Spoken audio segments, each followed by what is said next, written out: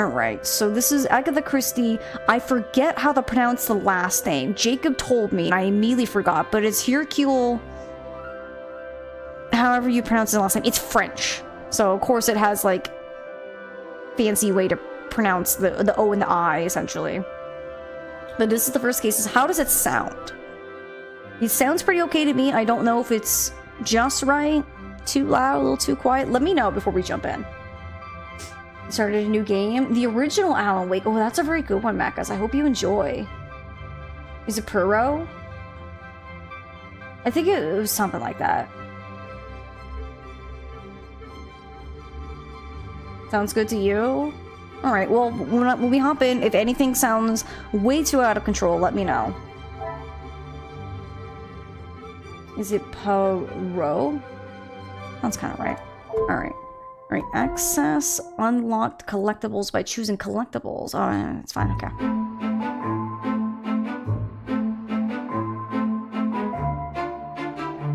Recruitment drives these largest enlistment number 2 police force in years.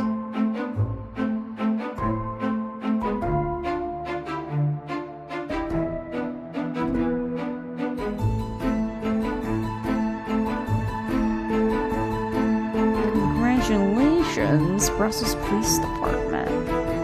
Oh, that was our name. Not French, Belgian. He's upset people called him French. I have no clue. Local pickpocket gang caught red-handed.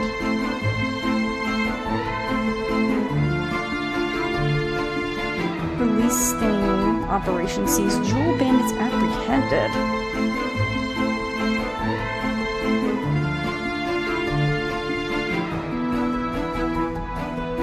Shootout in city shadows. Police blunder and cost valuable life. I'm really curious to, like, see what this is going to be about. Police force apologizes as commanding officer states the young officer involved defied orders and acted with no thought of the consequences. Recently transferred from the Brussels police force, Officer Poirot promises to be equitable and fair in his verdict with judging. Oh, that is a mustache!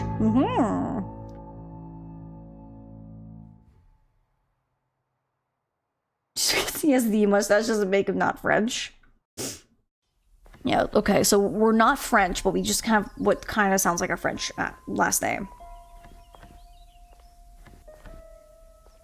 Okay, so we're just a police officer? We're just out on our beat?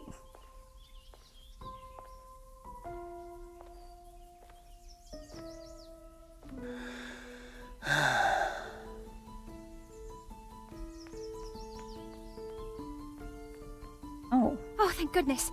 Officer, please, come quickly. Oh. Okay, how's the audio for their dialogue? Is it too quiet or is it good? Just let me know. We'll keep going to get some more, but let me know if I need to adjust anything. Bonjour, mademoiselle. How can I... It has become a madhouse. Madame has been shouting and cursing all morning. I've never seen her so angry. But what great luck to happen upon you. Please, try to remain calm. First, may I ask your name? I'm sorry, but he's sounding really French. I don't know.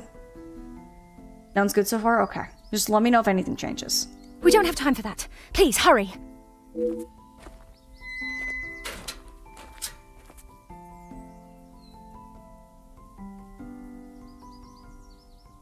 Alright, prologue. The bracelet. Alright. Mademoiselle, now we are here, I must insist on your name before I can continue any further. I am Officer Hercule Poirot. What a way to pronounce it. It sounds like such a mouthful. Oh my goodness. I am Elizabeth, but it is the maidservant that we must consider. Forgive me, officer, but are you new to the area? I stand out so obviously. I mean no offense, only I have not seen you before. This is a small town, and you learn everyone's faces very quickly. Very observant of you, mademoiselle. Oui, I was recently posted here from the city, and a good thing I'm here now. Let us get to the bottom of this madness you speak of? So I'm gonna take a wild guess that we're probably like starting as a police officer as like the tutorial, and then maybe we go to like detective or something like that, and we, you know, do more complicated crimes. It feels very the LA Noire, where it's like, all right, we start at this really low level for you to learn, and then you go up to like the big leagues, and then you go from there. That's my first thought. Ooh. Talking to characters is essential when gathering evidence. Basic questions are flagged with the question mark icon. Use the left mouse on the question to pose it to Elizabeth. There has been a theft at the house. Then I am exactly where I should be, n'est-ce pas? Okay. You can ask questions with the question mark icon in any order, or use, I'm gonna guess that's supposed to be the mouse wheel icon, to choose your desired topic. Try asking Elizabeth more until you have all that you need. Alright, so because they don't say these, I'm just gonna read out whichever ones we pick. Do you have a list of all the items that have been taken? It is only one of Mademoiselle Angeline's most valuable bracelets, taken from her room. Then its safe return is of the utmost importance. Okay. Does the house have any suspicions as to whom is responsible? Madame Van den Bosch, the lady of the house, believes Fleurette is behind it. Okay. You doubt the madam's theory? I'm afraid I do. I know Madame is confident of Fleurette's guilt, but she wouldn't do such a thing. Surely a burglar is responsible, as Mademoiselle believes. Oh, so I didn't get to ask that other option. Merci, mademoiselle. Your assistance has been invaluable. I like the voice actor so far. New mind map unlocked. Okay, Mademoiselle Elizabeth believes a burglary is behind the bracelet's disappearance. If that is the case, there will no doubt be a sign of intrusion in the grounds. Oh, okay. When, I'm going to try my best to pronounce it as best as possible, so do forgive me. Whenever Poirot uncovers and investigates area of investigation, an objective is launched. Here you can see all the evidence relating to your very first objective. Using the mouse to move your cursor, try highlighting each piece of evidence to see Poirot's interpretation of them. Unknown culprit. There seems to be conflicting ideas of who's behind the missing bracelet. Stolen bracelet. If it is such a beloved piece, it must be worth a great deal. Okay, it is important to pay attention to all information given for each piece of evidence. This will become more vital as you start making deductions. For now, press right mouse to return to the scene. I want to read this though. Elizabeth reported theft.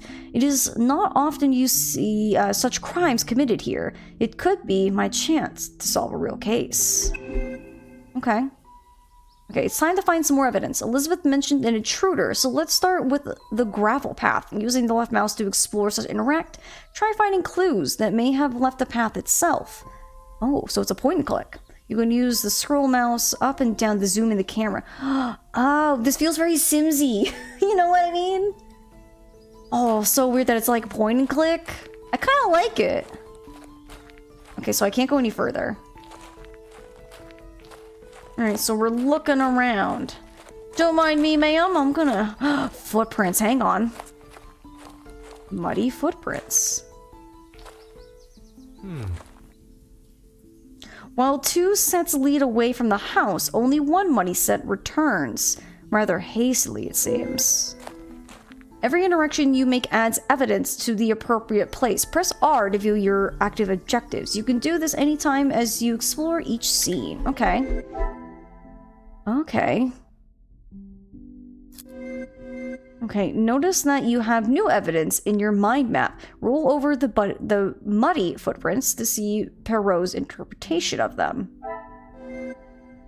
Alright, muddy footprints. While 2 sets lead away from the house, only 1... Yeah, so we did... So it's the same that what we read earlier. This is only part of the picture. You'll need to explore more of the garden and find out the true nature of what happened. To backtrack and return to the scene. Okay. Oh, I can use my keyboard, but honestly, I'm going to use point and click. I kind of like it. Did not know how to jump. Maybe he just doesn't need to. Does that say love? Okay, never mind. I can't even look at it. Next, try searching the garden lawn. There must be something there too. Okay. The garden lawn.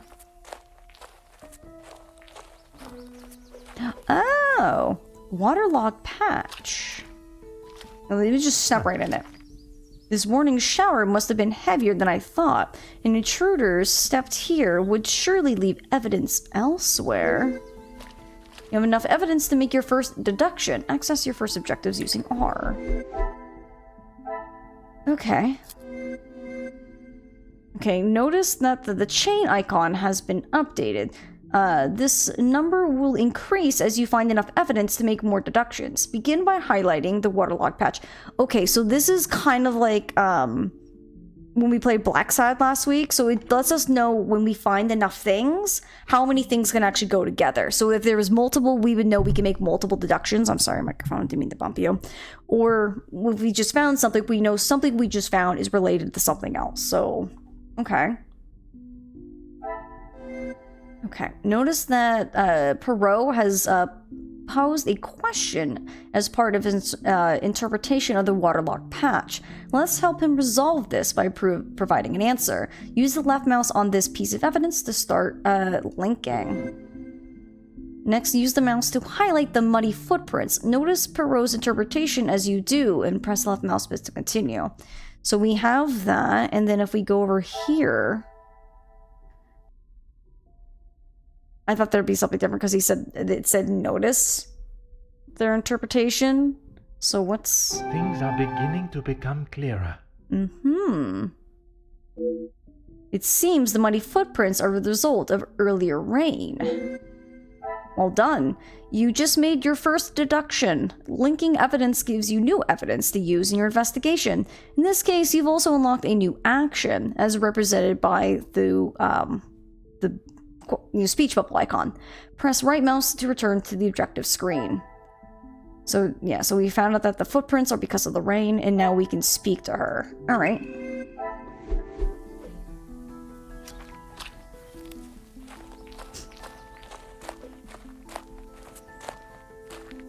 Of course, officer. How can I help? The footprints on the path are fresh today. Do you know who they belong to? One set must be mine, leaving to find you. The other set must be Florette's. She was caught in the rain this morning. That explains the hurried scuffle nature of the prints. Merci, mademoiselle. Your assistance has been invaluable.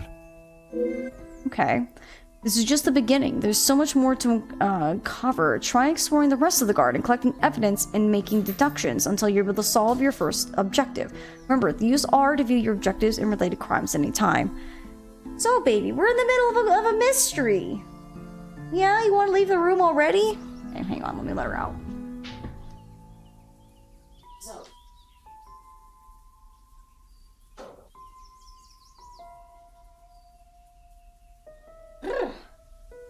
It's a wee bit chilly today. Okay, so we're off. Okay, so now we have other things we can look at. It's an impossible climb to reach it unassisted. The ledge beneath it appears rather precarious. Okay. Anything else? I have a feeling it has something to do with this ladder. Ooh, bench carving. A declaration of love has been carved into the bench. L loves E. Anything else over here? Side door? It appears to be rusted shut, and if those cobwebs are anything to go by, it hasn't been unlocked in some time. Perhaps they entered another way. Judging by the condition of this ladder, I wouldn't trust it with my weight. Perhaps a braver man than I perched it elsewhere against the roof. Okay. Yep, I had a feeling. Okay. So... what do we got here?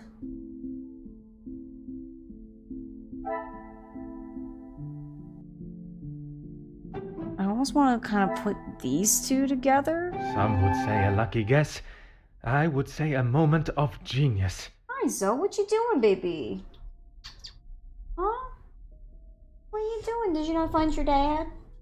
Oh, is your dad still at the store, maybe? Come here. No? You're just gonna lie closer? Okay, you can do that, baby doll. That would be my first thought, would be the open window and the ladder. I have found no practical or logical way for someone to have reached the window. Perhaps another means of entry was attempted. Okay, so no scaled access. Okay, so we put them together, but it wasn't anything to be like aha about. But we do have another conversation about the bench carving. And then the side door, what's this? Oh, which is like an identification spot. Alright, well, let's talk to her about that bench, maybe. What is this?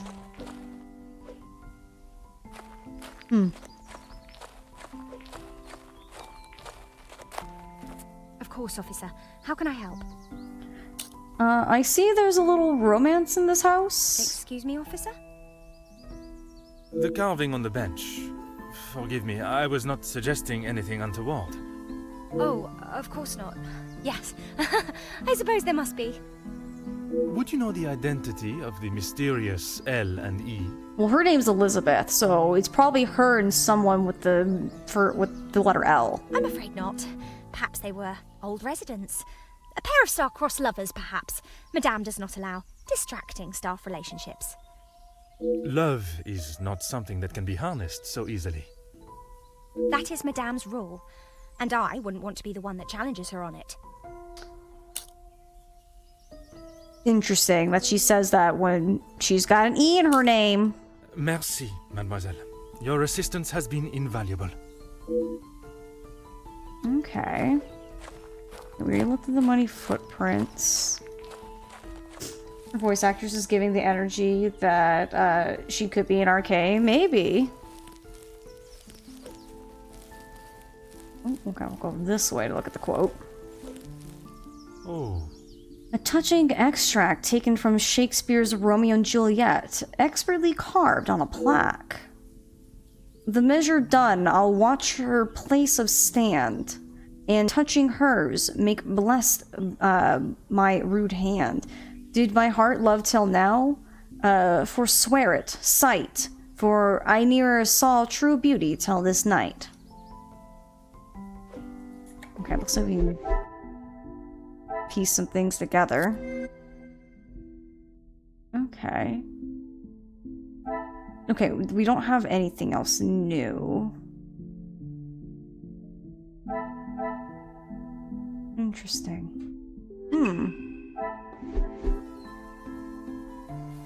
So we don't have a new deduction just yet.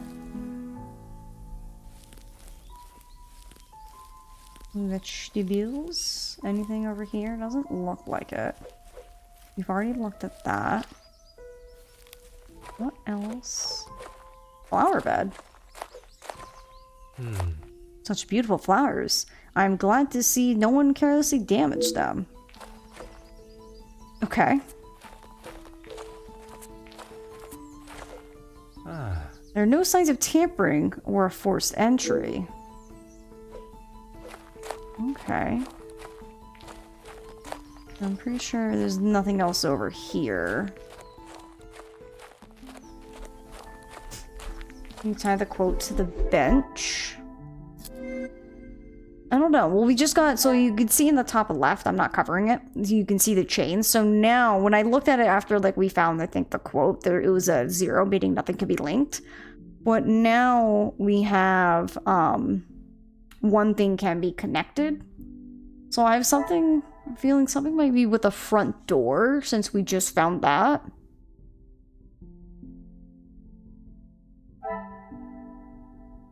I can strike the path off my list of potential access points. There must be signs of an intruder elsewhere in the grounds. So we know that it's rusted shut, so the side door wasn't used. The front door was also not even broken in, so what if we connect these two, maybe? Order and method. That is the way to solve the problem. Okay, so not that.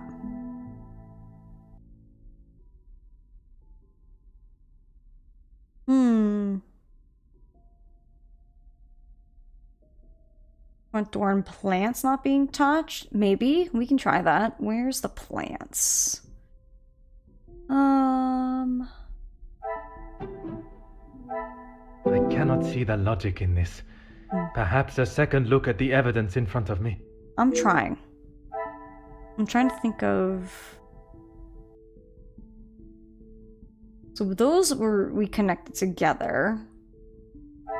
No scaled access.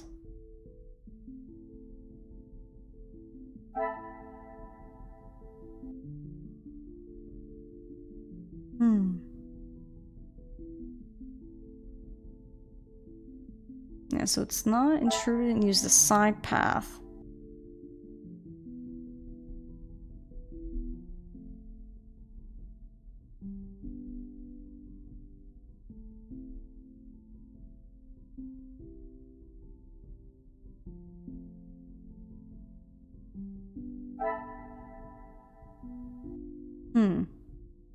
Side path, front door. I think I tried that. I think that was the first thing I tried was... Another success. Oh no, I tried never that doubted one. myself. Good thinking, Ryua. Okay. So we're basically saying that both these two, neither would use, so it can't be burglary. Neither of the external doors have been damaged or shown any signs of an unwanted visitor. Wait, hold on. I just saw there was another deduction. So I'm gonna guess no sign of entry. Maybe that one? Come, my little grey cells. We must think logically. Okay, never mind. So we know there was no forced entry. We connected the side house and the front house together. It'd be also nice to kind of see like how these kind of should branch together, so we'll kind of have a better idea for how the rest of the game goes.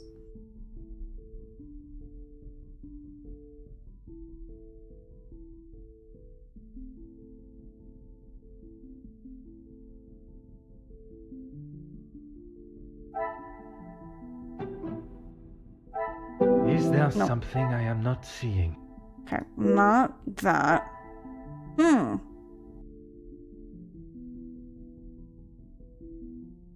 Yeah, we still have one more. Yo, look, let's go. It's good to see you. Maybe these two go together? Magnifique.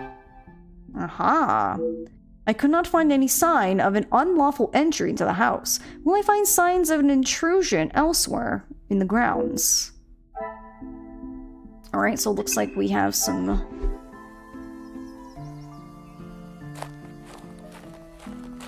hang on, actually, let me relook it. So this...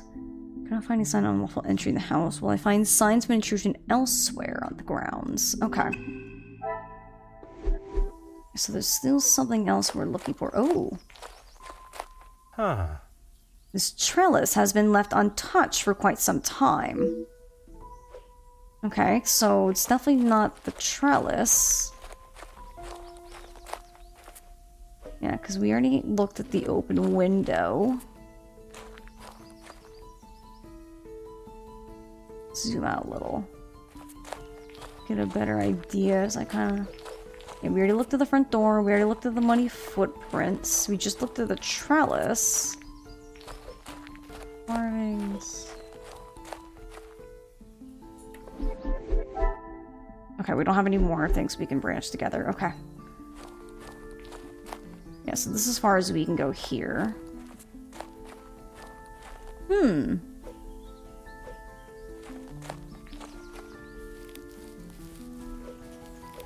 Ooh, overgrown grass. Look at this. There are no signs of trampling, but it is a shame to see a lawn so unkempt. Clues and evidence are beginning to gather. It would be best that I approach them logically. Do I have something? I don't. Okay.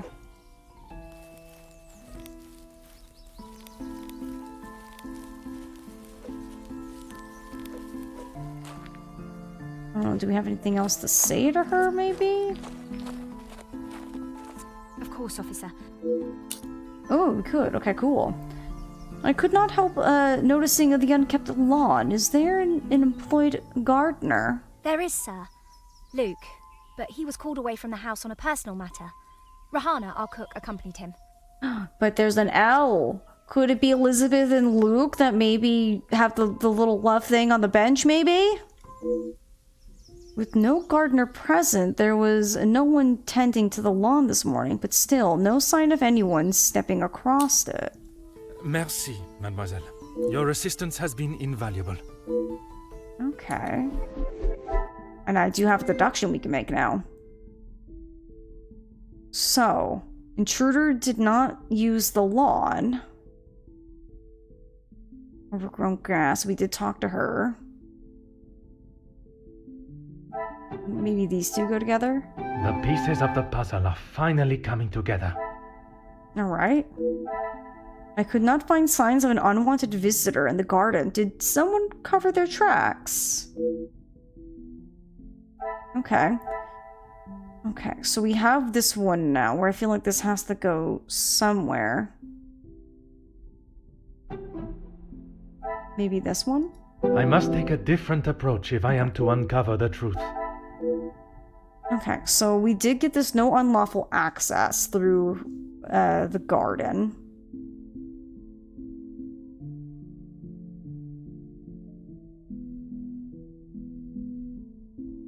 We have another deduction we can put together.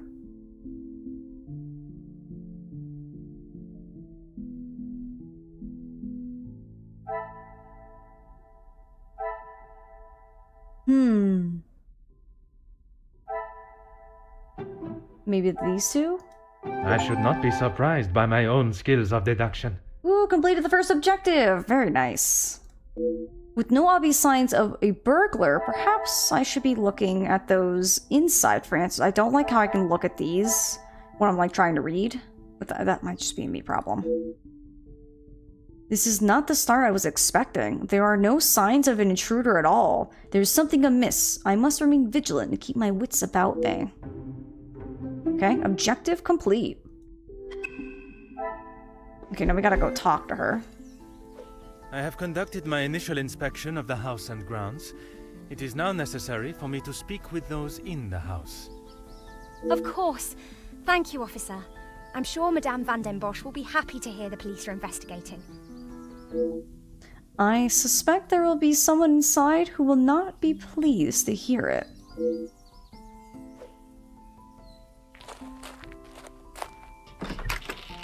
Okay. I presume this is the lady of the house. She holds quite a presence, and from what Mademoiselle Elizabeth has said, she's not one to be on the wrong side of. I must talk with her before beginning my search. Hello? Who are you? You are not the commanding officer I requested. No, dear madame, I am Officer Hercule Poirot. I can assure you that, This will simply not do. I sent Elizabeth to bring me a competent lawman. Excuse you? And that is what she has brought, madame. Now, I would like to continue my investigation. Okay, I understand a bracelet has gone missing. You understand correctly. It is my daughter's bracelet. It is a rather expensive piece. Okay. And valuable to your daughter, no doubt. It was a gift. Yes, it was from her late father, my husband, the Viscount, and it has not gone missing. It was stolen. I've been informed that you believe you have caught the culprit. I do not believe so. I know so. It was Florette, the maidservant. I knew I could not trust her. And why is that? Because I don't. I do not need to explain myself any further, especially to a measly officer. Okay, lady, you need to step down. Like, chill. Oh, you can't even see his face. Hang on. Can I... Let me tap out real quick. Let me move my face down so you guys... Like, I'll put myself in the corner so that way you guys can see his face too. How about that? We are not pleased with her sass. You do not believe there is an intruder in this house? Don't be ridiculous. I have told you who is guilty. If there had been a break-in, surely it would be your job to stop them. If it was the case, of course, madame. although I cannot predict a burglar's movement. Perhaps then you have proved me right, and you aren't the competent officer I require. He's not a... His impressed face is fun, right? Never have I met someone so adamant that they don't require help from the police. Her accusation against the maid is rather questionable. There must be more to the story, and it is my duty to uncover it. Merci, madame. You have been most helpful. Okay. New map unlocked. Alright. Madame von de Bosch was so quick to accuse the maidservant Florette. I wonder if this hasty accusation hides behind a deeper reason. I would say so. Okay. So, let us... Okay, each time you meet a new character, you unlock their character profile. Press F to view a list of everyone you've met so far. Use the left mouse on your desired character from the list to view their associated character profile. Character profiles are expanded as you play through the prologue and main story. Press right-click to backtrack when you're ready. Okay.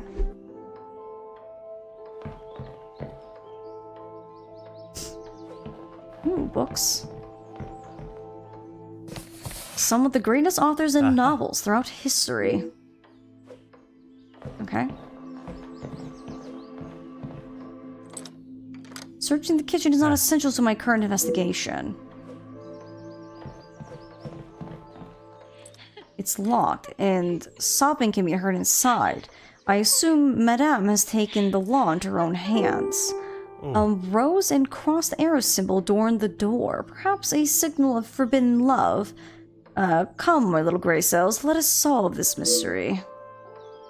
Probably have something we can deduce together, but I want to see if I can find some more stuff. There's nothing in particular about this coat, but what is in this pocket? Hidden inside the coat pocket, although fairly plain, it is still an attractive item of jewelry. I wonder if it holds a specific significance. Okay, so it's a ring.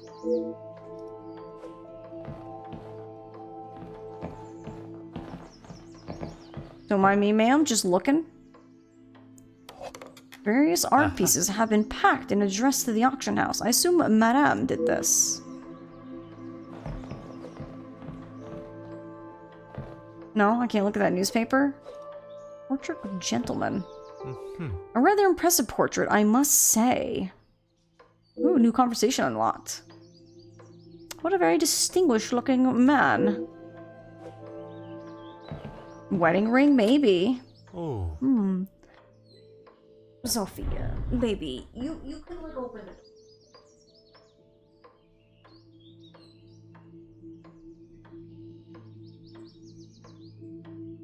I like how the door was slightly cracked to the point where she could like get a paw in there and kind of yank it open. But of course, being a tiny dog and not a cat, her first thought is not to put her paw in and open the door. Guess we didn't teach her how to open doors, which might be a good thing. She doesn't know how to jimmy them open. It does not seem to be working. Why would a house of this size be without a working telephone?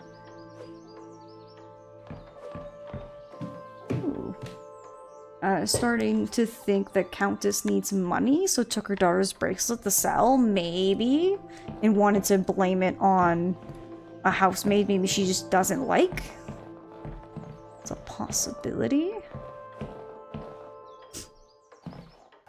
Searching the bathroom is not essential to my current investigation.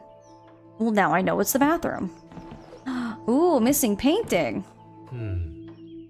There's obviously been something previously hanging in this position. Was it stolen? I wonder. I think it's not. Also, this place is kind of... It needs some touch-ups. This must be the scene of the crime. I was expecting to find clues, not who I must assume is the daughter. I can only hope she's not tampered with the scene.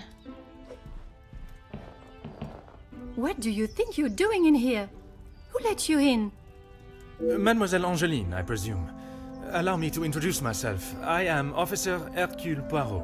Poirot. An officer of the law? But what are you doing here? Don't you need to be chasing down the burglar? Your bracelet has gone missing. It is only correct. I speak with all members of the house and investigate the scene of the crime. Ah, if we must. Merci. I will attempt to take up as little of your time as possible. Okay. Why don't you begin by telling me about what has happened? Some rat stole my bracelet this morning. Even though it's clear someone has broken in, Maman refused to listen and blamed Florette. You sound very convinced it was taken by someone from outside of the house. My window was open when I returned. How else can you explain that? The bracelet in question must have been of particular value to justify such a daring burglary. It is of great value. Money was no object to father. It was a gift from your father. I can only assume it holds great value to you also. Of course it does. What a silly thing to say. It's a good thing Maman had it insured with the others. Oh, it's insured as well. I am trying to understand how someone could have entered and exited your room unnoticed. Okay, so I think you might be right, Ryua, that maybe the Countess does need money, because A, the house is looking quite drab, and 2, if she's so hell-bent on saying it's one of her housemaids and it's been stolen, she could collect the insurance money.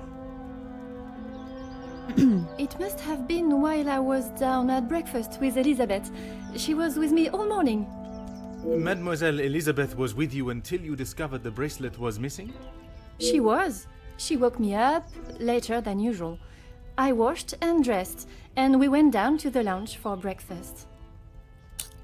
You have been of great help to my investigation, mademoiselle. I will do everything I can to find the culprit and return your bracelet. Okay. New mind map unlocked. This is where the bracelet in question was last seen. I must investigate the crime scene thoroughly, leaving no stone unturned. Okay, so we have downstairs and we have up here as well. Actually, before... because we have this mind map down here too. So we have the bracelet. So that's the one's already done.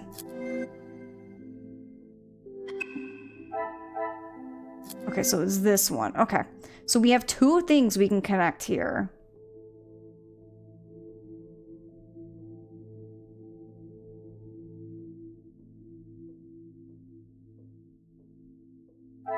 Ooh, we can talk to Cassandra and Elizabeth about the lounge door. And then we can talk to Cassandra about the main hall. We can talk about that portrait.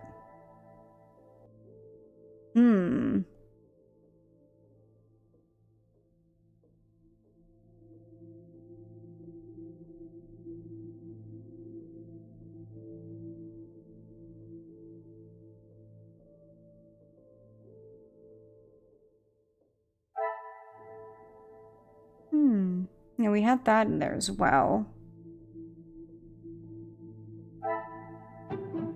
Maybe these go together? I must act on thought and...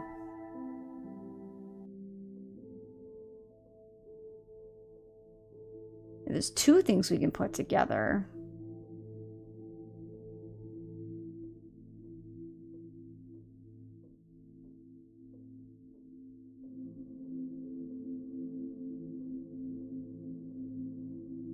It's interesting that we have Cassandra confirms theft, and then we have Cassandra dismisses burglary. Oh, I understand. So she's stating that it was a theft, but not burglary. So she's saying that it was like one of her house. Can we tie telephone to missing painting? We can try. This will not get me any closer to my...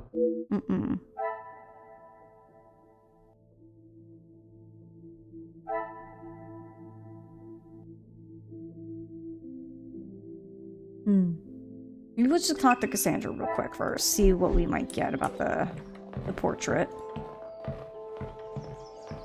We also need to ask about the... Oops, that's the scissor right there.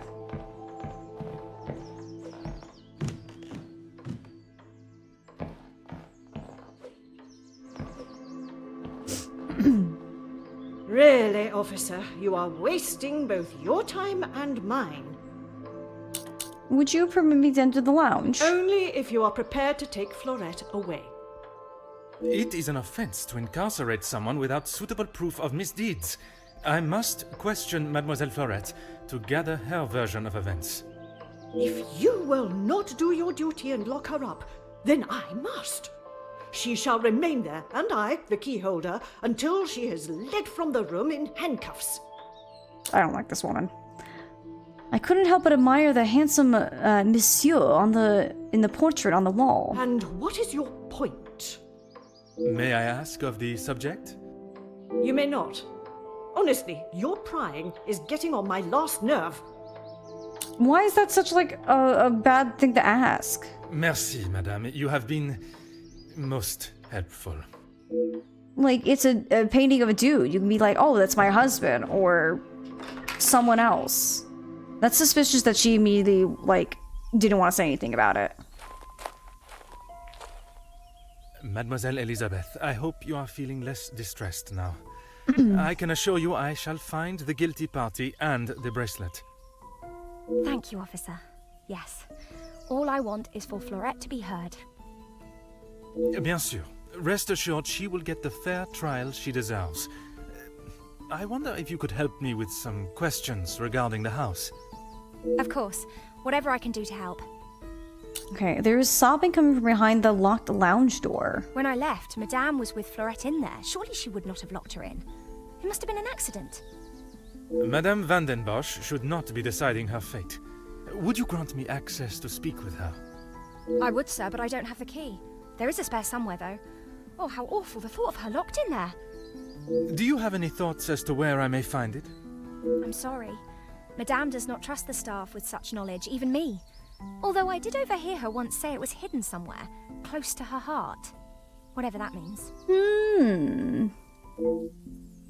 I'm filled with sorrow for the young girl trapped in the lounge, but I must admit I have missed the thrill of solving a good puzzle. Perhaps the countryside is not as tedious as it seemed on the surface. Merci, mademoiselle. Your assistance has been invaluable. Okay. So we still have two things we can put together here. So we did those conversations. So Elizabeth confirmed there is a spare key. Okay.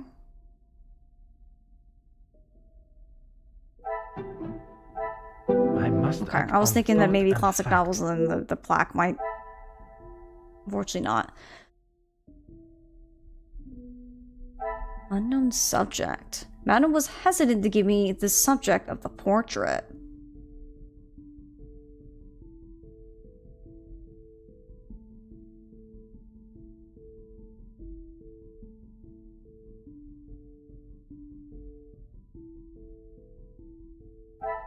These go together?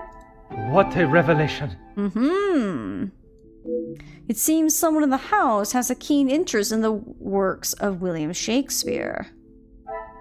Okay, so we have an interest in Shakespeare. I think these go together. Come, my little grey cells. I'm trying. Do you like the art styles? For me too. I really like this kind of web thing too, because it really lets you kind of look at everything and kind of piece things together. I like it because it's, I think, a little bit better than some of the Sherlock games I played, where it's just like you just put two things together.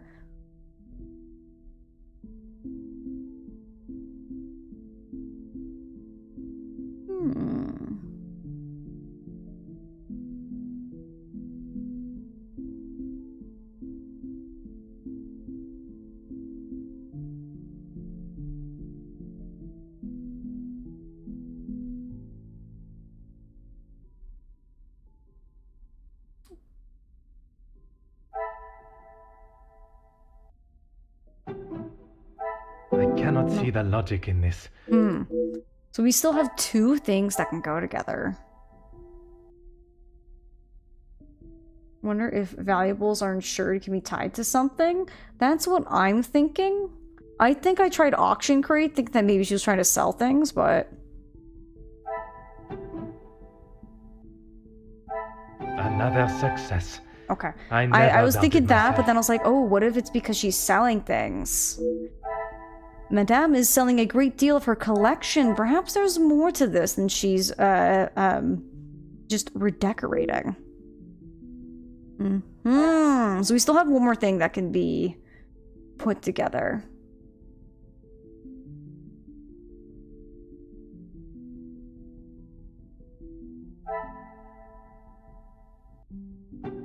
So I'm thinking maybe either theft or burglary? This will not get me any closer to my... I know. I'm gonna try maybe... Is there okay. something I... Okay. I was wondering if it could have been something where where we can kind of put together that valuables are insured, but she's just doing something with that, but maybe not.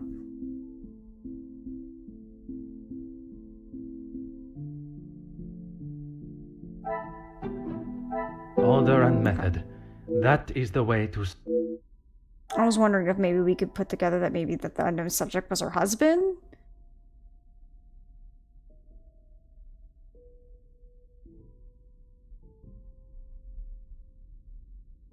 So these are glowing. Is that the game trying to tell me these go together?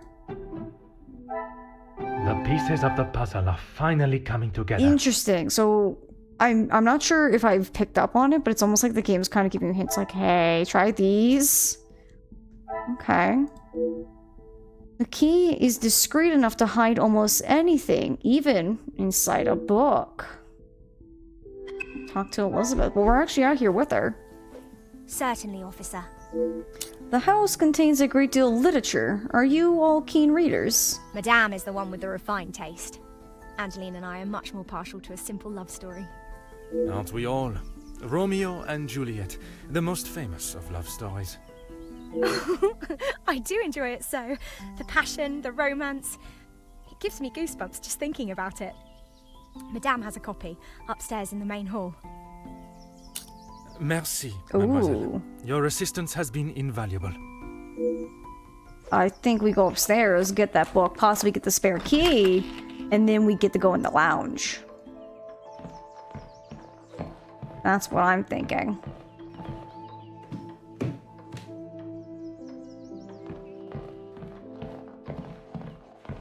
No? No, it's none of these. Oh wait, hold on. It's not this book. I was thinking it was gonna be one of these books, but it's one of these books. Huh. One of the greatest love stories ever written. I'm glad to see Shakespeare's words are being enjoyed.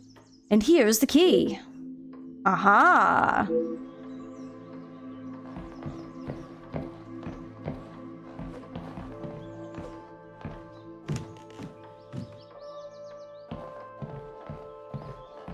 Alright. See you, lady. Finally, it is unlocked. What exactly do you think you are doing? If I am to serve justice, I must be able to reach and talk with young Florette. The girl is guilty and shall pay the price for her crime. I shall see to that. If you wish to listen to her feeble attempts to explain herself, so be it. Everyone deserves to tell their side of the story, whether a feeble account or not. I'm surprised she's not like, where did you find that other key? You know what I mean? I'm surprised she's not more upset about the fact that all of a sudden I'm unlocking this door. Alright. At last, I'm able to speak with the accused and hear her version of events. I still have a number of questions. Perhaps she may hold the answers. Anything? Like, I really want to look at that. What's this? Like, there's things that look like I could be able to look at, but I can't. Mademoiselle Florette, I presume. Please, officer. I did nothing wrong. You can't take me away. Please relax, my dear. If you have done nothing wrong, you have nothing to worry about. But it is my duty to investigate all avenues. Ah bon? Relax. So you don't think I took the bracelet? As of this moment, I cannot say. But answering my questions honestly will certainly help your case either way. Alright, you are the accused. Why don't you begin by giving me your account of this morning? I didn't even know it was missing till I got accused of taking it. Madame was so angry. She wouldn't listen to me. There must be some reasoning behind her accusation. How could I have taken it? I've been in town most of the morning. I was even late coming back. Then I was preparing breakfast. So much to do. What exactly were you tasked with this morning? Rihanna the cook is away, so I had to fetch breakfast for the house and prepare it all myself. How does she expect me to do that all on my own? From what I understand of Madame Van den Bosch, she would not have been best pleased you returned late for breakfast. Not best pleased? I thought she was going to batter me to death with a baguette. I hid in the kitchen and then tried to stay out of sight in the lounge until breakfast was over. Didn't want to put my head near her jaws while she was still hungry. Perhaps a brave move under the circumstances. And you did not go upstairs at all. Madame was singeing a hole in the back of my apron with her glare. I daren't have moved. I was too scared to blink the wrong way. Never mind stamping upstairs. In this morning's rain, I assume you would have hurried your duties. I must just be slow, monsieur. My mother always said I moved like the snail. Maybe I was just happy to be out of the house.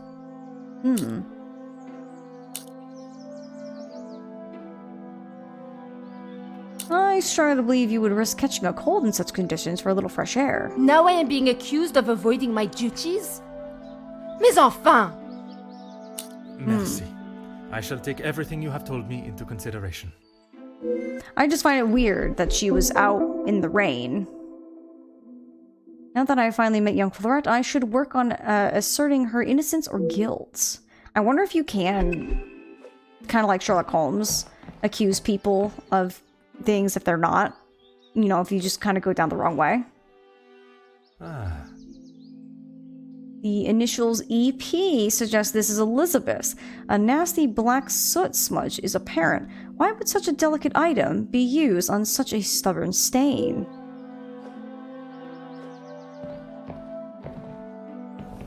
A wrapped parcel, completely soaked through. I hope it has not ruined the contents. Oh. I could spend my morning in front of Mrs. Aubert's boulangerie, taking in the smell. Gosh, some of these words, y'all are gonna be so mad that I can't pronounce any of them. A poker stand without a fire poker is rather useless in my opinion. Where could it be? A stray fire poker shouldn't be too hard to find. Come, my little gray cells, let us get to the bottom of this mystery.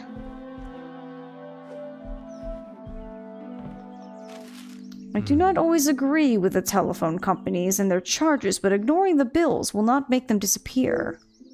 Dear Madam, despite our best efforts to contact you regarding your account, we have not received any response from the previous correspondence. With that in mind, you are being served a formal notice of 30 days from today to make a full payment on the outstanding balance, or we will be forced to revoke your service.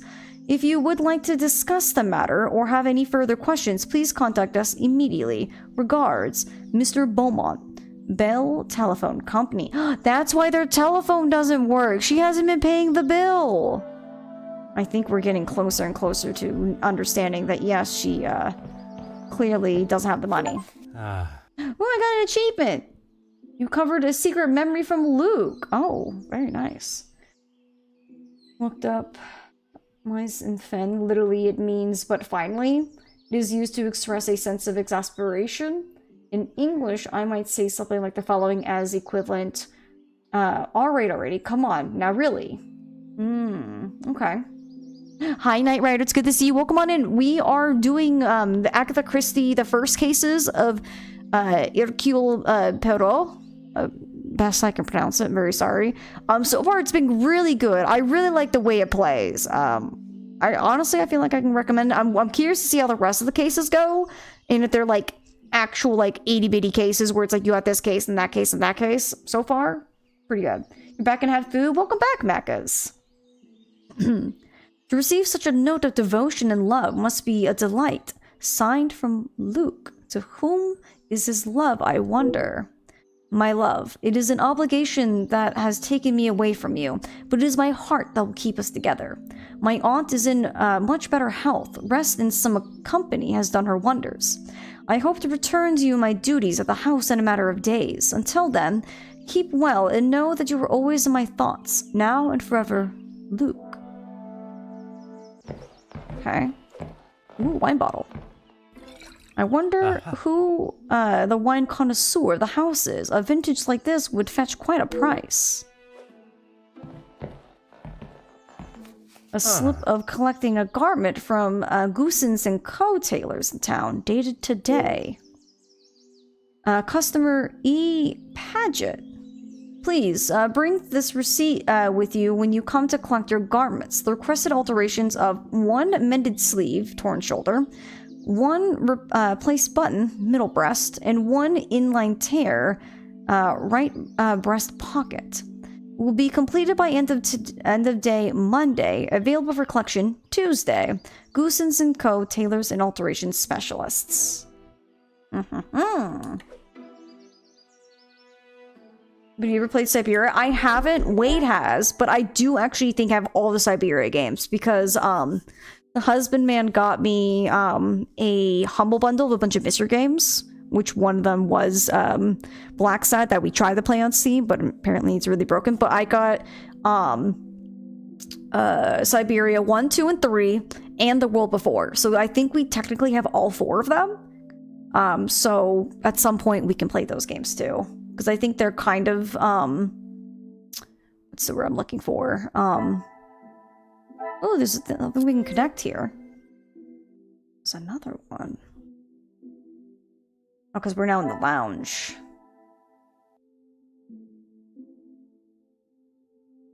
It's gotta be these. I must take a different Really? approach if I am to You would like it? I don't know. I'll give it a shot. But I think I want to play through these first. Because if the rest of them play just like this, I'm in for a treat. Because so far, this has been pretty good. So we know there's a final demand.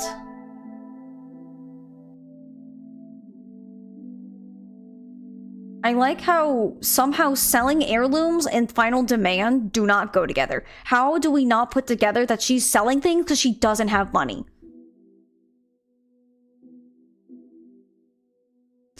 You absolutely love Poirot and anything Agatha Christie books, shows, and movies based on her books are the best. So I've never really heard of Agatha Christie. I've always been more of a Nancy person personally. But so far, you know, this is really good. You ever played Agatha? I've never even heard of Agatha for a very long time, so... What do we think goes together here, then? Because we've done everything else.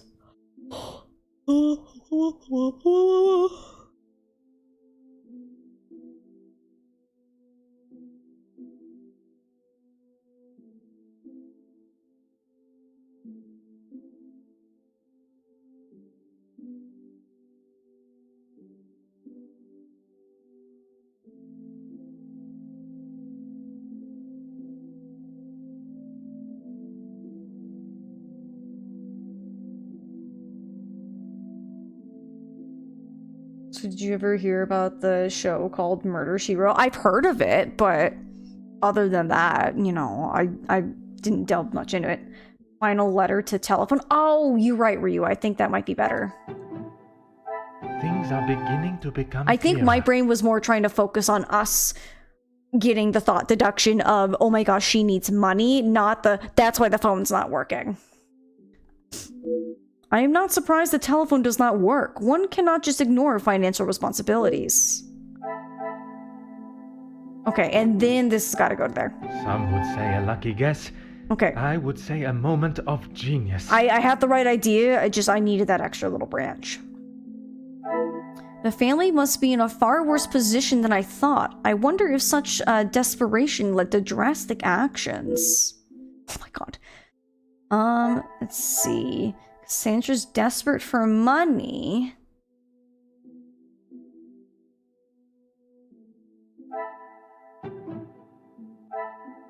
What a revelation. Just listen. It cannot be a coincidence that what is not being sold has been recently insured. There is more to Madame von den Bosch's accusation of Florette than it seems. A young maid would make for the perfect scapegoat, and with such coincidental timing insuring the bracelet, there are still questions to be asked.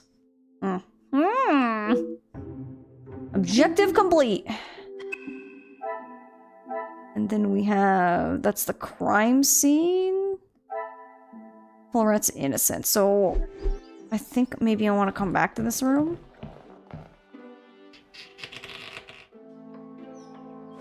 I have to say, I'm thoroughly loving this already. We barely started. Really, officer?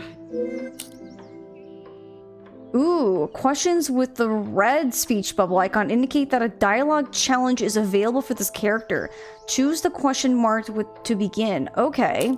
Push on information regarding finances. If you have something to ask, officer, I suggest you stop wasting my time further and just get on with it. So she's got a defense shield. I've already seen and heard how hot-tempered Madame von den Bosch can be. I should approach this with some sensitivity. Alright, so we got some options. And it's got like a sign of like breaking a shield. So direct pardon. I'm just considering all avenues. There's so much for me to complete. Or my apologies, madam. I was merely thinking about what Florette has done to your family. Which do you... Alright, chat. I'm gonna have you help me decide. One or two. Do we want to be understanding or do we want to be direct? He says I should approach with sensitivity, so I'm wondering if understanding would be the better option here. Because I feel like direct might not be... It might just make her mad. You're thinking one? That's what I'm kind of thinking. You know, let's go for it. And this is how she repays me? I will not be happy until I see her sufficiently punished. Okay. So complimentary. I'm grateful for your vigilance, but it's time for the proper authorities to decide her fate. Empathetic. I can understand your anger. Her actions broke your trust and have affected you all. Or authoritative. Her punishment should be decided according to the law, not by the lady of the house. Ooh.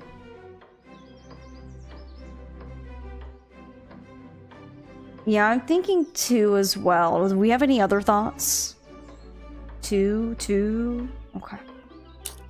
I understand your anger. Her actions broke your trust and have affected you all. I am glad you have finally come to your senses and have seen her guilt. Okay. So you have forward. I could not help noticing the art being sent to the auctioneers and unpaid bills. Inquisitive. Since the death of your husband, have you struggled to keep the house in the position it was? Or sympathetic. It must be difficult raising Mademoiselle Angeline and running the house alone. You're thinking three? I was either thinking three or two. Do we have any other thoughts?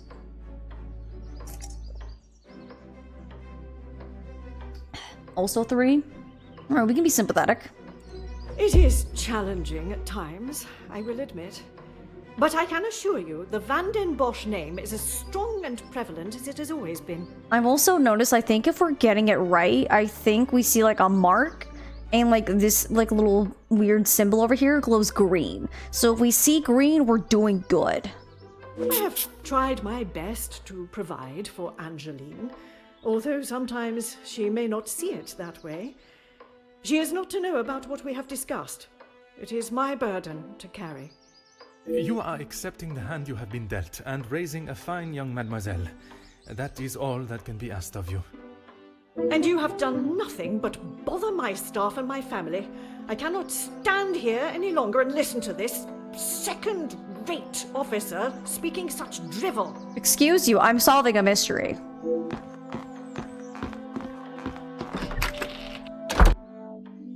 Madame von den Bosch offers me the smallest slither of emotion, showing how she cares for her daughter.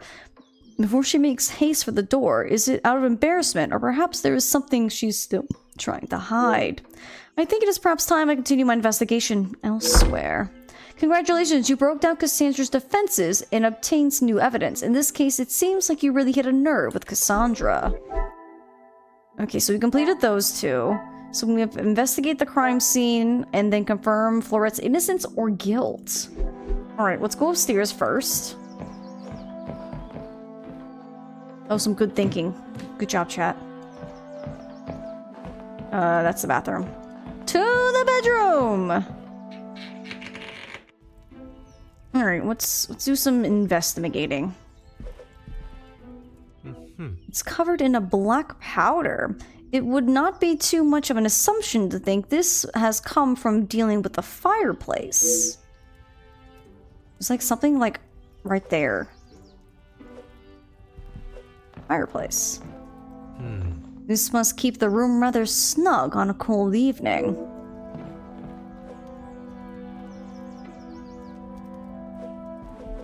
That's a cleaning rag still, okay. Jewelry box. This must be where the piece in question has disappeared from. So many beautiful pieces remain. And banded poker! We found it! It has been left out, oddly not replaced in its stand. The end has a hooked spike. What further use could it have? I think it was used to break the window, make it look like a theft. That's my immediate thought. Oh. The gentleman is the same as the one from the hallway. Judging by the cracked glass, it must have been recently dropped. That's gotta be her father. It's gotta be.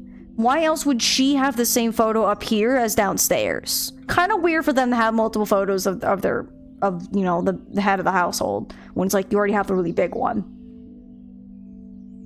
But why was the wife so defensive if it is her husband? Or deceased husband, I should say. Rather irresponsible and dangerous to leave it in this state, whether one is in a rush or not.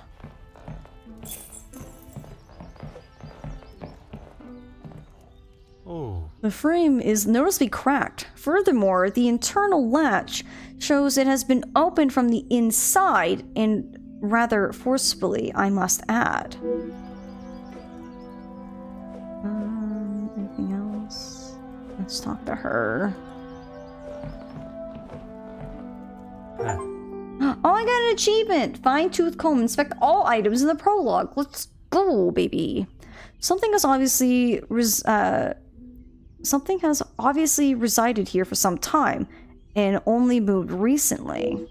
I believe I found everything here that can help me uncover the truth. Perhaps I must consider what exactly these clues mean. Okay. So, we're here at the crime scene. There's 3 things we can put together.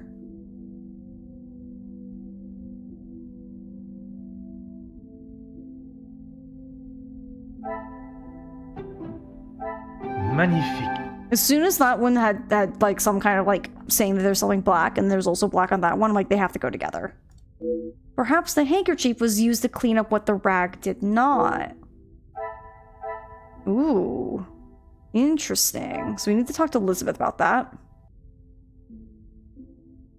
So we also have to talk to Elizabeth about the rectangular dust recesses. Okay, 2 things.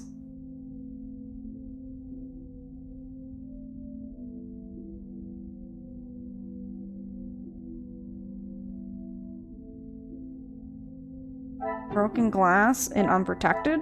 I should not be surprised by my own skills of deduction. It seems the photograph fell on the floor and Angeline replaced it. Okay, so we have Angeline to talk to. And then we have fallen soot. It appears this morning's weather was severe enough to shake the house to its core. A spattering of soot has fallen from the chimney.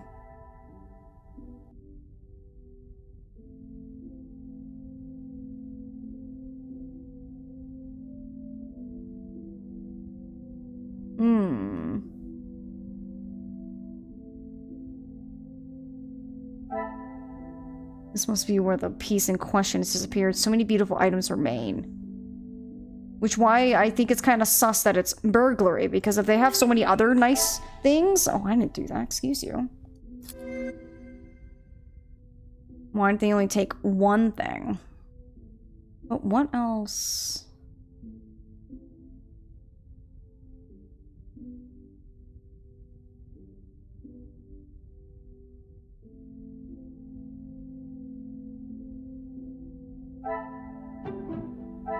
cannot see the logic in this.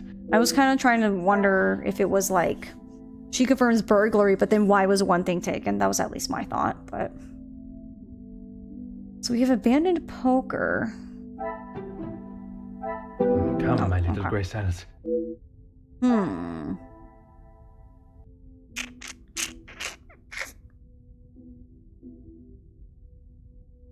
So something else has to go somewhere. Well, while we're here, let's talk to her and see what she has to say.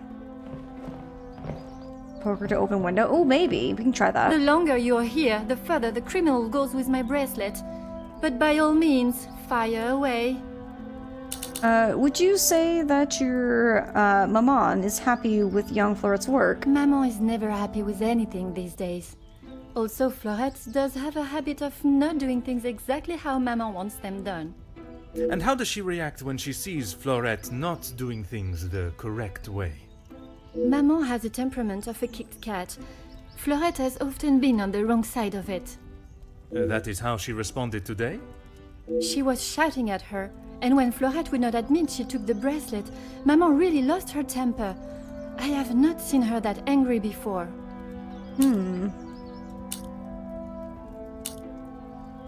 Besides the bracelet, have you noticed anything else missing? Is one bracelet not enough? I'm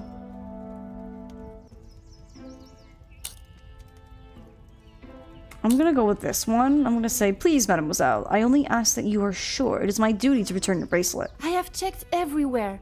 You can ask Elizabeth if you don't believe me. It is only my bracelet that is missing. As I have stated, it is my duty to speak with every member of the house, and I would not want to have discovered a further missing piece later. Okay, can I assume the photograph was cracked by accident? How should I know? I returned to the room and father was face down on the floor. It must have been the burglar. I was correct, it is her father. So why the heck was, like, her mother so, like, defensive about saying who the subject was? So it is your father that is the subject. I guessed that, but I still don't understand her mom's weird, like, knee-jerk reaction of, like, don't talk to me about that. Isn't he handsome? I remember watching him sit for it. He kept looking across and smiling at me. The artist was getting awfully angry at him. If you'll entertain my curiosity, would you tell me about your father? Maman never wants to talk about him. She says it's too hard, but she acts more like she doesn't even care he's gone.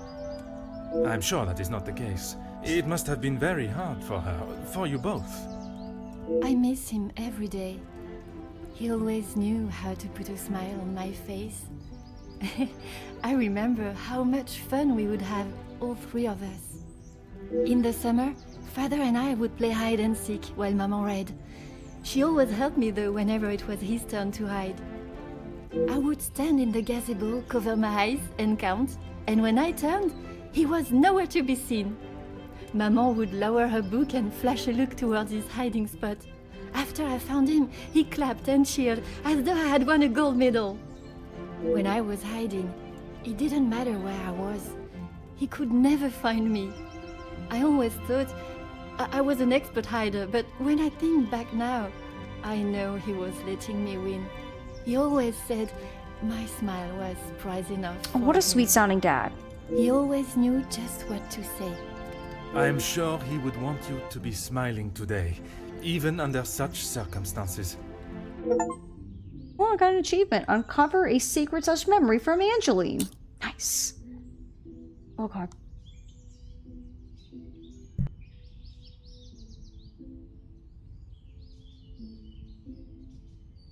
Oh, excuse me. Felt like there might have been a second one, so I wanted to be sure. Having heard her story, I can begin to see why he's so missed. It is a tragedy, the loss of a loving father and husband. You have been of great help to my investigation, mademoiselle. I will do everything I can to find the culprit and return your bracelet. Okay. This is the one. So we're thinking... Yeah, nothing else was taken.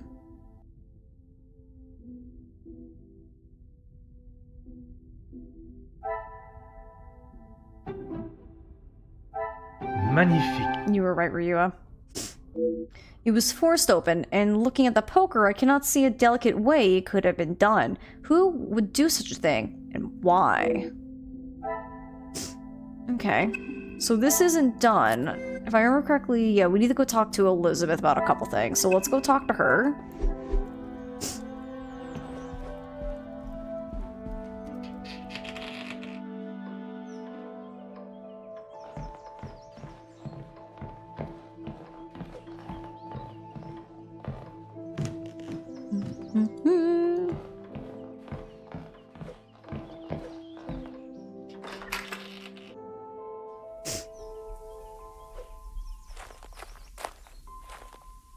Certainly, officer. Alright.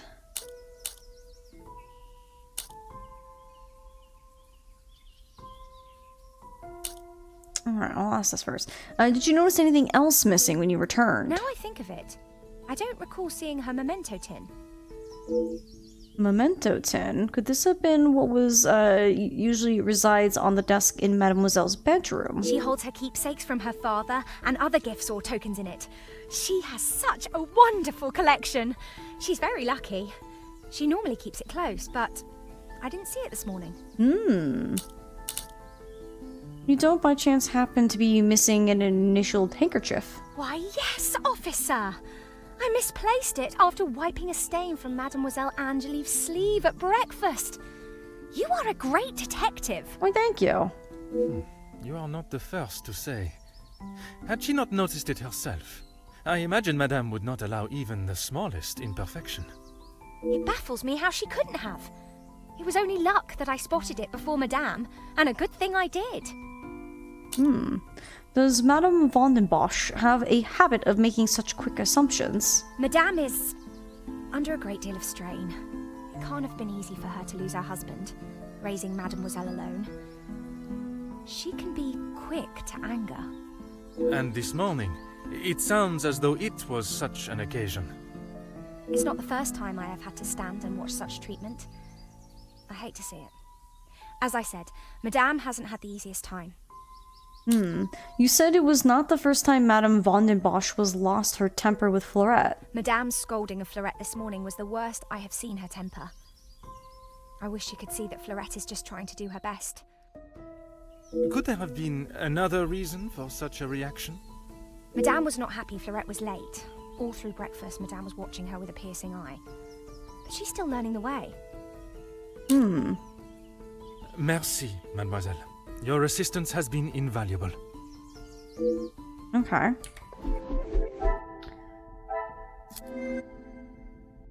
Okay, so we got some more discussion. So Angeline removed soot stain. Okay. Nothing else was taken. Something else is missing. I must take No. a different approach if I am to uncover the truth. Alright. According to Angeline's memento tin, where she keeps her precious keepsakes, is also missing.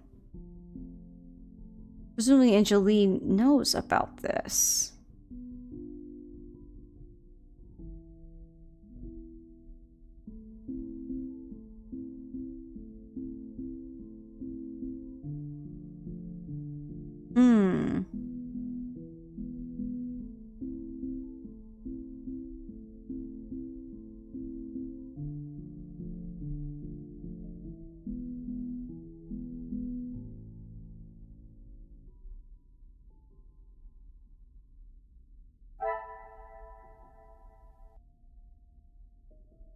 Surprised these two don't go together, but kind of like as like a contradiction.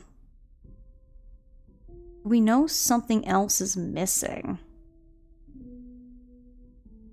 Yeah, we know that the window was open from the inside. Any thoughts on what might go together?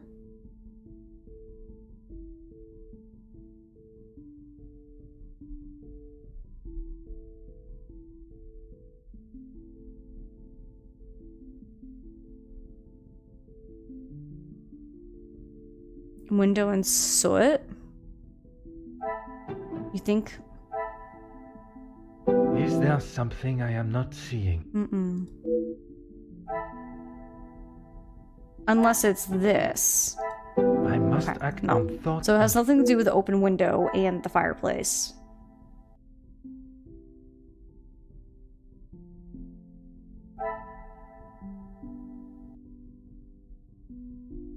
Yeah, so there was an opportunity. Oh, so the game's not telling me these go together. Fallen soot.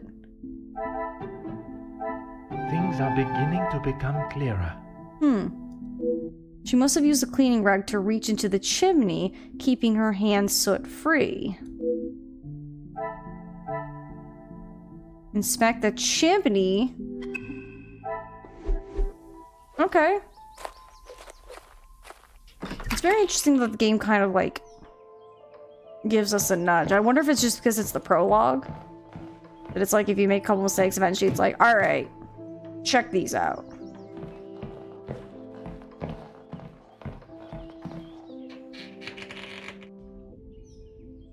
I wonder if Mademoiselle Angeline noticed Madame's abrupt departure. Let me see if I have anything to say to her. The longer you're here, Okay, never mind. You have... Okay, never mind. I like how she turned away. So now I can actually look in the fireplace. Huh. I suppose this is one such occasion when I must literally get my hands dirty. And here is the bracelet.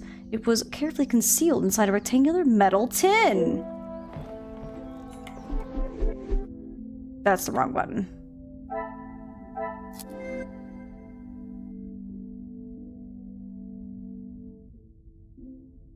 Okay, so something...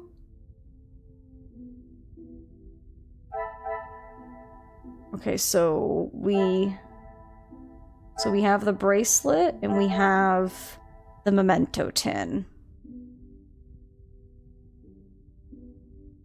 But now the question is, who put that there?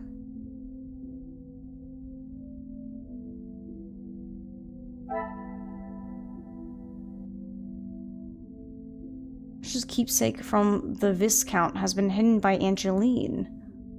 But why? But why indeed? Tie memento tin to nothing else missing? We can try. Oh, okay, so these big ones, we can't connect it. It's these small gears. This will not get me any closer to my goal. Okay, so it's not that.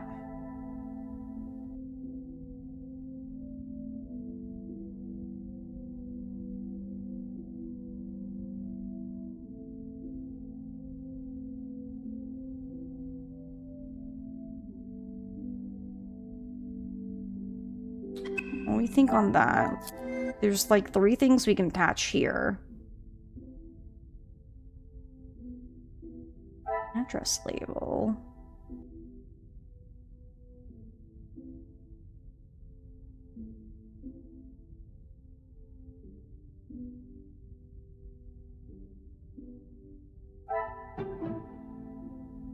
Order and No. method.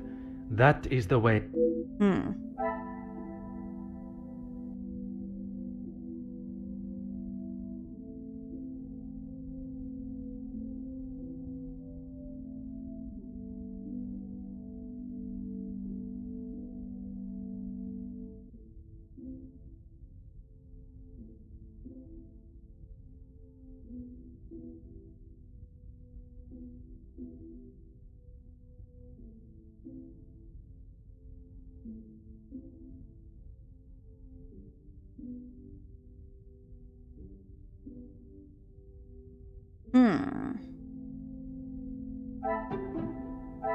I must act on thought and fact. Dang it. Okay.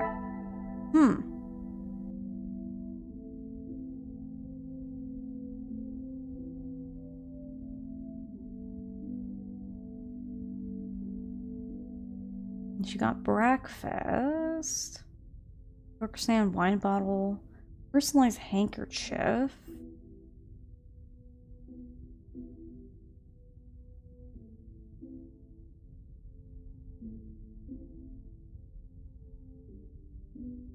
Hmm.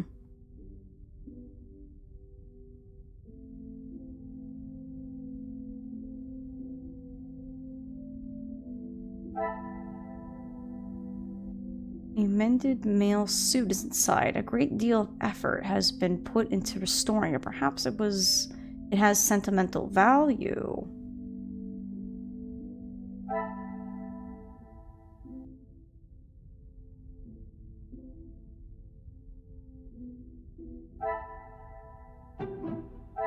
What a revelation! It seems someone collected this by hand. Who, I wonder? Another success. I never doubted myself. Elizabeth must have requested Florette's assistance this morning, causing her to run late. I doubt Madame was happy about this. Okay. We still have so many things that can go together. The pieces of the puzzle are finally coming together. It seems Angeline may have been the last one to use this.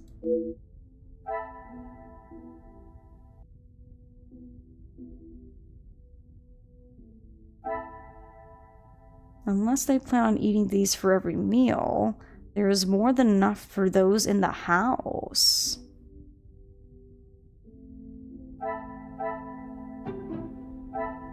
Is there something I am not seeing? Okay, it was worth a shot.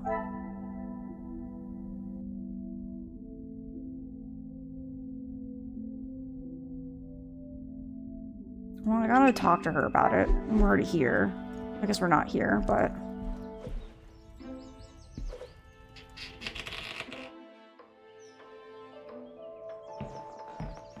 I'm just not sure which one...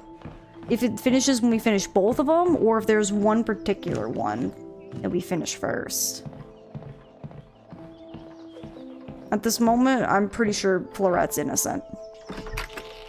Because, I mean, obviously, it hasn't even been stolen. Anything to show you I didn't do it.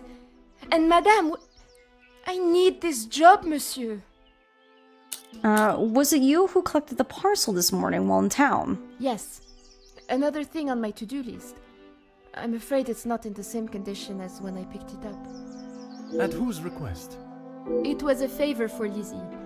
I didn't mind having to get it. Merci. I shall take everything you have told me into consideration. Okay.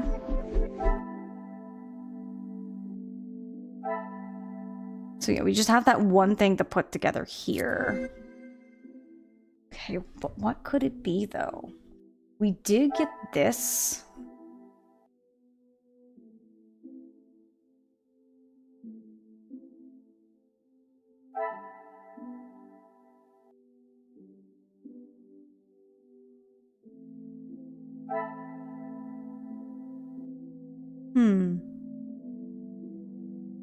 Something has to go here.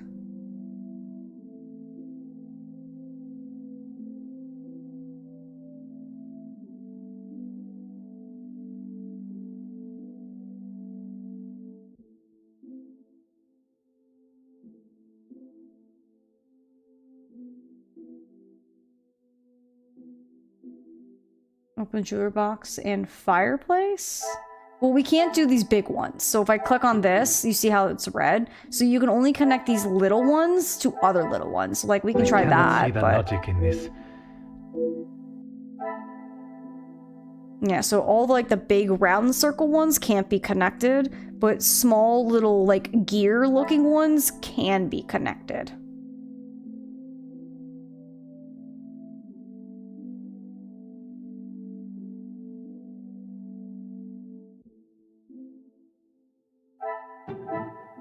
I must take a different approach. Oh, it's those two? Alright. Alright, game. I should not be surprised by my own skills of deduction. To stage a burglary and let it go so far is totally unacceptable. I cannot believe I allowed Mademoiselle Angeline to deceive me for so long. hiding the bracelet inside the chimney and staging a burglary, all part of her calculated and devious plan. I should bring this investigation to an end. Enough of my time has already been wasted, but I will not be satisfied until I know why. Okay, so that objective is complete, so then we have this left. So we have 2 things that can go together here.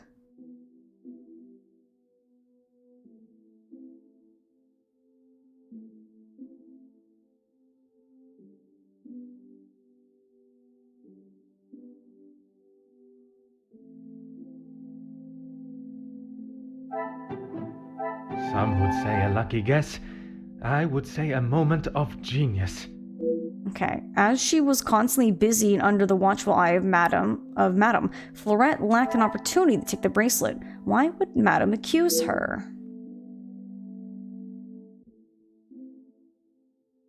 Oh, okay. I lost my cursor there for a second. Fleurette had no opportunity.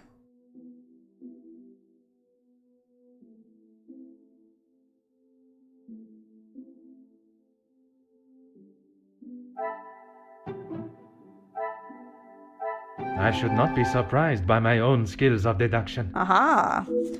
Would Madame seize the opportunity in an attempt to improve and continue to hide her financial woes? Okay, so now we have Fleurette was scapegoated.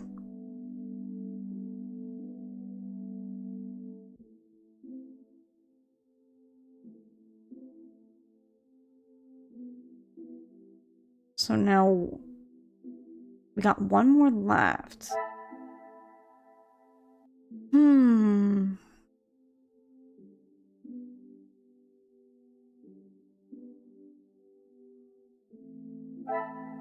wondering if it has something to do with this one. This will not get me any closer to my goal. Okay, I tried.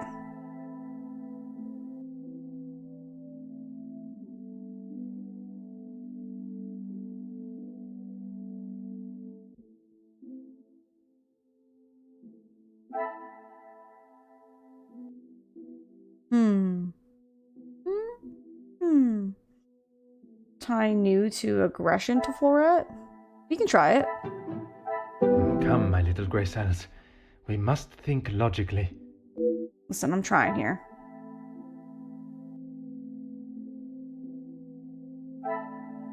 But confirmed collection.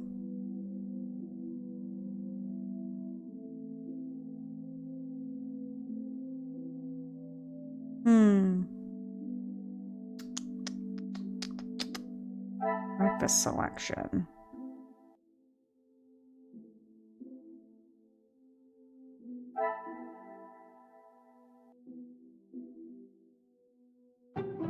Order and method. That... Okay, never mind. Oh, those 2 go together? I didn't think these 2 would go together, but alright. Some What did you would say, game? a lucky guess. I would say a moment of genius.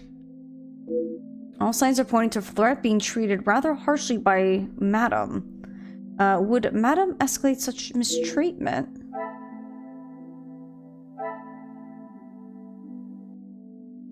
So she's mistreated. Maybe she was... Magnifique. There we go. I had a feeling. Her incarceration appears to be the latest in a series of abuses by Madame. I've no doubt in young Fleurette's innocence. What I do doubt is the behavior of Madame von den Bosch. If what I have heard is true, her treatment towards Fleurette is disgraceful. Alright, so now we gotta talk to Fleurette. Alright, so far everything's complete. Anything to show you I didn't do it. And Madame, I need this job, monsieur. This is not the first time Madame von den Bosch has taken her anger out on you, is it? She never used to be such a witch. When the Viscount was alive, she was much nicer. He was the head of the house, he gave the orders, and he treated us right. I would have gone long ago, monsieur, but my family can't afford for me to be picky about my employment. I was not aware you were supporting your family, and at such a young age. Papa lost his job at the factory just before he left for good, so Mama had to work even more. I was old enough, so I went to work. When I joined the Vandenbosch house, the Viscount was very kind. I didn't think he would care, but he wanted to help. He gave me some extra in my first pay pack, enough to keep the landlord from kicking Mama out at least. No one had ever been that nice before. I didn't know what to say, but all he wanted me to do was work hard for her. He even let me to go home and visit Mama and my brothers at Christmas with a food parcel from the kitchen. Mama said she had never seen so much food. It's always been hard for her. Even before he left for good, Papa wasn't around much, and even when he was, we both wished he wasn't. My brothers were too young to remember what he was like, I hope. When I walked in Mama's house, everything seemed so much smaller. I must have got too used to the size of this house. I swear, you could fit our house in just this lounge. We didn't have much, but we didn't want for much. It was simple and it was home. The valuables in the house do not determine the love it shares. Someone should tell Madame that. Not that she'd listen anyways. I will uncover the truth of what happened today, mademoiselle. That, I promise you. The Viscount's kind nature shines through again. His treatment of the staff is quite a contrast from that of the madams. Ooh, got an achievement. You have uncovered a secret session memory from Fleurette. Nice. From the way this young mademoiselle speaks of her family, I cannot believe she would risk her employment at the house and put them into an even worse position. Merci. I shall take everything you have told me into consideration. Okay.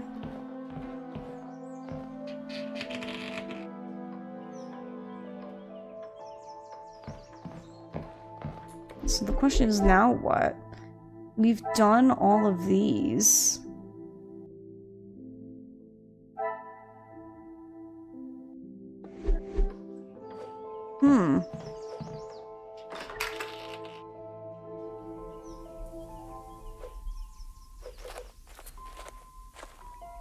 Certainly, officer. Can you tell me about the package in the lounge? The lounge? A package? Oui, it is quite hard to miss. Oh, how silly of me. I must have had my head in the clouds this morning. I'm sorry, I can't help you further. Besides the obvious, was there anything unusual about this morning? Besides the terrible rain? No. I woke, began my duties with Mademoiselle. I had already laid out a clean dress. I helped her into it, and prepared her for the day before getting started on tidying her room as neat as a pin. And the bracelet was still there when you left the room for breakfast? I'm sure of it. I had it down before Mademoiselle Angeline. Merci, mademoiselle. Your assistance has been invaluable. Ooh, new mind map unlocked. Okay. Mademoiselle Elizabeth was reluctant to acknowledge the parcel that caused young Fleurette to be so late. Could there be something behind her avoidance of the subject? If there is a reason, I must establish what it is. Oh, I'm pretty sure I know what it is.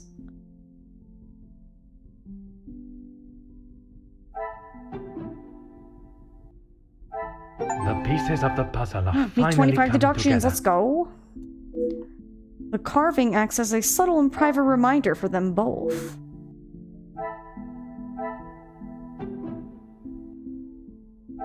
What a revelation!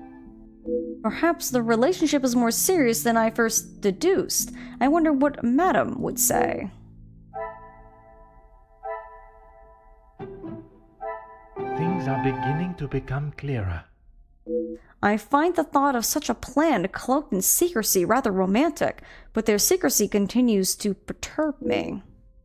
Mademoiselle Elizabeth was planning to elope with her beloved Luke, but why would she hide such a joyous occasion? I recall her saying Madame Vandenbosch does not look fondly on staff relationships, but I cannot help but think there's something else.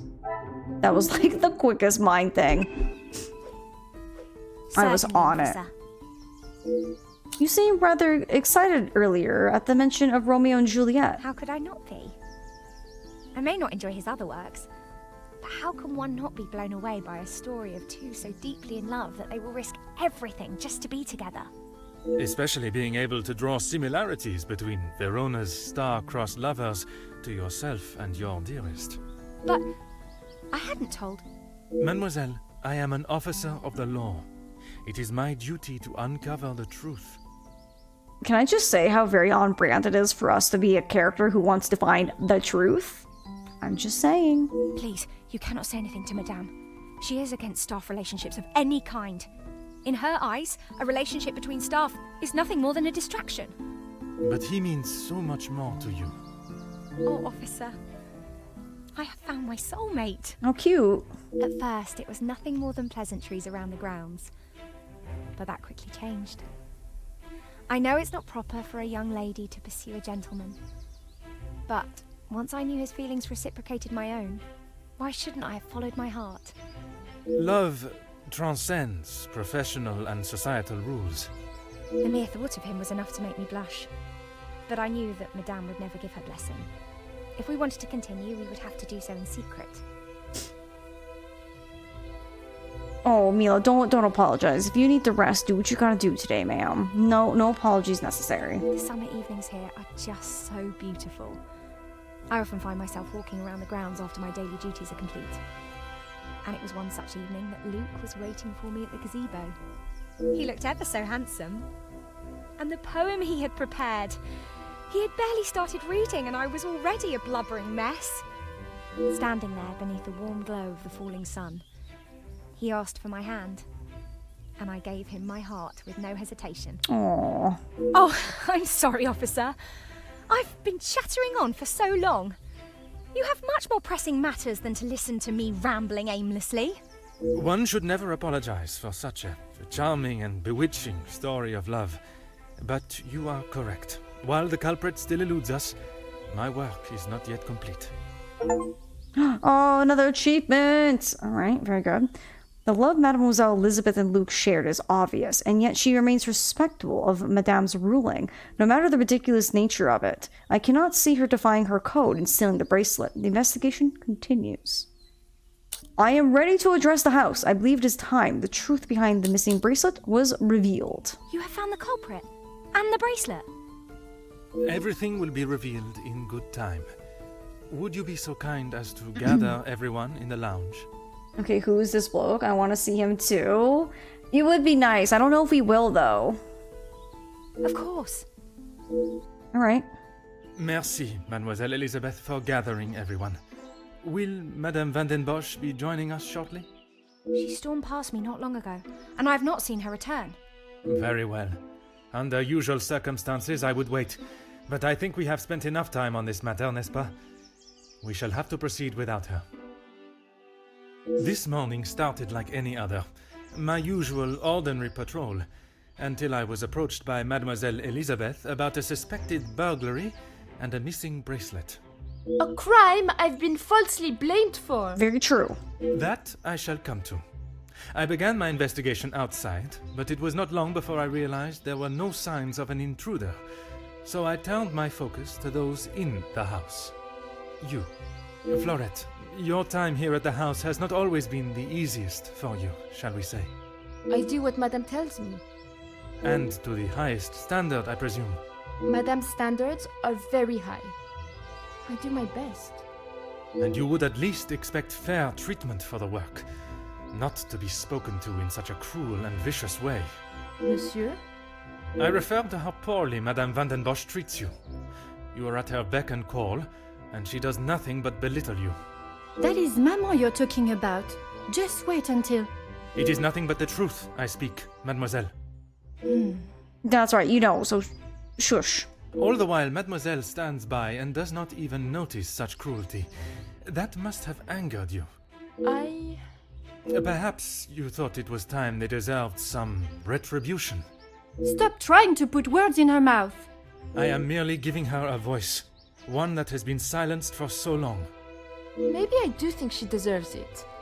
She's had the world handed to her on a plate, and the likes of me get nothing. A motive begins to rear its head. You're just trying to get me to admit to something. Well, I've done nothing. Allow me to finish. I am sure you will want to hear what follows. Let us return to this morning. Okay. So you were tasked with fetching breakfast from the town for the house. As well as fetching breakfast for the house, you took another task on, which ended up delaying you further. This is what happened. I was only trying to help Lizzie. You must have known how Madame would have reacted to your late return, especially with her prior treatment of you. She's angry at whatever I do. But nonetheless, you were willing to help a colleague, a friend, knowing what the repercussions could be. And that show of loyalty to your friend has been the thing that proved your innocence. Monsieur? Because of such willingness to help, you were delayed in town, meaning you had no viable way of taking the bracelet from Mademoiselle Angeline's room. There was simply no opportunity. I told you! Maybe now Madame will believe me.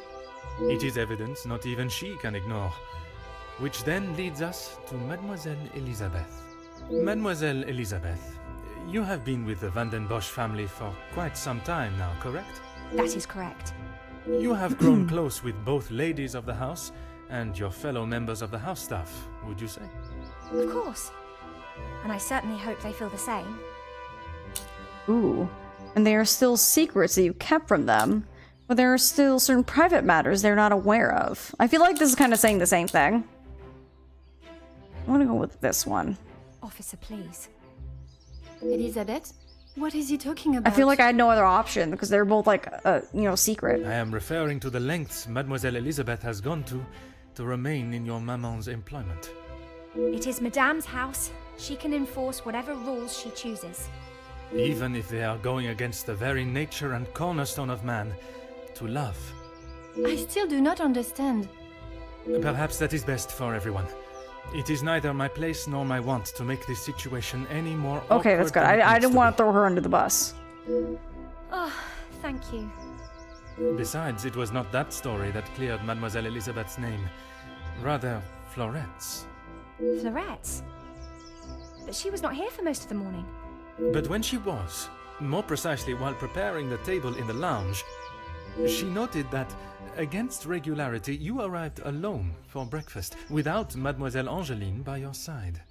I'm not sure I understand what you mean. It means that I found myself with two suspects with potential motives. But with a lack of opportunity, I was left with only one. Mademoiselle Angeline. You can't believe I would hide my own bracelet. But you did. I found it in your fireplace. This is the only explanation that remains. Perhaps Florette would be more satisfied hearing the truth from you. I think it's time for truth be told. This masquerade has gone on long enough. Ooh. I kind of like all of them. Ooh. But I wonder we should just go for the flare, the first one.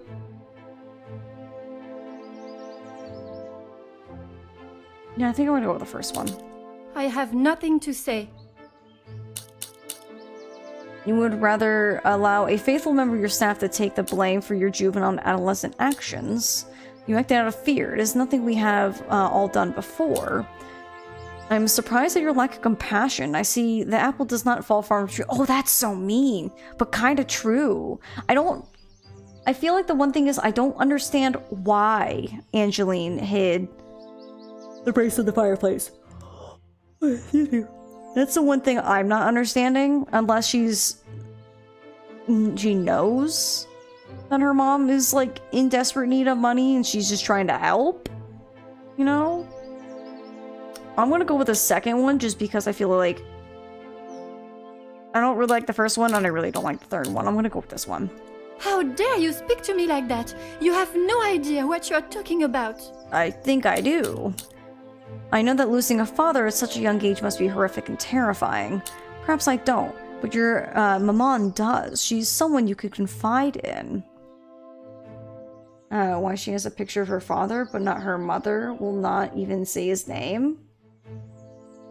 For where we're at right now, I don't know if I want one or two.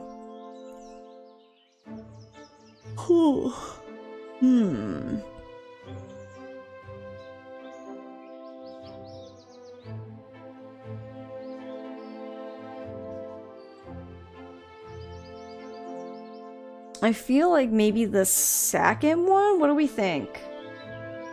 Do we want to go with the second option, or do we want to go with the first one? I'm kind of conflicted. I feel like either one I'd go with.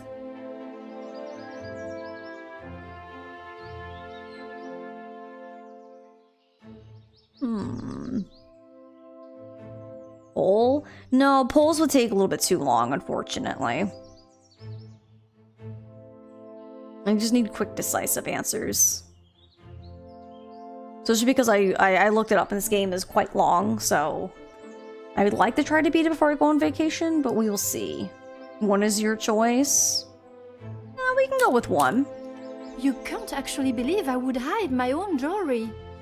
If you didn't, explain to me how your memento tin with the bracelet inside came to be lodged inside the chimney of your bedroom fireplace. You have no proof I put it there. Besides you being the only one in the room alone, even after finding the bracelet, I still did not know why you had done it. Yeah, we don't know why, but I can also prove that she did do it because I think it was Elizabeth who stated that she saw Angeline had like the soot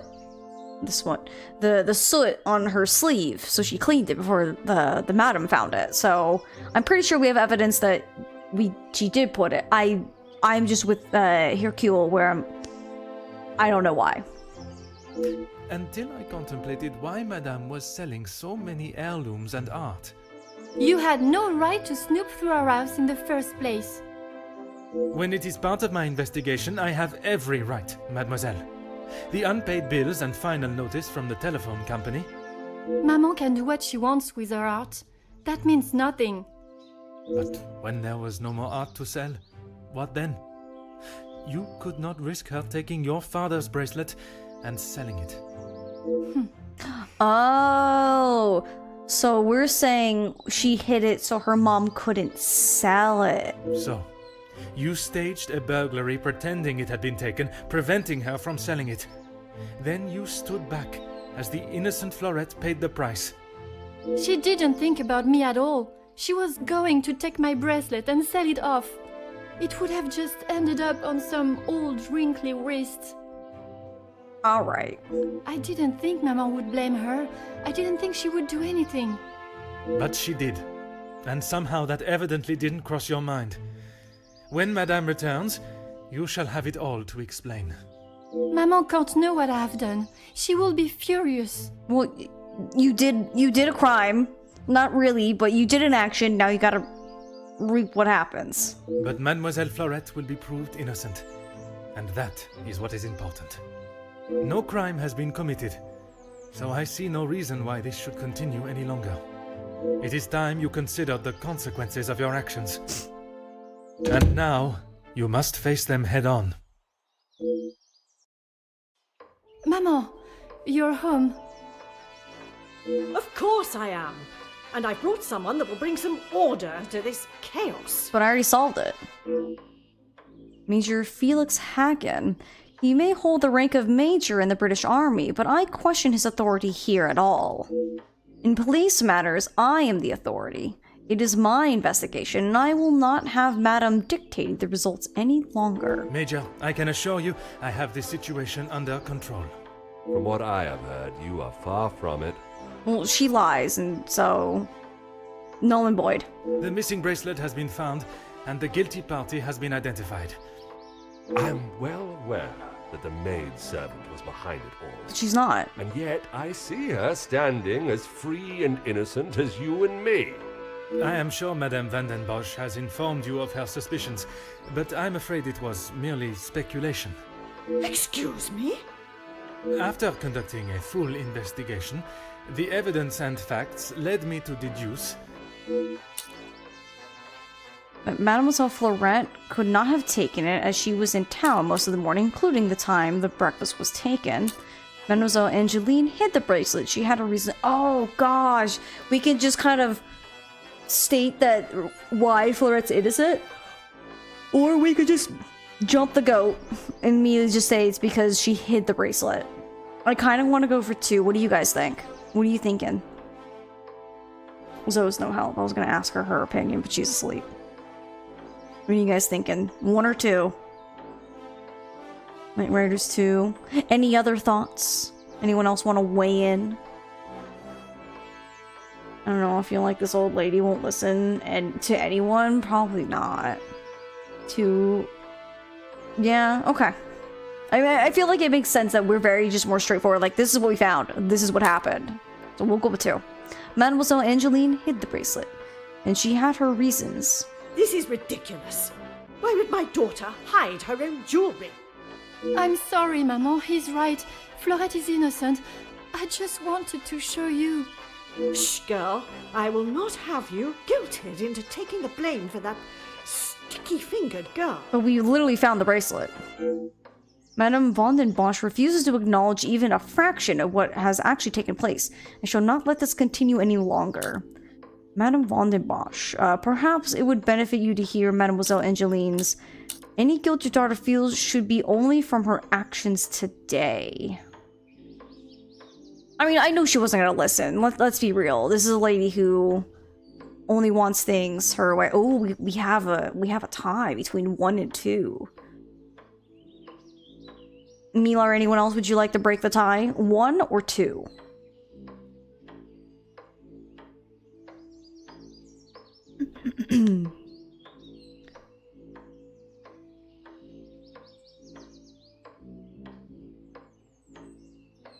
Alright, looks like Cat Lover broke the tie with a 1. Oh my goodness.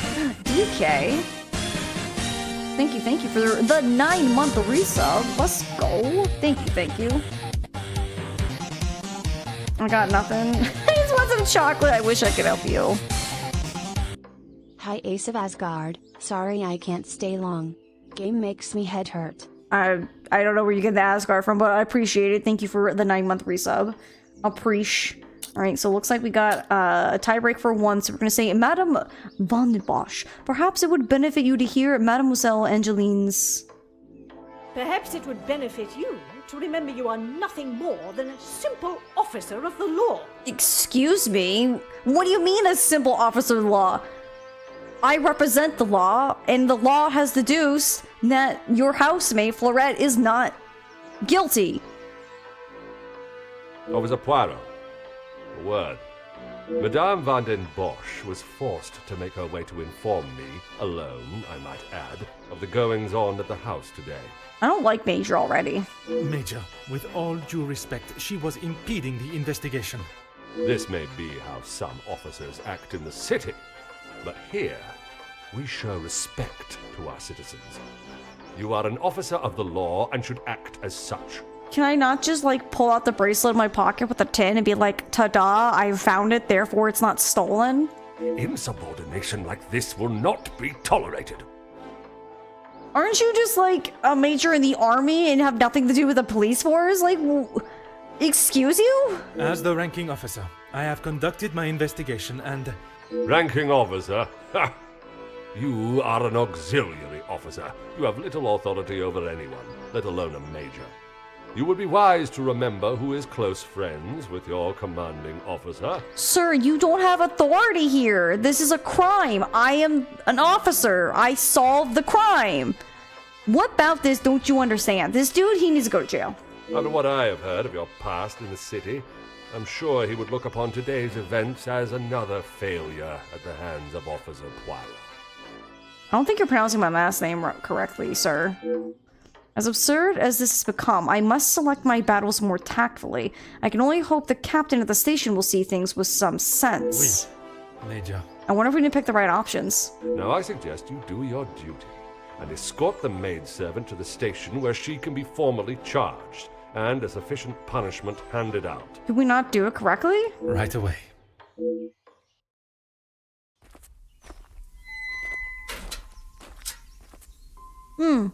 I'm sorry, mademoiselle. This is not the outcome I expected.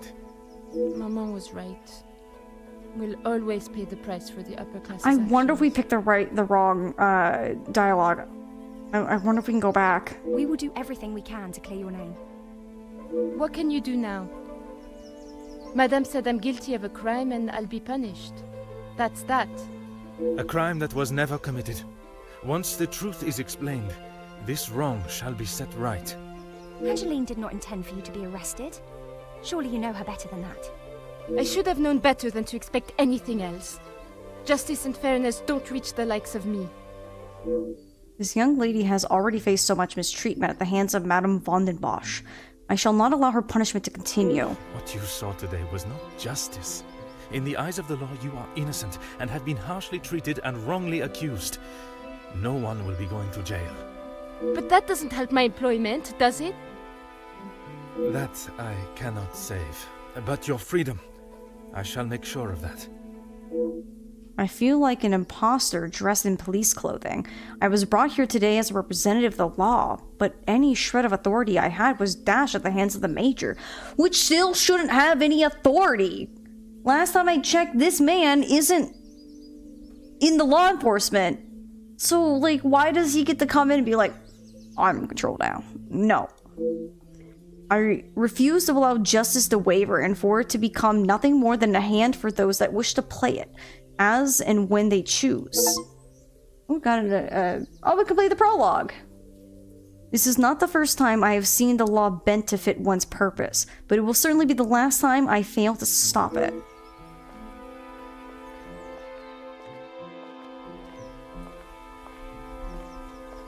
I mean, yeah, he did, but I still feel like we should be able to talk to our police chief and be like, look at this. We found it. This is where we found it. Detective Poirot, I trust this finds you well. It has been many years since our paths last crossed, and while I'm sure your recollection of the events may differ from mine, I hope that receiving this letter has not rekindled a sense of animosity toward myself or the Van der Bosch name. The impression you made is something that has stayed with me since that day. It compelled me to reconsider the spoilt young lady I would have inevitably become and helped shape me into the woman I wished to be. Oh. You made me see the childish and selfish girl in me that did not consider the consequences of her actions or how they may affect others. Although Maman may see the events of that day differently, I believe the compassion you showed for our mate Florette, as well as the drive to uncover the truth and accept no alternative, was a testament to your character and professionalism. Although I wish it were under different circumstances, your assistance is once again required, and I hope you will consider this as my formal request for your service. This forthcoming weekend was due to be one full of joy and happiness at the announcement of my engagement to Gideon Demir, whom I love dearly, bringing together two illustrious families, but it has been shadowed by deceit, extortion, and blackmail. The Van der Bosch name is being held to ransom by a mysterious party, and I am afraid I do not know who I can and cannot trust. We are holding a small gathering to celebrate our exciting news with what Maman calls the dignified elite, those that are well respected and held in high regard in both our close inner circle and society. Our private matters have always remained just that, so I fear one of those invited may be the person who is out to ruin our name, but for reasons I cannot fathom. I have enclosed a first-class rail ticket for you to join us for the announcement, and having contacted your superiors and the correct authorities to request your assistance, which they were more than happy to grant me, I shall expect your arrival with great anticipation. There shall be a carriage waiting for you at the station to bring you directly to Mnemosyne House. I thank you in advance in our time of crisis. Yours respectfully, Angeline van der Bosch. Okay. That sounds like, I guess, our next case. I really like this whole, this web and, gear connection kind of thing.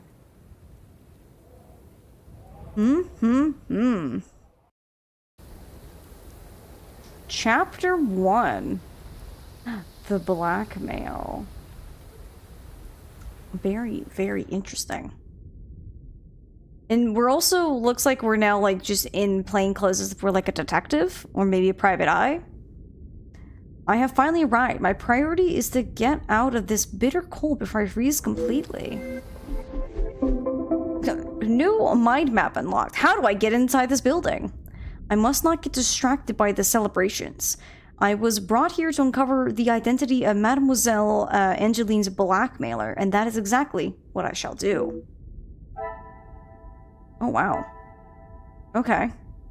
Investigate the blackmail. Cool. Is there a save? I guess that auto-saves. Alright. We do need to go on a bit of a stretch break. Should you call him a detective? Maybe. So maybe we did go up after that case.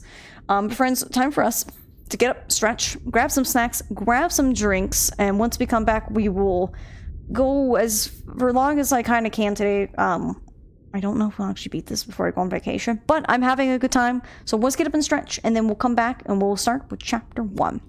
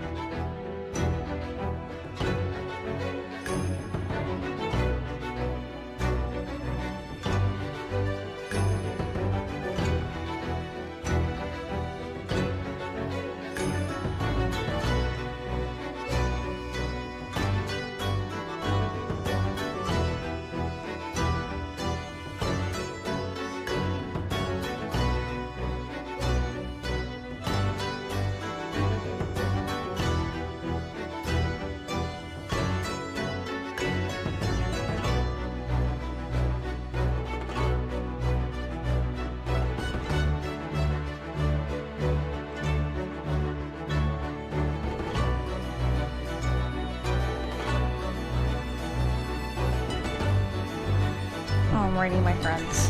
Are you ready? I'm back. We had a good little break. I'm ready to jump back in. So turn down Cosmo's music. Okay, let's hop back in. Alright, we gotta get out of the snow. I don't know where I'm going. Maybe zooming out might help.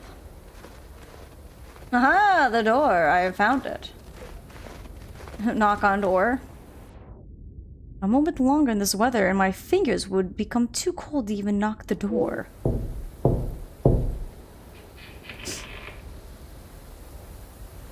Bonjour. My name is Hercule Poirot. I am here at the invitation of Mademoiselle Angeline. Ah, Detective Poirot. We have been expecting you. Please come in from this frightful cold. I wonder how long it's been between Merci. our prologue I and don't this think I would have case. lasted much longer out here before turning into an icicle. Welcome. I am Archibald Sterling, the head butler. Please accept my apologies. I have a rather pressing matter, but I will see that you are attended to immediately. Do not trouble yourself on my behalf. I am sure I am more than capable of finding my room. I shall straighten myself up and be ready to join the party. Also, I like how we have red socks and red shoes. It goes with our red tie. There is no rush, Detective. Dinner will not be served for some time.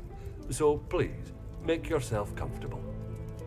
Once you have settled in, I am sure that Miss Angeline will be happy to see you. She has been eager for your arrival. She's not been herself recently. You will be staying on the first floor. I believe your room is one of the two on the west side of the house. Merci. I am sure we shall speak again soon. Okay.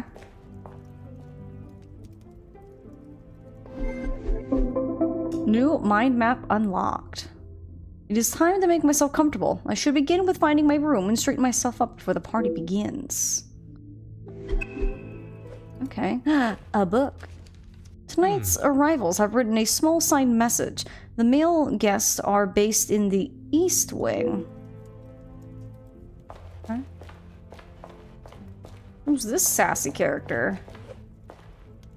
Bonjour. Allow me to introduce myself. I am Detective Hercule Poirot.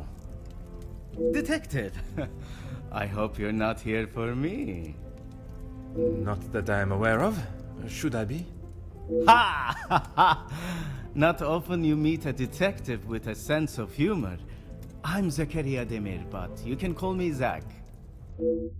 Judging by the smell of alcohol, I would say he had begun the celebrations already and is likely to be this friendly with everyone. I understand the staff are busy, but I was hoping I could find someone to assist me. You'll be lucky. I've been waiting for a refill for ages. I came out here to find someone myself. Ah, I see. The preparations for this evening's dinner must have taken precedence. I've seen that butler running around like a madman, but there is still no party to speak of. It's pretty clear they need to hire a few more hands. Have you had a chance to congratulate the happy couple? If I had seen them, maybe I would have. It is meant to be their celebration, but they're always off, dealing with something or other. Something or other? A rather vague expression. Let's just say they like to keep their cards Excuse me. close to their chest. For such a well-known family, I'm surprised they can keep anything hidden. You just like him already? Me too. He kind of feels very sleazy, you know? Would you care to elaborate on what Mademoiselle may be hiding? I'd rather not. You're the detective, isn't that your job? Well, you know, I can still get Très information bien, from you. Monsieur Demir. Perhaps I should keep my occupation and reason for being here to myself. For now, at least. I fear it may derail my initial introductions. I shall take up no more of your time. À bientôt. Okay. I can hear bottles clanking and moving furniture. I presume this is the salon. The door is locked. Okay. Telephone. Ah, I imagine this is used by Archibald. I very much doubt Maman would use it.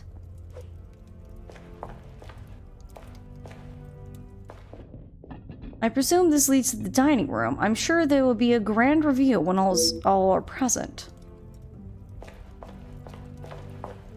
Ooh, glass case. Huh. An interesting looking piece of stationery. It appears rather delicate. Okay. I kind of like being able to just look around and just kind of wiggle my mouse. Fireplace. Let me look at it. Oh. A roaring fire. I can stand and gaze in the flames for hours. Okay. Another glass case. Huh. It looks quite valuable and delicate. I shall resist the temptation to inspect it any further. That poor bear, yeah. Huh. Ooh, hope you didn't hear my tummy. The chance to play is very tempting, but I shall save myself the embarrassment. Alright, so we now know he does not play the piano. Tag on vase. Madame von den Bosch has always been one for appearances. Why would the family want to keep a price tag on the vase? Learning how to read notes? Oh, for like a piano? Very nice. I can kind of make my way around the piano a little bit. Another painting. Oh. A portrait of a distinguished looking gentleman. He doesn't appear to be related to the family. What's this room? This area does not pertain to my current investigations. Okay. Yeah, I've taught myself to read some music notes too. Comes in great handy for Nancy's. The area does not pertain to my current investigations. Oh, is it gonna be very European where they say the first floor, they mean what we in America call the second floor? Oh my gosh, okay.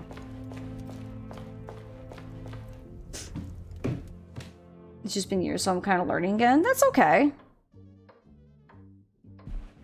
I think this is what he meant by the first floor. An auctioneer's receipt. I hope Madame von den Bosch isn't finding it necessary to sell her belongings. 14 and Garçon. Master auctioneer and valuer. Receipt of sale of 1 oil painting equals 300F.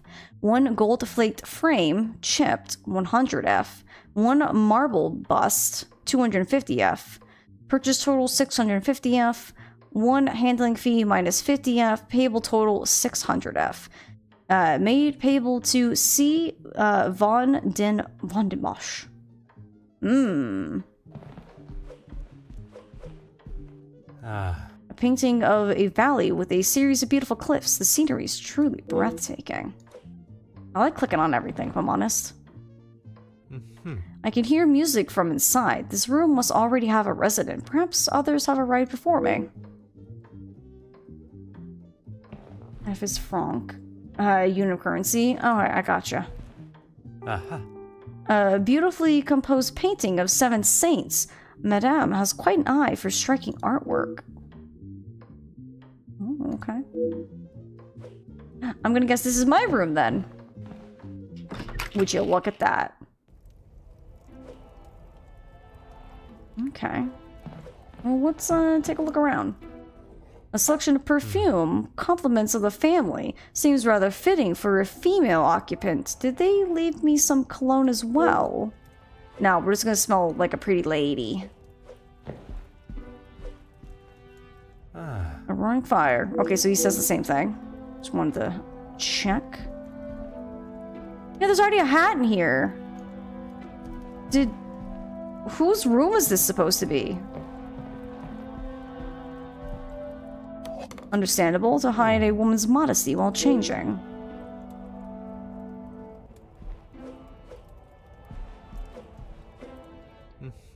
Fallen snow has laid a beautiful white blanket over the countryside that surrounds the house. I think that's everything. Let's take a look at here.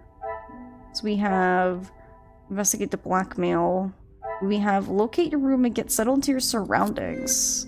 Okay. Let's see.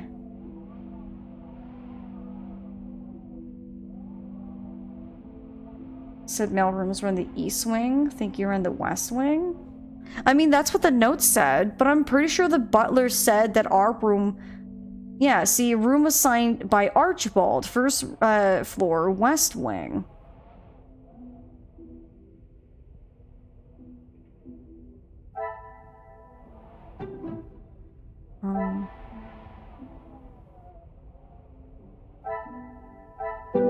must act on thought. Alright, alright.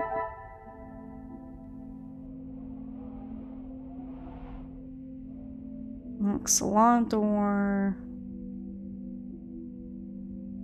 Let's see, we got exquisite painting. Group of saints. The male guests are based in the East Wing. I'm surprised these don't go together. And we have perfume bottles.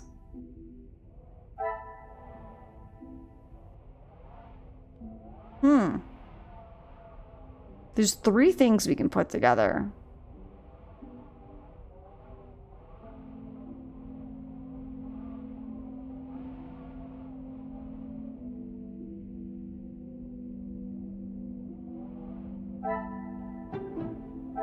Is there something? Okay. Archibald came across as a man with still much to do for tonight. Why is he so stressed?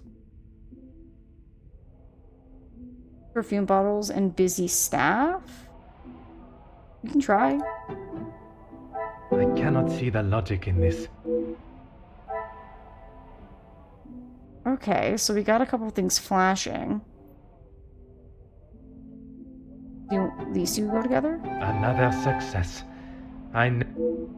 There must be rooms for tonight's events. They must be locked for a good reason. Okay. So we have rooms that are locked.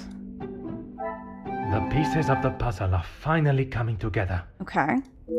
I doubt Madame's standards have dropped. The staff must be working hard to finalize preparations.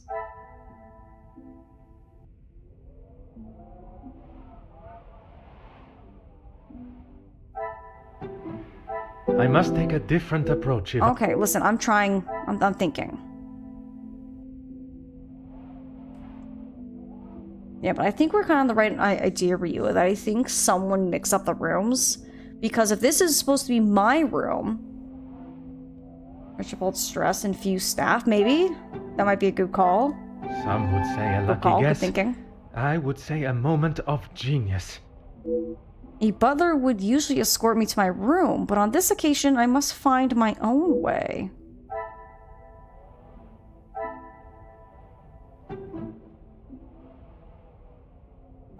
Okay, now... This will not get me any closer to my goal. I still feel like maybe this and that. Come, my little gray cells.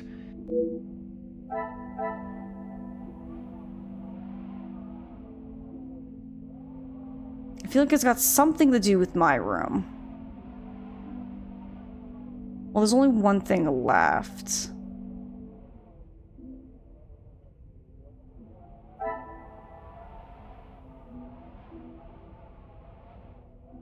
Task directing guests to their rooms is usually left to another staff member. Order and method. Okay, never mind. Oh, these two go together? I mean, I guess it makes sense because they're both very feminine. I should not be surprised by my own skills of deduction. It appears as though I am staying in a very feminine room. Perhaps there has been some confusion. And then these ones gotta go together. Another success. Here we go. I never doubted myself. Oh my gosh. I wish that this little window would keep me here and I couldn't touch the other things behind it. Archibald is clearly flustered with his task. It appears he has sent me to the wrong room. Okay. Inspect the bedroom. I feel like I have.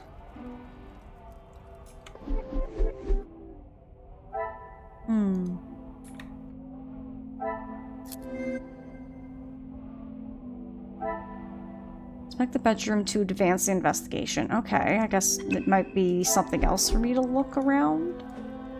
Ooh, hang on. A pillow. A card is hidden under the pillow. It indicates Hugo would like Miss Conrad to speak with him ASAP. So this is supposed to be Miss Conrad's room. It appears Monsieur Sterling has given me the wrong room. This one had been made up for a Jacqueline Conrad. No matter. I shall find my chamber myself. I wonder if that's supposed to be more French, or if they just mistyped it. Okay, so there. Okay, so that checked off. So I guess now inspect the ground floor to advance the investigation.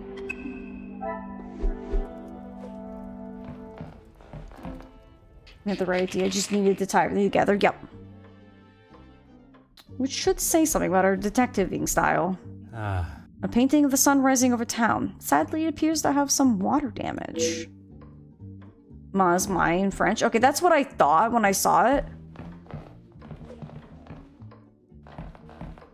Oh. This door does not seem fitting for a bedroom. Something far grander resides behind it. Okay. Nothing over here in this corner.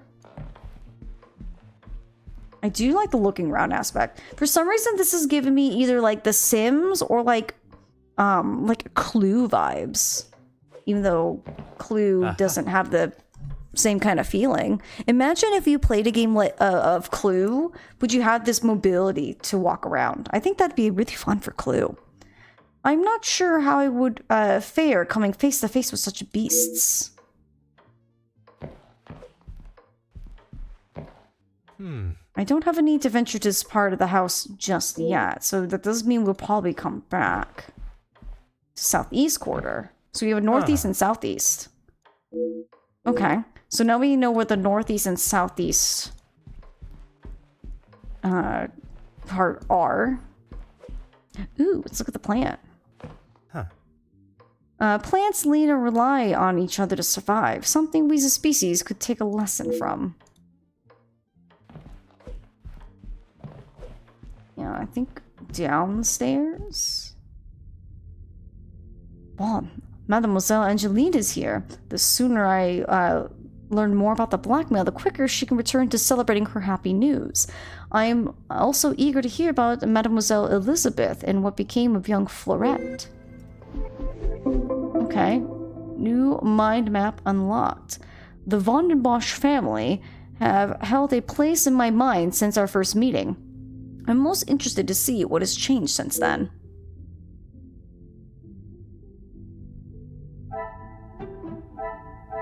What a revelation. What a revelation of only like 2 things. It appears the family's financial situation is much the same as the last time I saw them. Can I confirm this? Okay.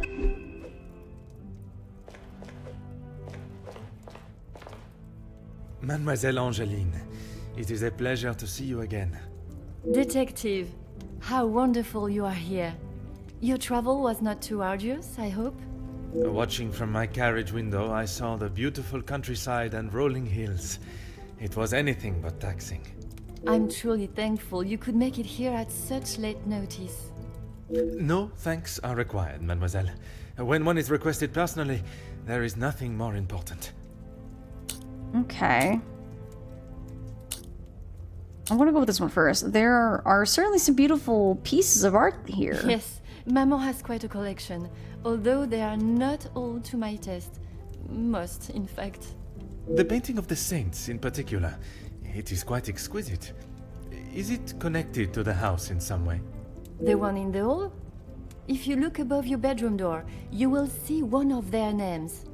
I believe they were originally carved to watch over the occupants. It seems the staff have been almost run off their feet today. Is it always like this? Gideon and I only wanted a small dinner to celebrate our engagement, but Maman was adamant on throwing this party. It may have been her idea, but it's the staff that have made it happen. Their efforts do not go unnoticed, from me at least. They have been with us for so long. I do my best to make sure they are happy and content. Mademoiselle has made a remarkable transformation from a selfish, spoiled brat to the gracious young woman I see before me.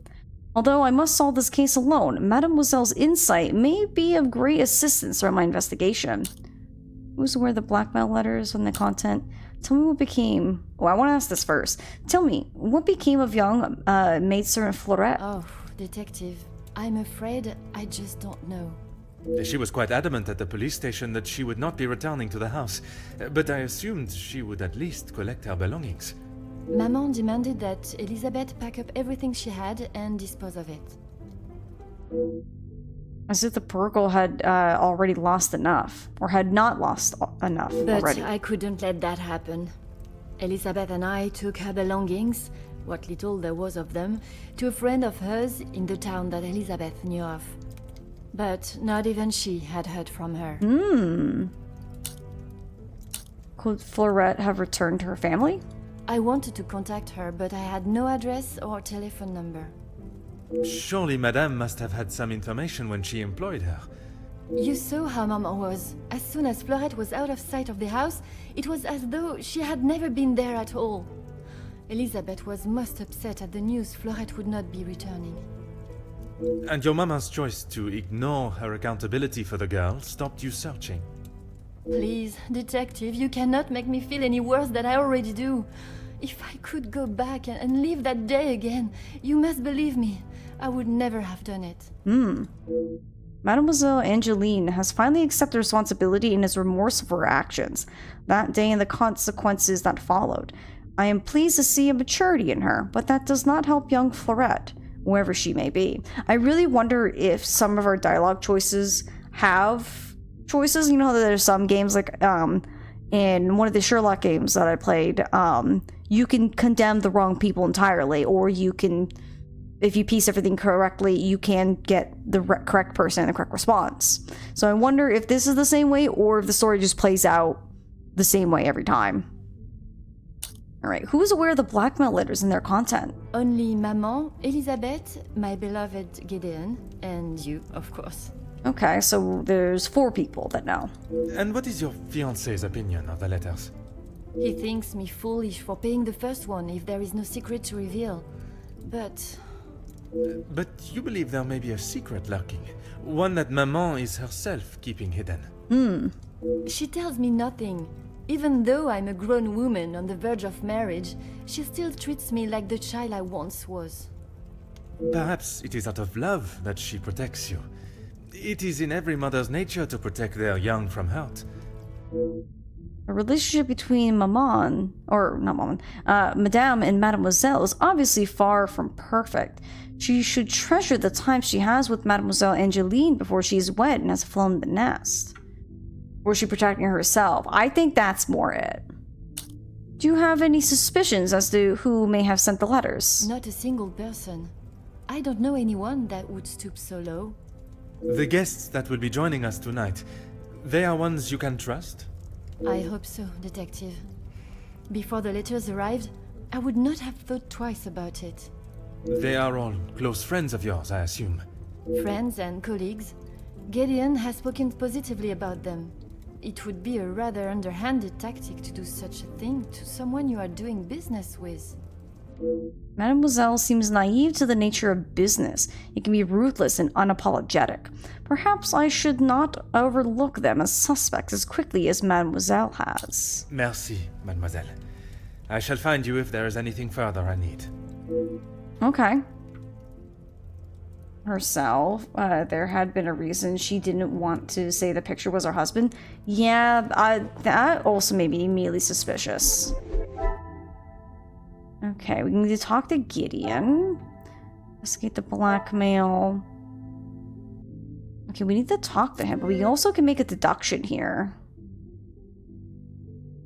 So we can talk to him here. There's something else that is connectable over here. Plaques above doors.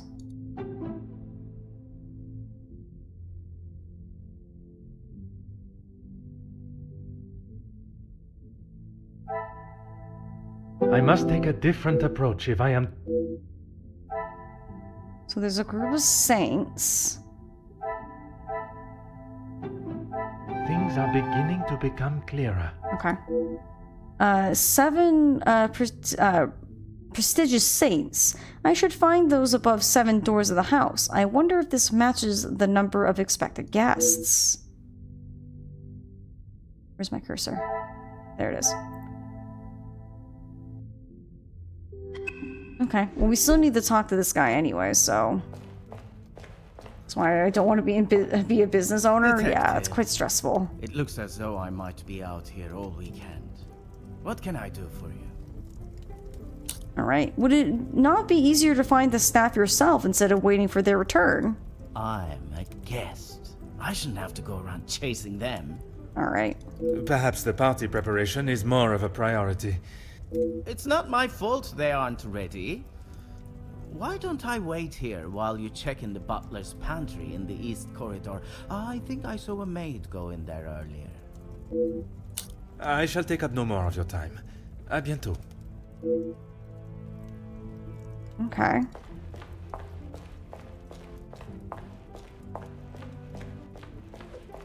Butler's pantry. Okay, so that's what this is.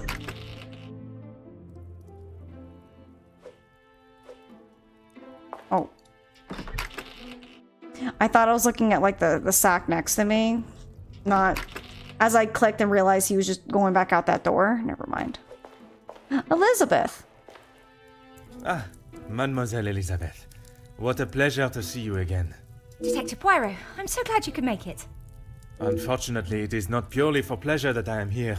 Mademoiselle Angeline requires my attention professionally. Yes, Angeline has told me. I'm glad she called upon you, Detective. I've been rather worried about her. I will do everything I can to find the blackmailer and bring them to justice. I have every faith in you. Oh, thank you. I hope I am not interrupting you. We are all very busy, as I'm sure you can imagine. After I'm done, I can come to your room and help you with any further questions. Okay. I saw the welcome book as I arrived. Ah, yes. Guests are requested to sign the book when arriving. I believe it gives details to the guests' room locations. It stated the male guests are to be staying in the East Wing. Yes, Madame does not believe in male and female guests residing beside one another. I'm rather embarrassed to say I'm having trouble locating my room. No one escorted you. I'm so sorry. Everyone is just so frantic at the moment. Madame has requested all staff prepare for this evening. And you have been tasked with jobs in the pantry. Surely your talents could be used elsewhere. I do as Madame asks. Well, as Archie asks. Monsieur Sterling. Yes, I met him when I arrived. A charming gentleman. He did give me some rather vague instructions to find my room, though. I can only apologise on his behalf. He would be mortified. I'm afraid I cannot be of much more help, but I believe you are located next to Mr. De Silva. By all means, the house is yours to explore. I suppose I should not take Monsieur Sterling's lack of directions personally, considering the amount of work the staff have been tasked with. At least now, I have permission to further roam the house. I'm glad to see Mademoiselle Angeline has not allowed the blackmail to dampen her spirits today. Yes, I'm afraid it may be all for show, though. She has not been herself, and it is not only I that have noticed. Madame Vandenbosch. Surely it must have had some effect on her. Madame has carried on as though nothing has happened. She has never been one to show emotion, and she doesn't seem to notice how it has affected Angeline. The staff, on the other hand...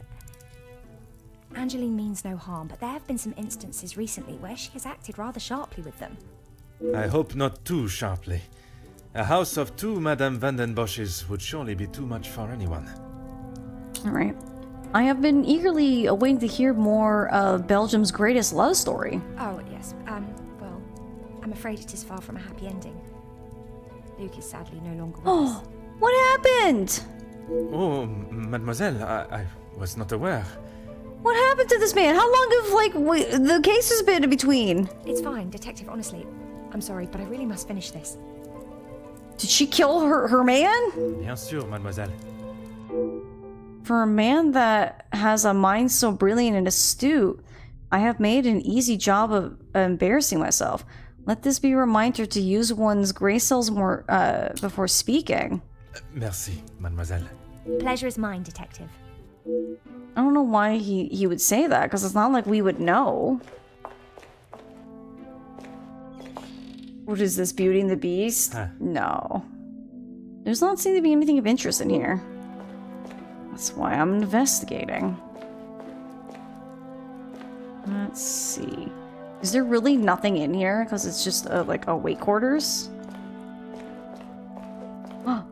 Pots and pans! The cook has obviously used them for quite some time, judging by their condition. Okay, I guess there's nothing else in here for me to look at. Oh, my man.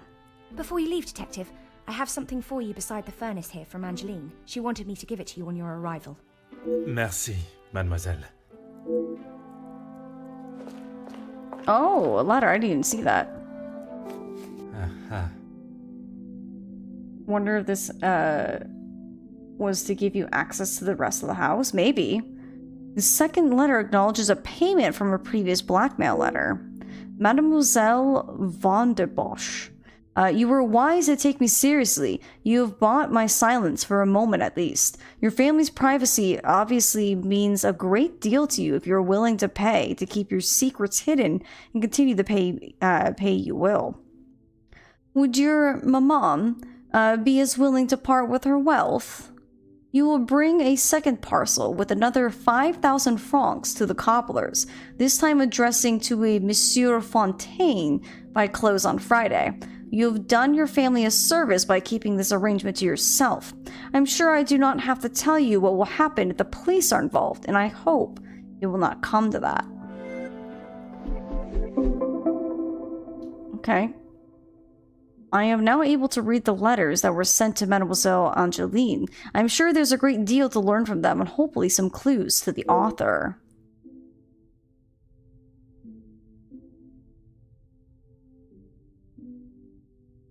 Okay, I need to talk to Angeline.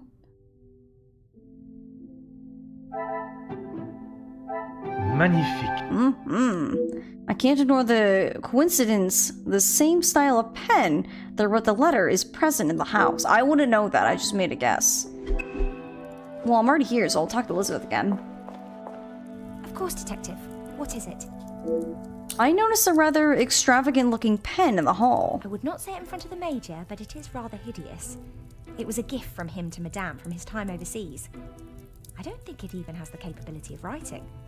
A pen that does not write is like a fish that cannot swim. As Angeline describes it, a useless ornament. It's the thought that counts, I suppose.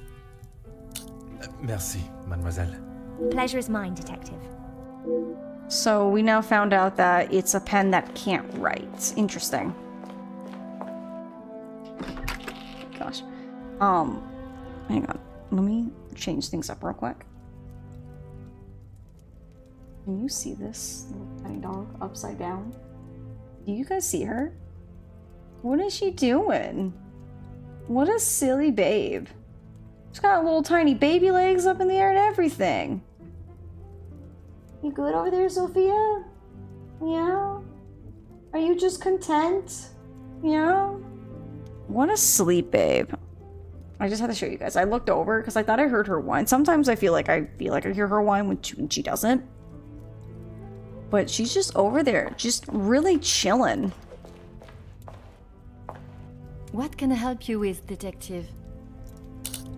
Let's see. How has Mademoiselle Elizabeth been since the passing of her beloved Luke? As you would expect, she has been in quite a state. It was such a terrible accident. She kept it to herself for almost a week before she even told me. Strange. Pardon, how could you not know? Surely his absence from the house was noticed. Maman fired him after he returned to the house. She said he could not be trusted. But Mademoiselle Elizabeth's position was kept? I begged Maman for them both, but she said if he was willing to go behind her back, what else could he do? What a terrible woman. This lady, you know, her mom deserves whatever comes to her. Because it's just like, who cares if your waitstaff not like each other, as long as work gets done. Love Zozo. She's so cute. She is. She's a good silly baby. Huh? What you doing? Just airing out your tummy? What a cutie.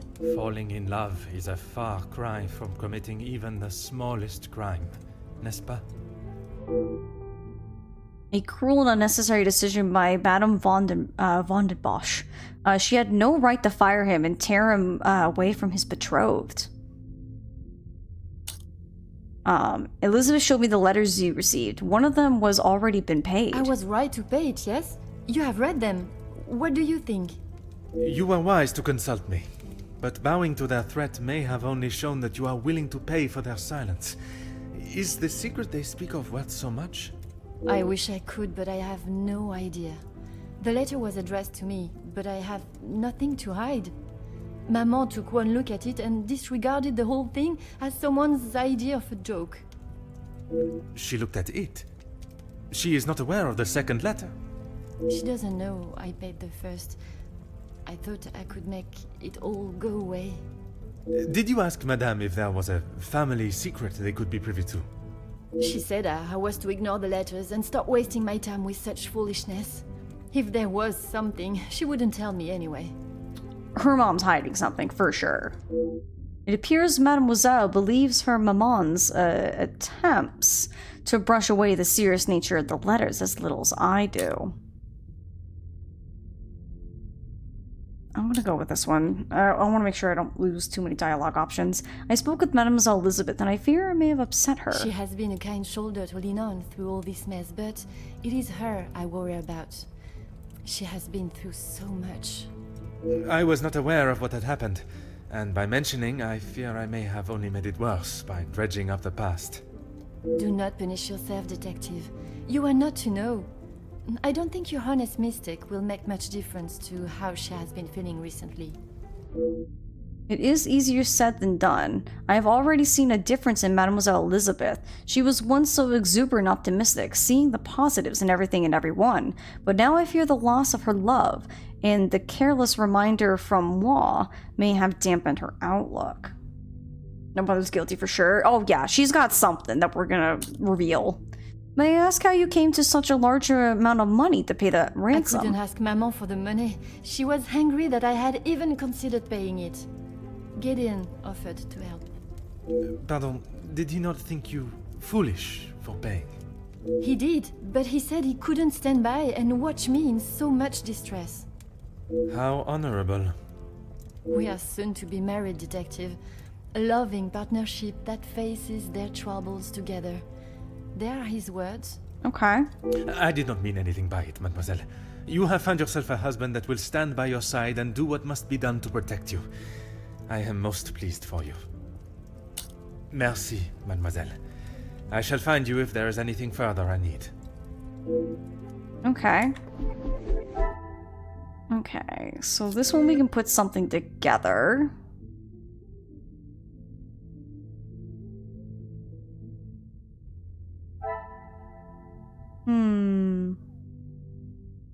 So we do gotta talk to Gideon.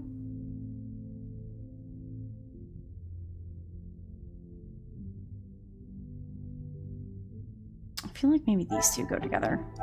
Is there something I am not seeing?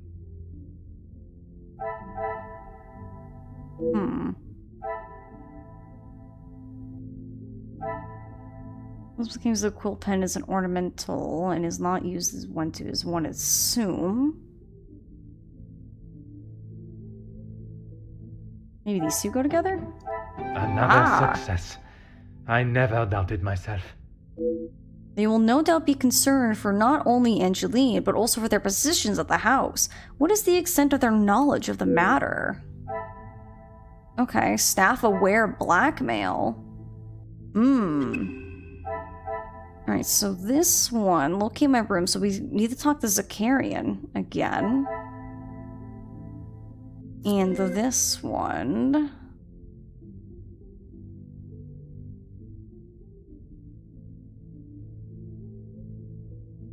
There's one we can bring out here. So let's whereabouts unknown. Elizabeth upset Florette was dismissed. It hasn't been herself. Elizabeth and Luke, mindful. Luke was fired. I like how this is all by itself. Angeline has matured. Good for her.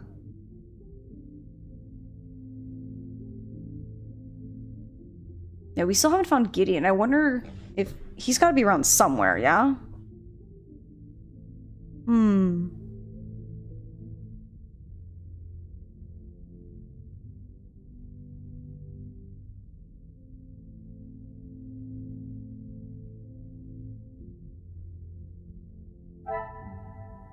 It's fired by the family. With that sounds like some pressure from the major.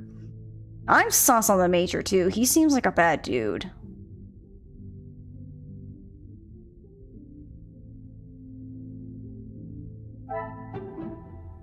Order and No. method. That is the way to solve...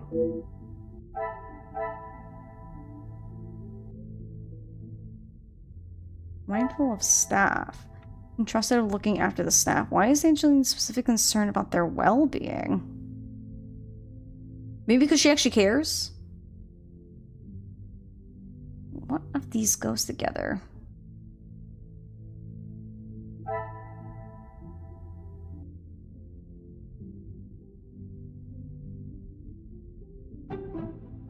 This will not get me any closer to... So I'm thinking and I'm trying.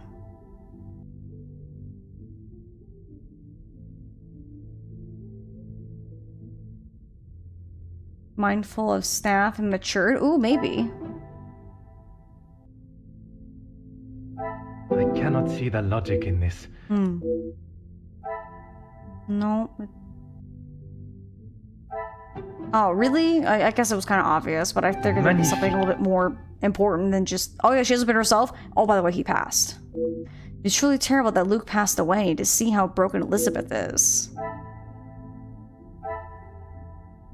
Mourns for Luke. It's terrible that Luke passed away, and how to see Elizabeth is.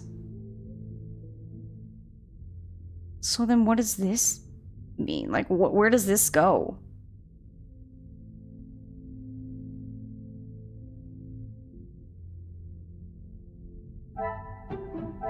Things are beginning I was like, maybe clearer. these two go together, and they did. Losing a loved one and not having a close friend to talk to would be difficult for anyone. Okay, Elizabeth's loved ones. Losing a loved one and not having a close friend. Okay. Interesting. So inspect the east rooms. And then talk to Zakarian again. Okay, I mean, we're here. Detective. It looks as though I might be out here all... Monsieur Sterling said my room was on the first floor. Is that what he said? I can barely understand most of what he says with that accent. Uh-huh. I can understand Monsieur Sterling perfectly, but Monsieur Demer is one more Vin Rouge away from becoming unintelligible. I find his accent rather pleasant, reassuring. Reassuring, even.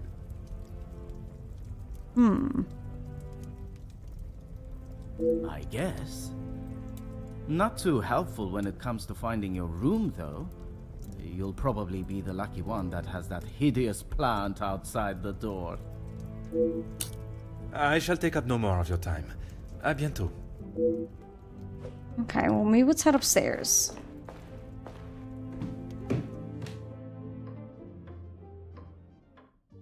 Oh, is this Gideon?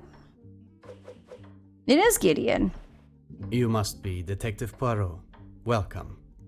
Allow me to introduce myself. Gideon Demir. Oh, they must be brothers. They have the same last name. The fiancé to Mademoiselle Angeline. The pleasure is all mine. Angeline spoke so highly of you. It sounds as though you are the man that can sort this terrible mess out. I am, monsieur. You have my word. Oh, we have a lot we can talk about. The guests are attending your announcement. Mostly friends of the family. A couple of business associates of mine.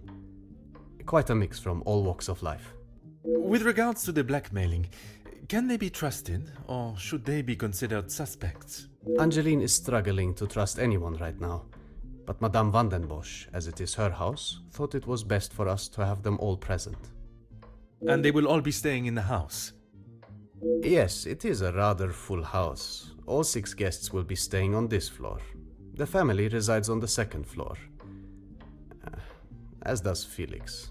Who's Felix? But there's 7, so there's 1 vacant room? I will be sure to speak with them all.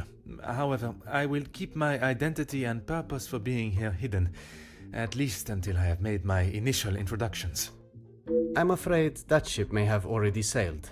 Once the Comtesse gets wind of something, a detective coming to the house, for example, you can bet everyone will know. Oh, assume 7th? Okay. So you're saying he's got 6 guests and then we're the 7th. Okay, maybe that makes more sense. Let's see.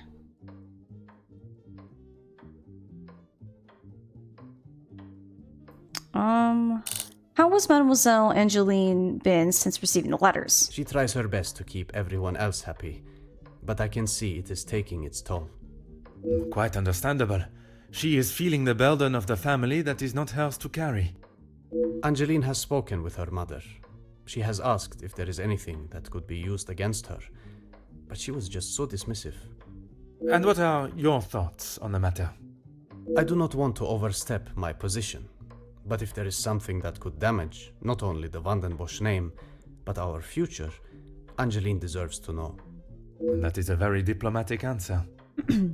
Also, can I say I like his little pink little handkerchief kind of thing right here? I feel like the touch of pink works really well with this more mustardy kind of outfit. You have met Madame. You know it is best to not get on her wrong side. Very true. I have, and Monsieur Gideon is wise to select his battles carefully where Madame is concerned. I'm aware finances can be a sensitive subject, but may I ask of the house's situation? As far as I'm aware, everything is in order. From what I understand, the late Viscount had made some questionable investments, but that is all in the past. And regarding the payment of the blackmail? Angeline does not have to worry about money anymore. I was born into some wealth, and I have earned my own fortune. Okay. I assume you've heard about the consequences of my visit last time. Angeline has spoken of it. You made quite the impression on her, detective. I feel responsible for what came from that day. Florette's dismissal, and Luc's. It is not your fault. Madame Vandenbosch does not like it when her rules or authority are undermined. I tried to explain to Angeline the same, but her guilt has not left her. Mademoiselle explained the payment of the blackmail letter. I suppose you think I was unwise to pay it? I am glad Mademoiselle requested my help before you fell further out of pocket. Madame Vandenbosch had no intentions of paying it. Whether she believes there is a secret that could ruin the family, or not. I'm pretty sure she knows of it. It was an honorable move for you to make the payment. It was certainly no small fee. Angeline is to be my wife, and then we shall be family. As far as I am concerned, my money is our money. What a nice dude. I could not help noticing an air of empathy.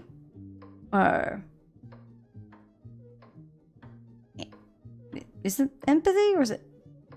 When mentioning the Major? You are very observant, detective. You would be wise to keep that perceptive nature while you're here. I'm sure you are correct. But I'd like to return to your feelings towards the Major. He has been a good friend to Madame Vandenbosch over the years, but that does not make him a good man, or suitable to involve himself in family affairs. Monsieur Gideon has not said anything negative against the Major, but it sounds as though he's questionable of the Major's intentions in the house. Merci, monsieur. I shall leave you to prepare for tonight's celebrations. Okay. Yeah, we got something we can deduce here.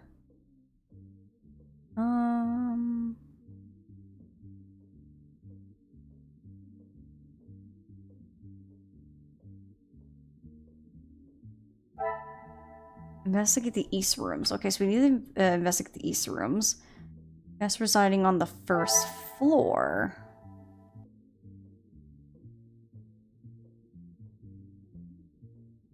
Oh, antipathy. A deep-seated feeling. Dislike. I knew, as I read, I'm like, that's not right. When I looked at where I'm like, oh god, what do I do? Okay, we get in the pantry. Come, my little grey cells.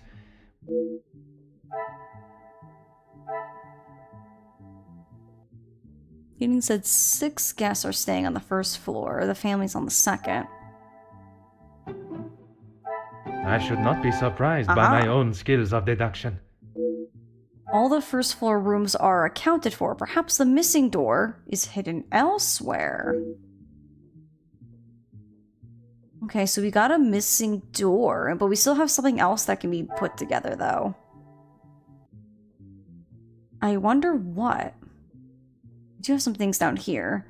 My room neighbors Ernesto. Permission to roam.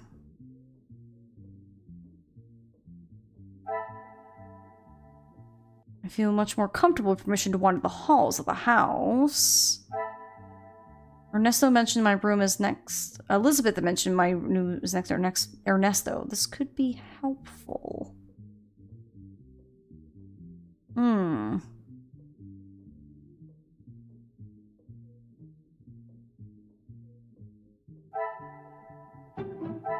I must okay. act on I'm like thought trying and to fact. like connect some like other information. Maybe let's look at something else. So this one, we have two things we can deduce. So, okay, so this was over here because this was based off Gideon. He's guilty about dismissal. Gideon's unsure of the Major's intentions. Gideon uses his money as the family's. And Gideon believes in finances are in order. Some would say a lucky guess. I would say Oh a my moment goodness. of genius. Is that my friend Kim? Hi, Kim and Raiders. Welcome on in. Hello, hello. It's good to see you. Thank you for the raid, Kim. What are you doing today? If y'all don't know me, my name's Ace. I'm a variety streamer here on Twitch, but I do mystery games on the weekend. I call them mystery weekends. And we're playing Agatha Christie's Hercule Poirot's the first cases. They're mystery games. I'm kind of operating it like it's a point and click, and we're solving, technically the first case, we beat the prologue earlier. It's kind of like Sherlock Holmesy, where we talk to people, we look at things, and then we start deducing things and putting them together and understanding a bit more about the case. And the current one we're dealing with is, there's this lady named Angeline Van den Bosch. She's being blackmailed from a family secret. And so we're here to try to figure out who's blackmailing them. And she's trying to have a party to, like, her mother's also throwing her. Her mother's not the very nicest lady. We dealt with them in the prologue. And, oh gosh, what am I trying to think of? One of the people that's attending might be the blackmailer. And they're here for the announcement of Angeline and this guy over here, Gideon, for their wedding betrothal. So we're here at this fancy smancy kind of mansion investigating. He was doing some crafting before a little Overwatch. It was fun. Very nice. I hope you enjoyed. Very, very nice. Also, Mons, thank you for giving me a shout out. Friends, if you haven't already, give Kim a follow. Please and thank you. She's one of my stream team members. And Kim's also very nice, very sweet. Plays Overwatch, plays Fortnite, but also does some comfy, cozy things now and then too. So go give her a follow. Please and thank you. But yeah, we're solving a mystery. It's a lot of fun. Every time I start a new mystery game, I always feel unsure of how it's going to go. Because I never know how it's going to play. So I never know if it's going to, like, you know, kind of jive with me. But so far, I really like how, like, these, I forget what they're called. These little thought areas where we can, think about these things and put them together. Sometimes, like, we know exactly what goes together, and other times we gotta think on them. Some would say a lucky guess. I would say a moment of genius. It looks like the family have finally got back on track with their money problems. Great to hear. Okay, so we still, and you can also see up in the top left where it's got that chain icon. That means we can make another connection between something. So family taking care of money now.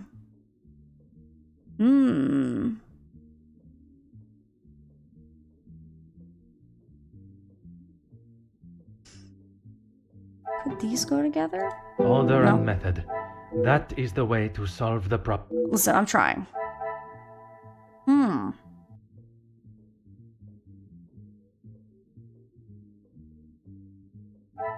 Maybe these? The pieces of the puzzle aha! are finally coming together. Angeline is trying to do good, even though the dismissals weren't entirely her fault. Okay, so now we have this. Okay, so she's trying to do good.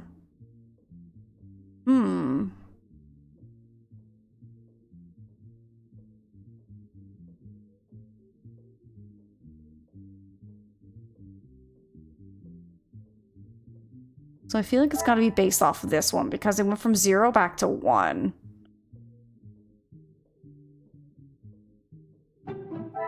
Is there something? Alright, I tried. So, she's trying to redeem herself. Oh, maybe she tried to contact... What a revelation. Okay. The one thing I do not like about this game is, like, I like to use my cursor to help me read because I'm horribly dyslexic, but just hovering over these icons makes this, like, little blop, blop, blop, blop noise constantly. And this window here doesn't block me from it, so a little irritating. Mademoiselle Angeline says she never intended for Florette to be fired. I believe her. It is certainly not the happy news I was expecting. Mademoiselle Elizabeth lost her beloved Luke, and young Florette, the maid servant, has not been seen. Even with Mademoiselle Angeline's efforts, at least it appears the family have survived their financial difficulties. Alright, that objective is complete. Okay. Oh, we have a deduction over here. Oh yeah, we already had one. We need to go investigate the... Yeah, investigate the east rooms. Where are the east rooms, though? Because I think this is towards north and south, yeah? Let's go to southwest quarter. So we can move around more now, though, which is interesting. Okay. Luggage. More luggage for Mr. E. Da Silva, left unattended right between the two facing rooms. Oh, now she's barking in her sleep. What a cutie. Oh.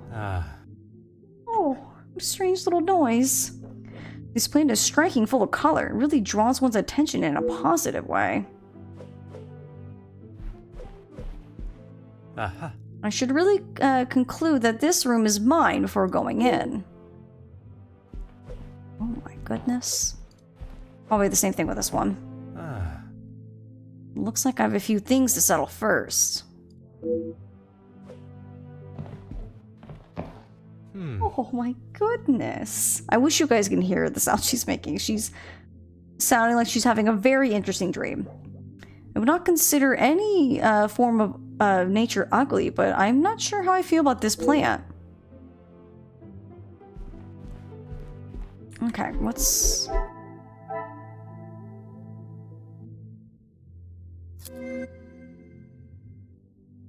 So there's still something that we can deduce.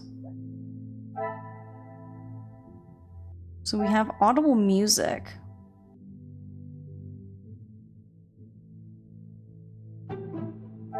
I cannot see the logic in this. Anyone got any thoughts on this one?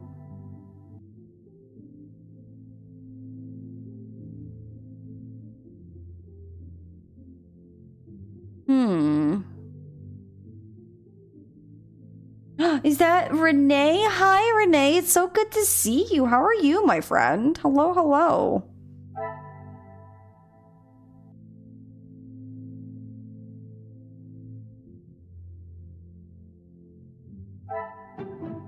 I must act on thought and fact. Okay, alright. Oh, these ones? It says family holds a few secrets. Oh, secrets, and there's a secret door? Some would say a lucky guess. I would say a moment of genius. I fear Mademoiselle's secret may not be the only one the house is hiding. Okay, so we have some secrets. But we still need to inspect the east rooms. So like how this isn't done? But there's nothing to deduce, so I wonder... Oh, nature of the blackmail, so that's going to be probably something that we'll build more on later. And we got nothing there.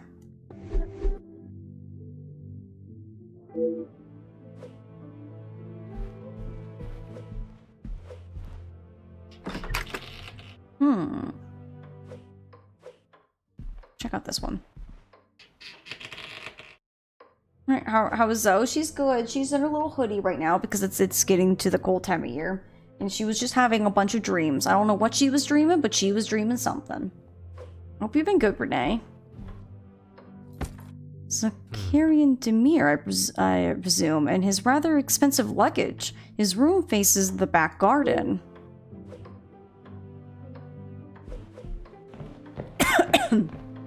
I've been very good. And is striking full of color. Okay, that's the same as the other plant. Yeah, they all have the different saints of them, too. Or you conclude that this room is mine before going in.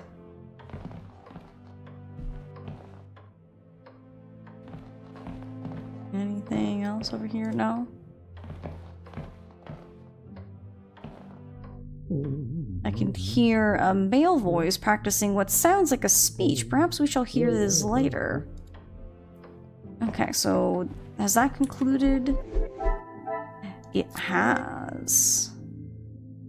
Okay, now where did it conclude? Where's there something new? Over here. Someone's reciting a speech.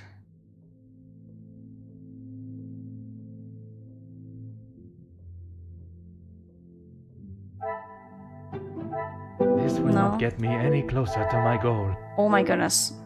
I almost want to turn like that sound off entirely. Come, my little gray cells.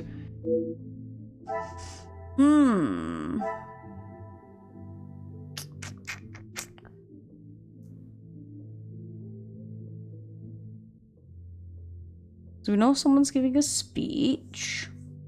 There's one deduction that we can make.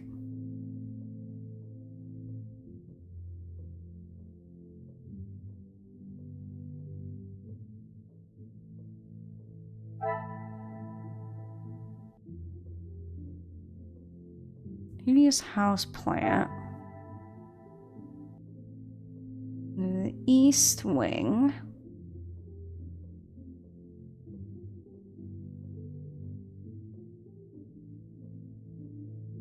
You've been okay for the most part? That's good.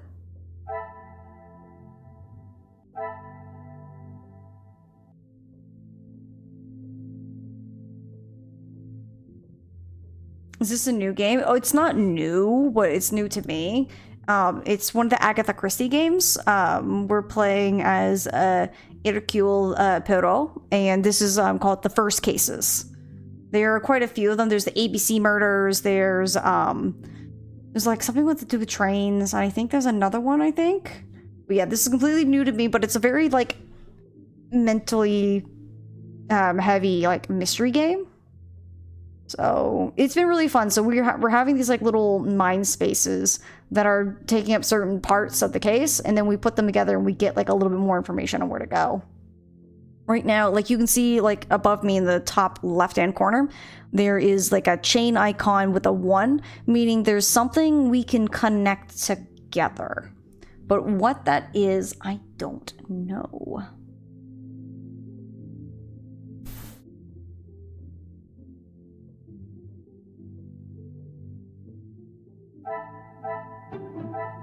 I must take a different approach if I am to I'm uncover... trying to do my... Oh, these go together? I thought about it, but then I wasn't sure. But alright, thanks, game. What a revelation. I must have been one of the last to arrive. I should settle myself as soon as possible.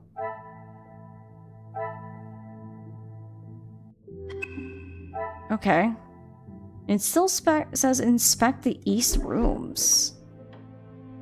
I don't know what else there is to inspect, though. That's like a good game for me. It's very good. If you like mysteries and you like kind of Sherlocky games, I highly recommend this one so far. This one's been very good. I haven't played the others, so I don't know how it is, but I really like the way this has been operating.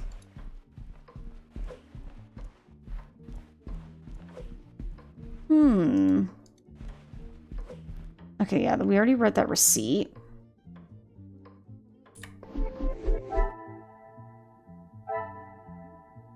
Yeah, it says look at your room and get settled to your surroundings. And then it says to inspect the east rooms. And I feel like I have.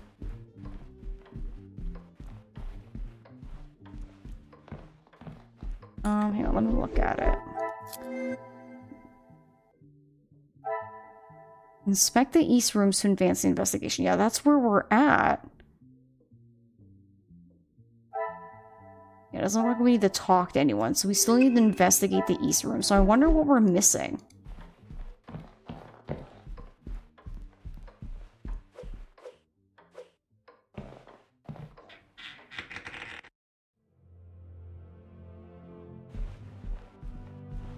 Yeah, and his is in the middle.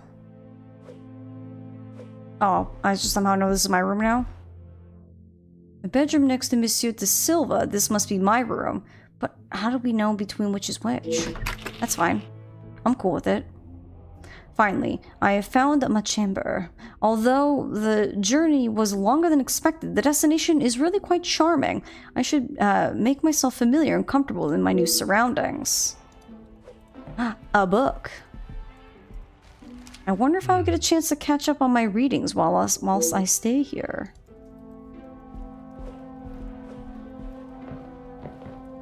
Huh. The snow has limited the view from the window, but it certainly has a beauty of its own. Okay. Look at the fireplace again. Huh.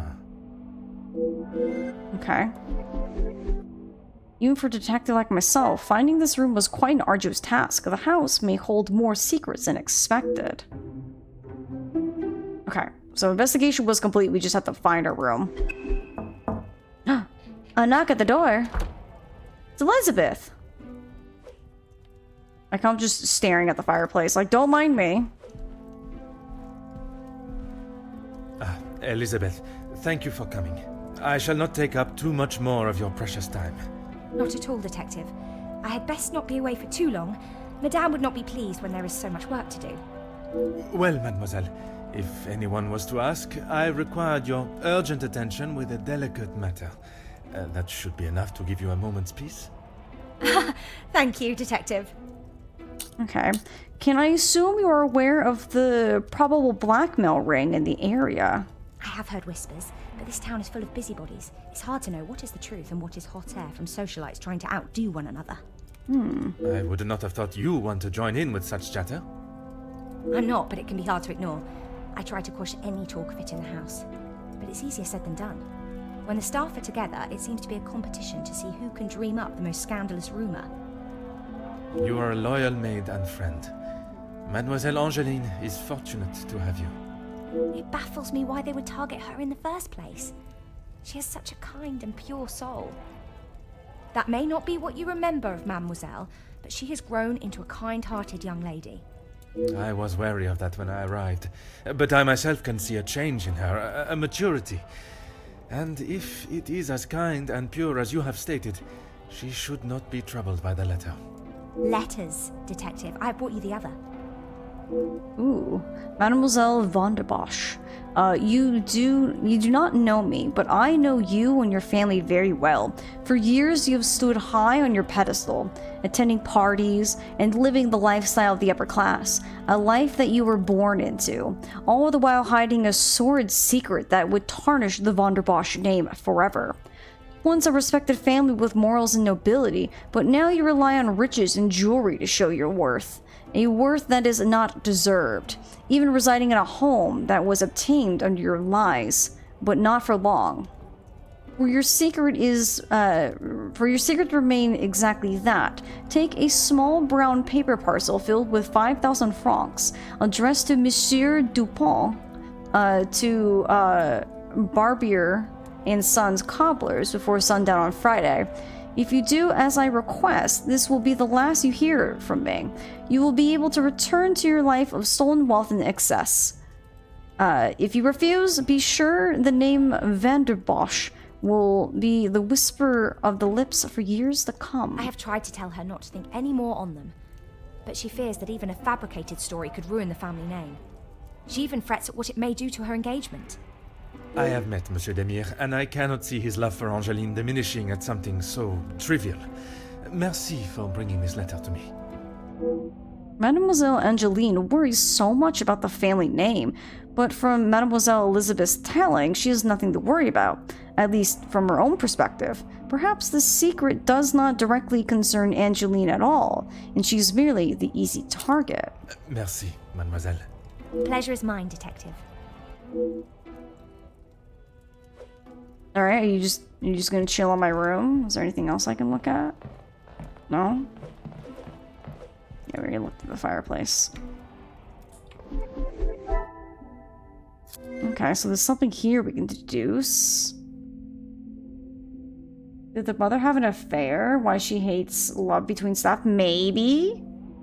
Or maybe her father's not who she says he is. His name sounds so good, and I've only been here for 10 minutes, but I'm so tired and it's so late here. We'll definitely watch more of this stream later. Oh, for sure, Renee. Get some good sleep. It's definitely very good. I highly recommend it. Let's see. So we have Blackmailer wishes family to leave the manor, and Blackmailer wishes family to suffer.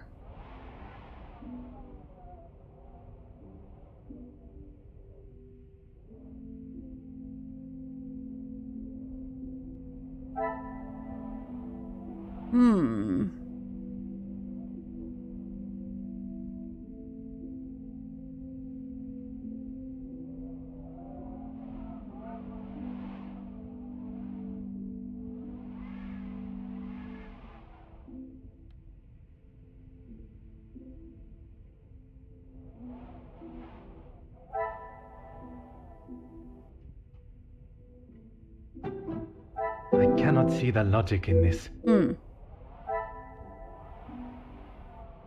these go together? Order and method.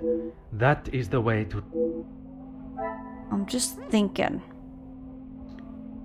So we know the pen's ornamental.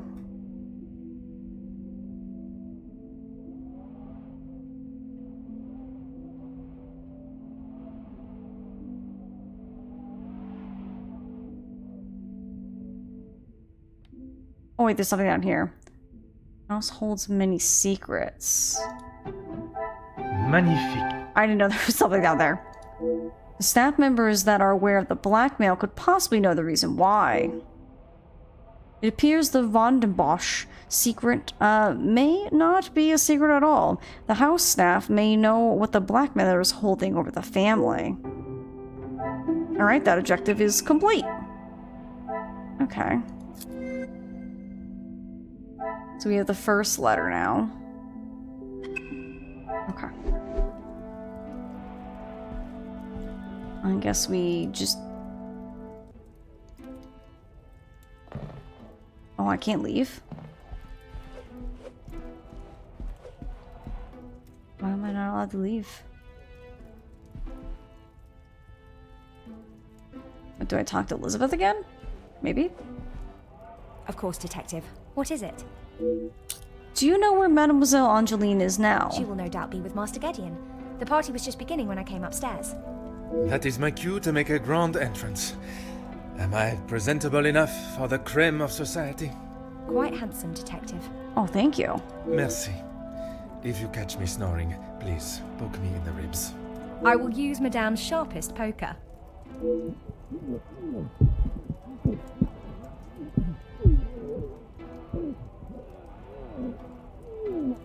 What is going on outside? It sounds as though someone else may have already been poked. Oh, so that's chapter 1. Oh. I didn't think... Oh, they were fighting! Chapter 2, the altercation.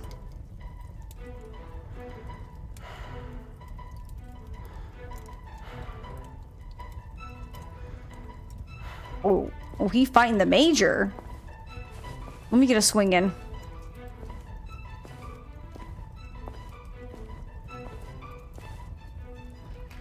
Ladies and gentlemen, please, if you would be so kind to return to the party.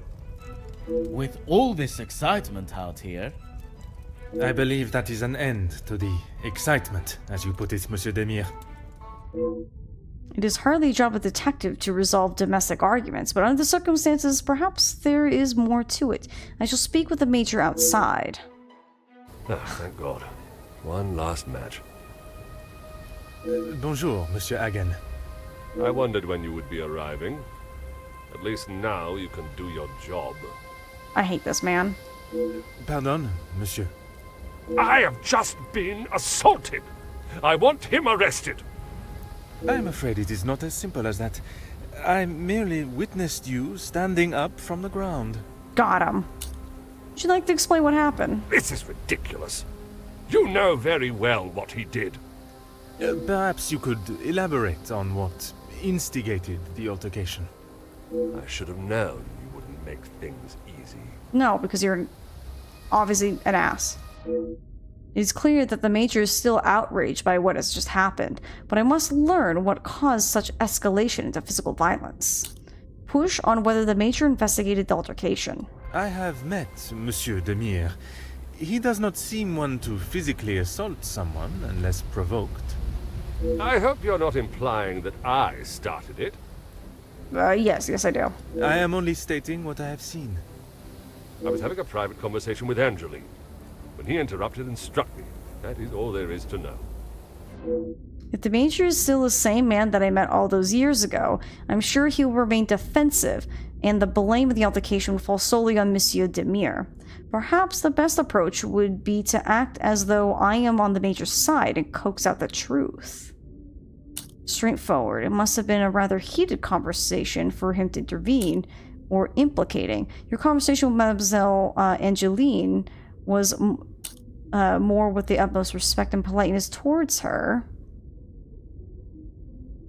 I don't know which one would be better.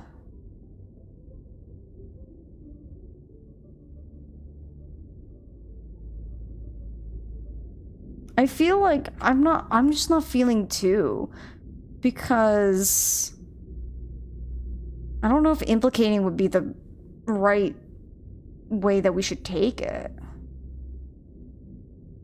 One is more the Poirot than two. I just feel like two, we would just be too hostile towards him because it's implicating. I feel like one might be a better choice here. Let's try it. The content of my conversation is not your concern. What should be is that a man has been physically assaulted in his own home. What do you mean? Do you live here? I understood this to be Nemozine House, the Vanden Bosch residence. Am I mistaken? And I reside here. My home is not what is being questioned right now. Sir, are you involved with Madame van der Bosch? You have grown rather close with the Vanden Bosch family, it seems. What has my relationship with the family got to do with anything? Why are you even here, officer? Detective. And I was invited by Mademoiselle Angeline, personally. Seems to be mistake after mistake with that girl. I want to punch this man so hard. So we can do agreeable. Do you think she has made a mistake in agreeing to marry Monsieur Demire? Or suggestive? There must be a reason for your animosity towards Monsieur Demire.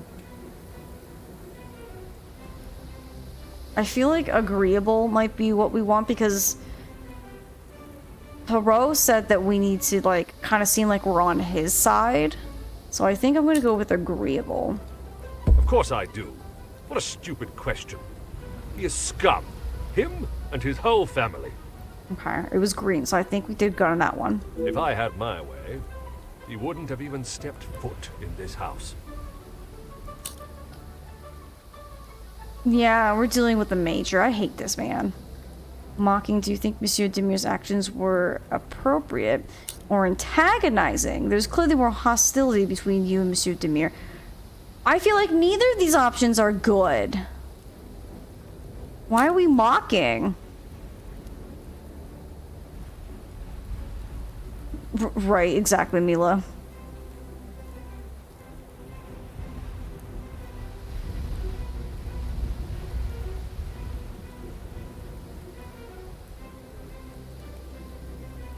I want to go with this one.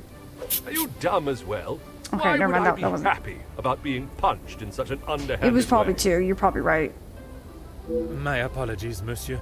Perhaps I had not worded my question appropriately. I feel like neither of those were Do going to you be good, feel though. that Monsieur Demire had reason enough in his eyes to act as he did? To act as he did? He assaulted me! What planet are you living on? Useless, once again. I don't know why I should be surprised. Feel free to return to the party. Dang it. Leave me to my cigar. I'm afraid my feelings towards the Major may have gotten the better to me with such hostile questioning. I have met Monsieur Demire. He does not seem Oh, we get to one redo it. Okay, physically cool. So assault it's not a game someone where unless like we provoked. always have to get the correct answers. Okay. I hope you're... I So am we'll only- just kind of I was skip having through a this one. private So we... conversation with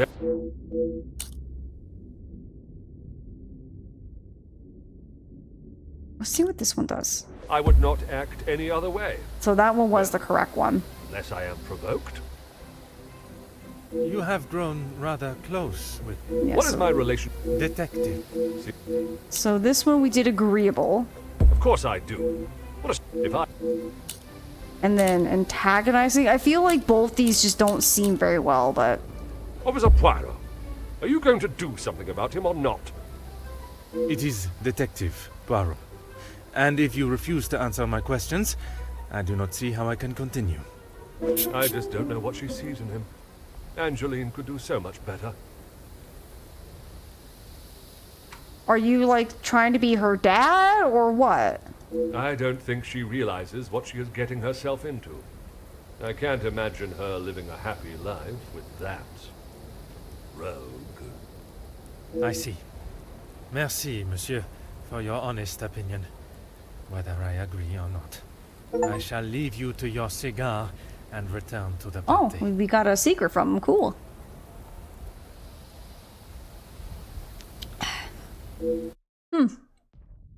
It is not often such a violent altercation happens at a celebration such as this. I should investigate why it began. Alright, new mind map. This party is already filled with more drama than most, and it has barely begun. I was requested here to find the blackmailer, but perhaps the altercation is connected somehow. Okay. Where can I go? Oh, we can talk to Archibald. Monsieur Sterling, I trust the preparations are progressing since our last meeting. Please, Detective. Archibald is fine. Everything is in order now. Are you ready to join the party? You are head butler of this house. It is a position that warrants respect, and I shall continue to give it, Monsieur Sterling. And I must admit, it is the smell from the kitchen that has my attention more than the party itself. Rehana is quite the cook, but it will still be some time. Maybe you'd like to enjoy a drink while you wait. Some of the guests are already in the salon to your left. And the remaining guests are in the library on the first floor. Okay. I will be sure to explore both. Merci. Do this evening's plans fall under any sort of schedule? Dinner will be served in the dining room, but the rest of the evening is yours to enjoy. You have all certainly been working hard, it seems. Very hard. The lady of the house wanted everything a certain way, and that's how it was to be done. You do not want to interject in the altercation between Monsieur Demure and the Major? It is my responsibility to look after the house and staff, not to resolve petty disputes. I cannot imagine he will be in any mood to attend the party. He often has a cigar to calm down, and if that doesn't relax him, that temperature outside surely will. Merci. You have been most helpful. Okay, we got a new mind map as well. It's time I met my fellow guests of the party. They all have a connection to the family in some respect, and although they are here to join in the celebrations, perhaps one of them has a more sinister motive. Okie doke. Let's go to the salon.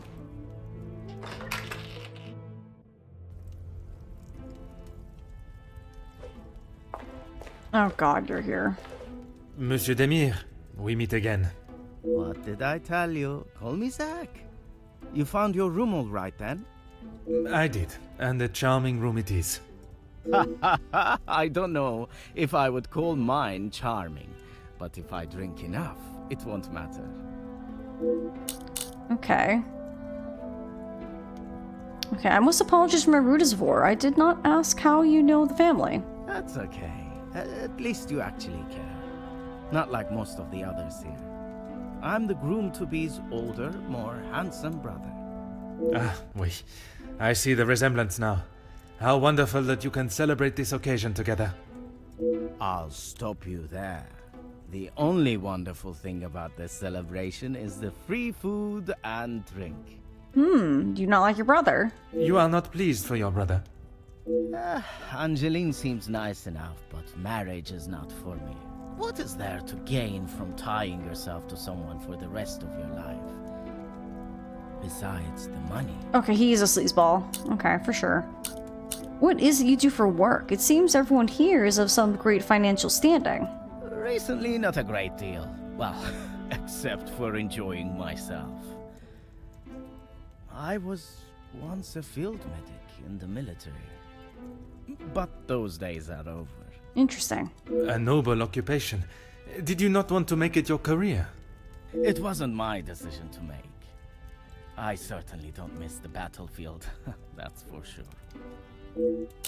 I am hesitant to ask, but how is your brother after the altercation with the Major? I'm sure he's fine. You don't need to worry about him. Always the knight in shining armor. Riding in to save the day. Saving the day from who, exactly?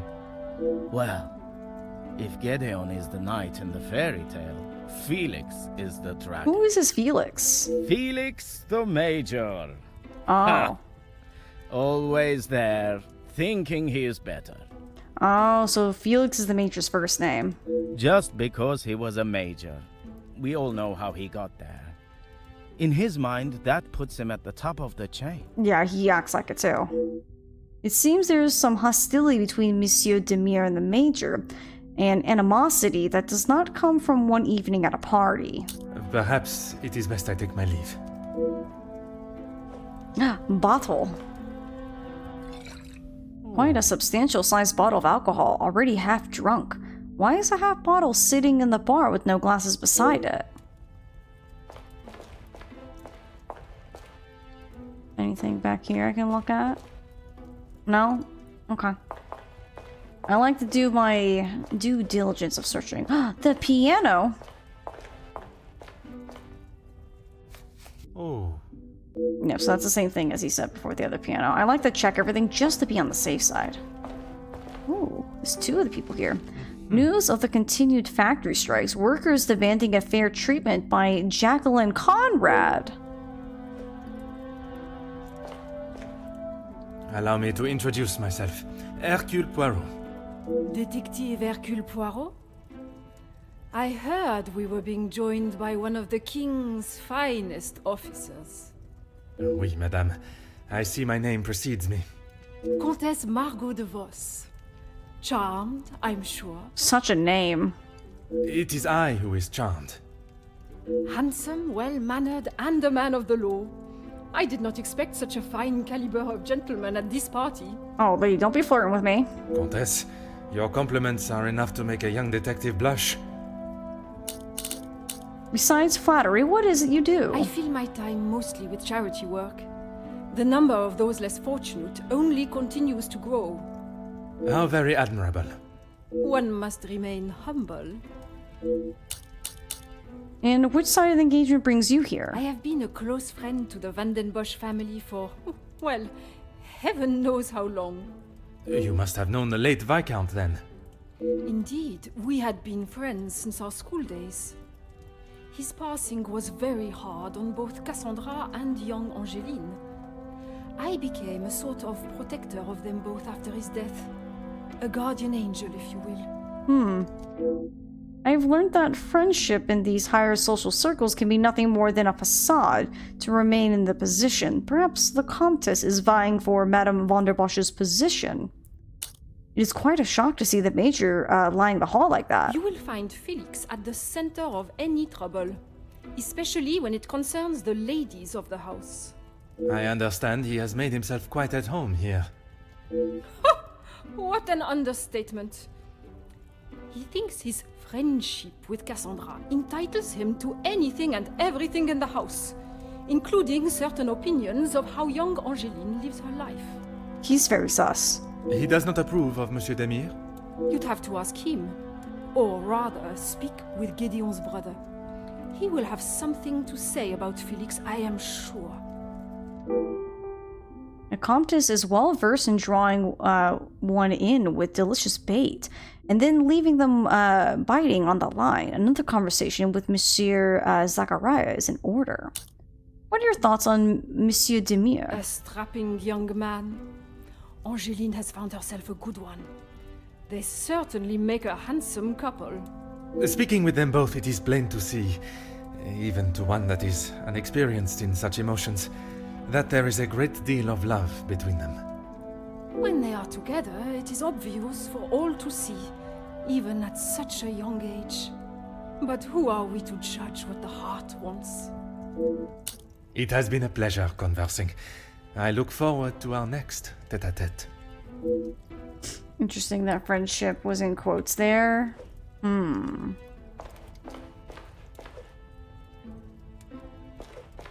looking for anything. Another window! Oh. Alright, yeah, same thing. Oh, would you look who it is? Madame Vandenbosch, congratulations are in order on your daughter's engagement. Thank you. And you are? How do you not remember me? Detective Poirot. I'm sorry, the name eludes me. I hate this woman. That day at the Vanderbosch house has stayed with me. It opened my eyes to the unjust treatment of the working class, and it has been a driving force in becoming the detective I am today. And yet, I have barely been a second thought to her. Once Officer Poirot, I investigated your daughter's missing bracelet. Oh, it's you. There is no missing jewelry here today, so we are really not in need of your services. I am here on a rather more pressing... I know why you are here, officer. Detective, whatever you are now. Please, just get on with it. I hate this woman. Detective. And I promise not to keep you too long. Let's see. I understand the altercation earlier began with an argument between the Major and Mademoiselle Angeline? Angeline is her own woman now. She can fight her own battles. She does not need her husband to be stepping in. And what battles would they be? Nothing that concerns you, detective. I think it does. I'm not sure what I expected asking Madame Vandenbosch about private matters. I understand that the Major is not fond of Angeline's husband-to-be. You can make whatever assumptions you wish. Based on several accounts, it seems as though the Major has a certain level of disdain for him and his brother. Felix is merely protecting both my daughter and the Vandenbosch name. Protecting them from what exactly? That is a question best asked to them. You must be elated at the news of Mademoiselle Angeline's engagement. Gideon is a fine, educated young man from a well-respected family. All important when considering a new son-in-law.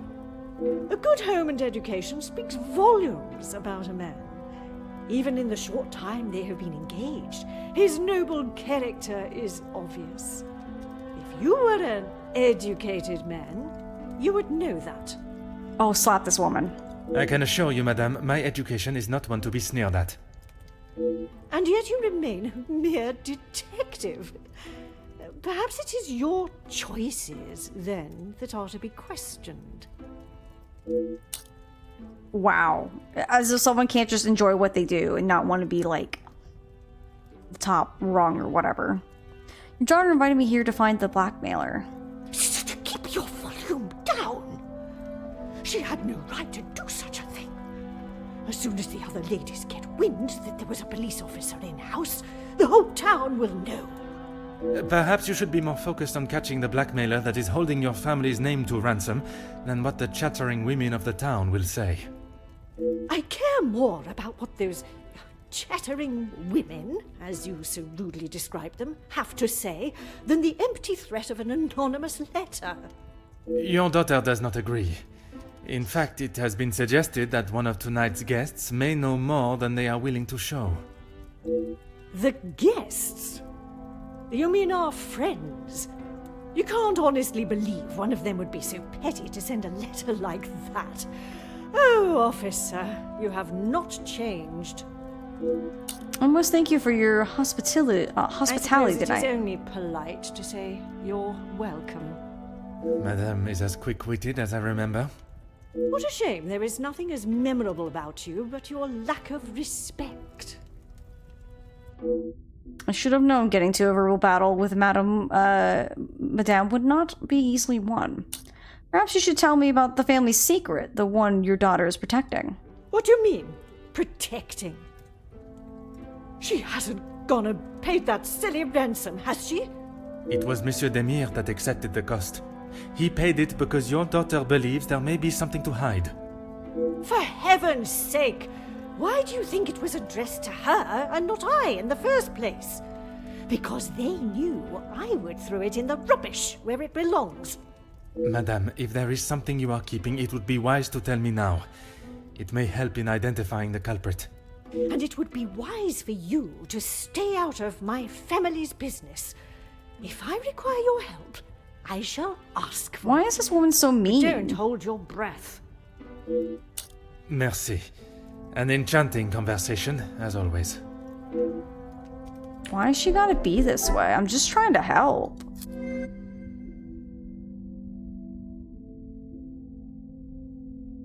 Different status. Gideon's looking forward to the family fortune.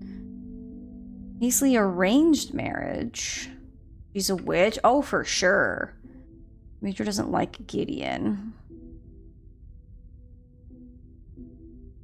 Major wanted to calm down.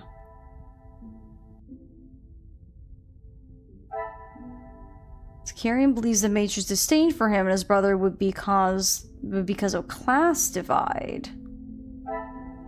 The relationship has been rather short. I hope they are ready for their impending commitment. Let's see. Keen to avoid the argument.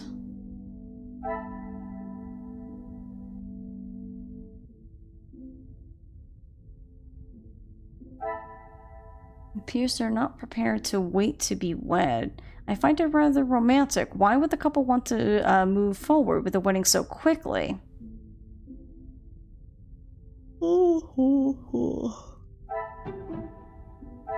Is there something I am not seeing?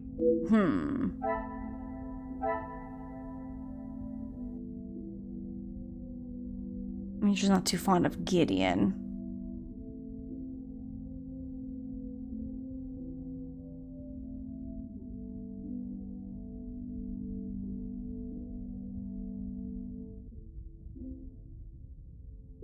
Well, I gotta talk to him anyways, so... Fire away, detective. I get the feeling you do not have much fondness for the Major. The major pain in the ass. Why should I? It doesn't take a detective to work out the sort of man he really is. You must have seen it, right? I have my own history with the Major, but that is a story best not told. I think it's a story best told now. It can't be any worse than what he did to us during the war. You fought together in the war? We were on opposing sides. I have stumbled upon a delicate subject. It may be best to avoid it altogether. The subject of war is a difficult topic for everyone. Perhaps it is best to discuss something else. If you had seen what I have, what he has done, you wouldn't side with him. I am taking no sides, monsieur. It is just not conversation fit for a party.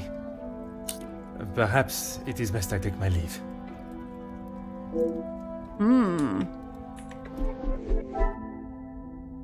So now we got two things we can branch off of. Neither brothers seem particularly fond of the Major. I'm beginning to see a pattern. What is Felix's true thoughts of the brothers?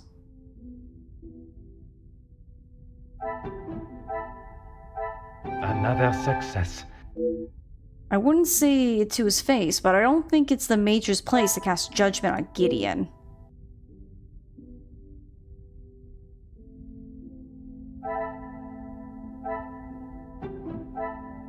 pieces of the puzzle are finally coming together. Monsieur Gideon could be marrying into the family purely for financial gain. Okay. So there's still more here. But we're done with all those tasks for now.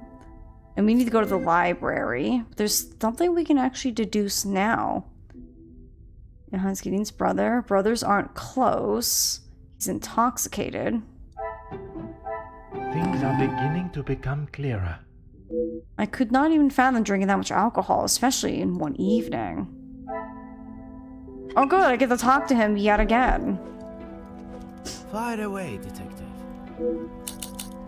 I don't mean to dampen the celebrations, but would you like me to fetch you a glass of water? I have a drink, but thanks anyway.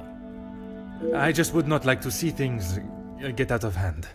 Don't you worry about me. I've got it covered.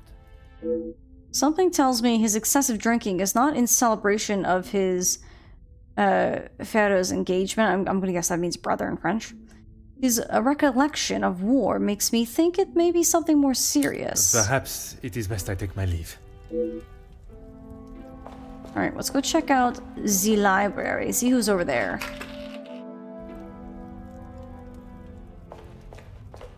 That's the dining room. He said it's on the first floor? Where is it then? Oh, wait.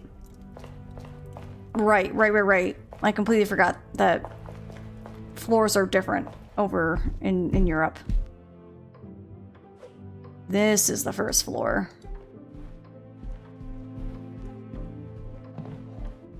Yeah, because they have ground floor and then first floor.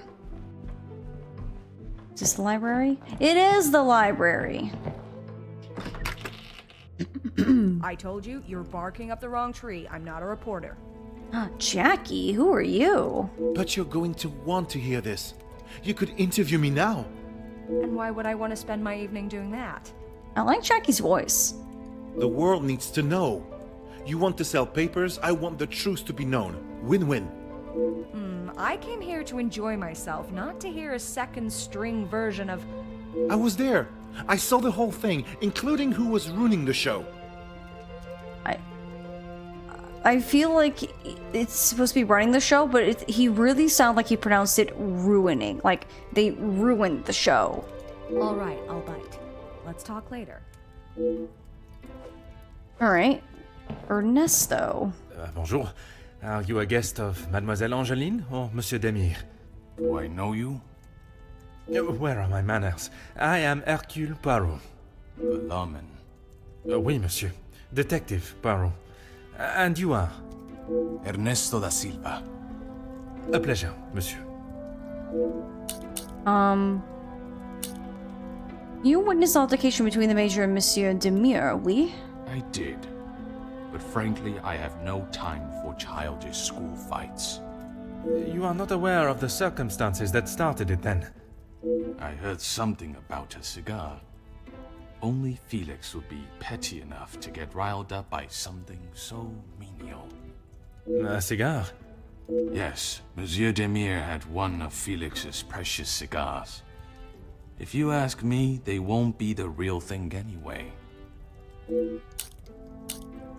I would not expect two children to act that way, let alone two supposed distinguished gentlemen. Distinguished gentlemen?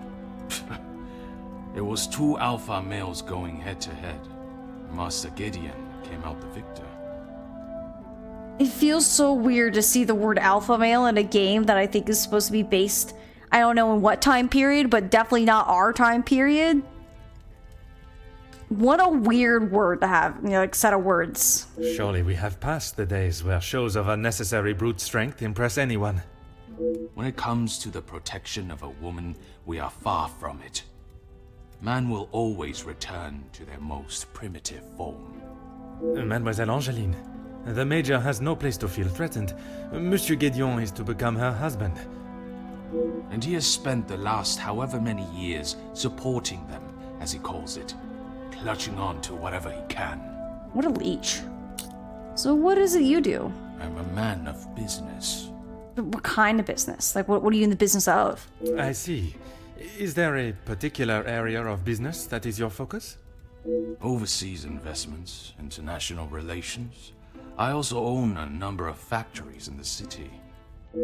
A man of few words. This may become more like drawing blood from a stone than a back and forth conversation. Très bien. Monsieur has many talents. Am I right in thinking the late Viscount was involved in such business affairs? We work together as partners, yes.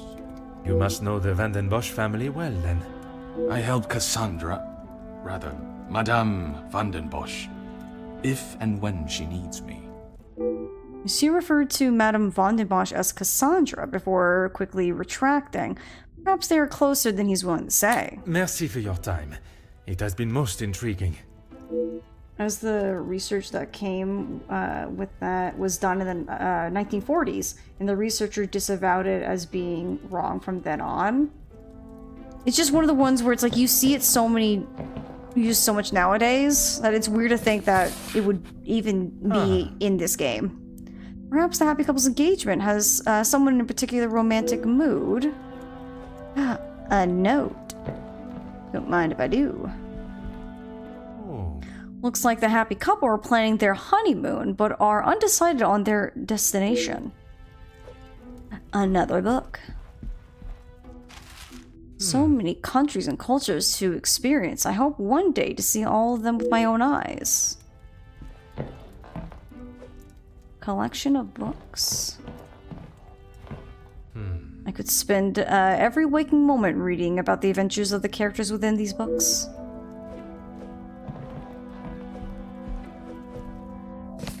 There are enough mysteries in this house without being distracted by a fictional one. It's a mystery novel. The fireplace.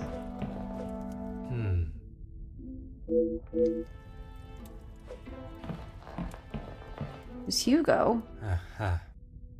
If I had a love of my own to declare, I would surely take inspiration from them.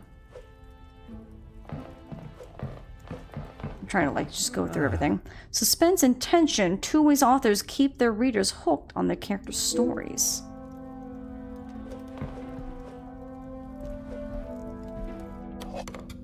I have often found myself thinking on the prospect of traveling, perhaps one day. It looks quite valuable and delicate. I shall resist the temptation to inspect it any further. It looks quite valuable and delicate. Okay. Pretty much the same thing. Another book. Madame must have a great interest in religious saints to have such materials on them.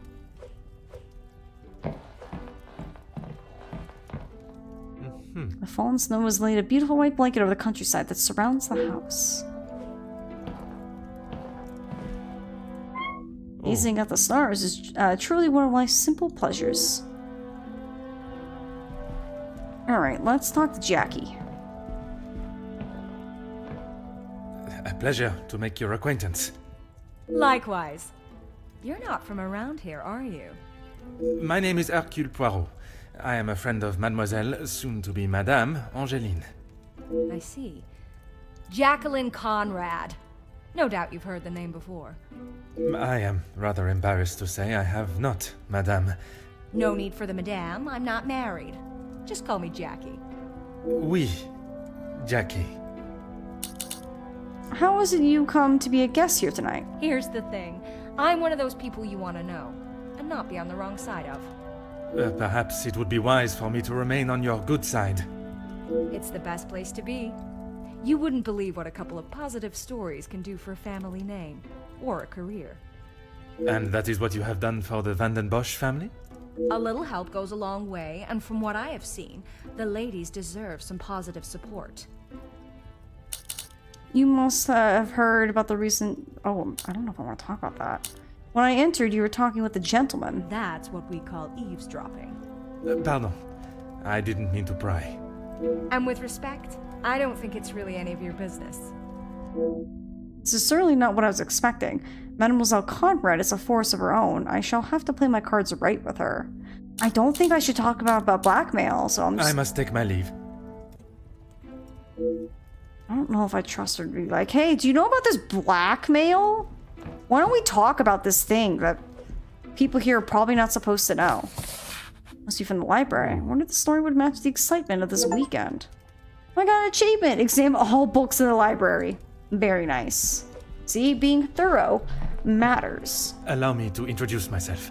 Hercule Poirot. Hugo Beckers. A pleasure. I hope I am not disturbing you. I often find myself at a loose end at parties such as these. I've never been referred to as a loose end before, but it is always good to make a new acquaintance. Okay.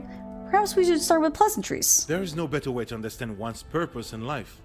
I stand up for the workers that cannot do it themselves. You work with a union? Union leader, well, that is my formal title. But I see myself as more than just that. So much more. I am the face of the people. A voice in the void when there is none. Very spirited. You have quite the way with words. In my line of work, it is essential. Some fight with their fists, but I believe words are the ultimate weapon. Wonder if there is an achievement for looking at all fireplaces. If so, you missed the one downstairs in the parlor. Downstairs in the parlor. Oh, you talking the one that's by the bear statues? I'm pretty sure we looked at it. I don't know if there's an achievement for it. Is it the Demir or the Vanderbosch name that brings you here? I have been working with Gideon for quite some time. We are doing great things together. I was not aware he was part of the union. Well, he's not exactly. But he is an ally in the battle we face. Without his support, our uphill struggle would surely be a climb. Hopefully my talks with De Silva will help him see the light. When you went in the room and talked with the lady friend, you passed by the fireplace? Lady friend? Trying to think. I walked in upon your heated discussion, shall we say, with Mademoiselle Conrad earlier. I don't know what you think you heard, but it was a private matter, and I appreciate if you kept it to yourself. I can assure you, Monsieur Beckers, your conversation is exactly that. Yours. Then maybe we should just leave it there. There's something more to that conversation. If there's nothing to hide, why are both parties so hesitant to elaborate? Perhaps now is not the time to press on it. Merci. If I find myself at a loss again, I shall certainly return. Okay. Let's do some deducing.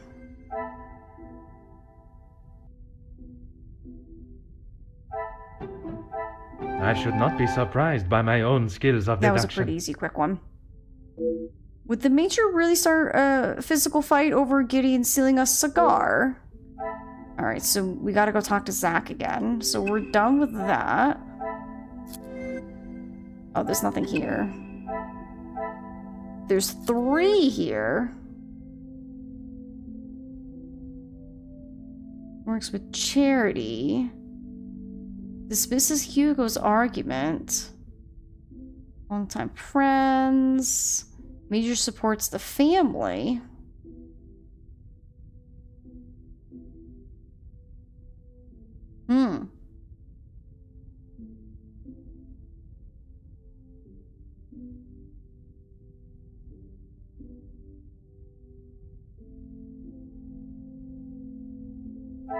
Let's see, what can we really work with?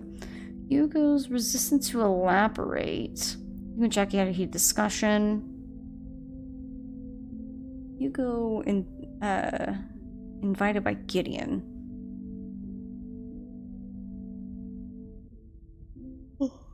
You. He's repressing something.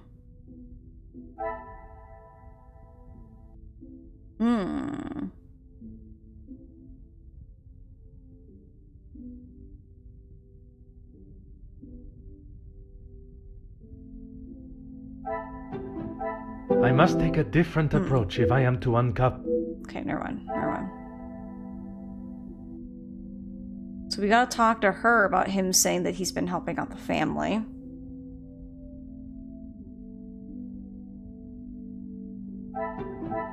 Some would say a lucky guess. Ooh, make 50 deductions. I would say a moment of genius. I should revisit this argument. Something does not feel right about their joint secrecy.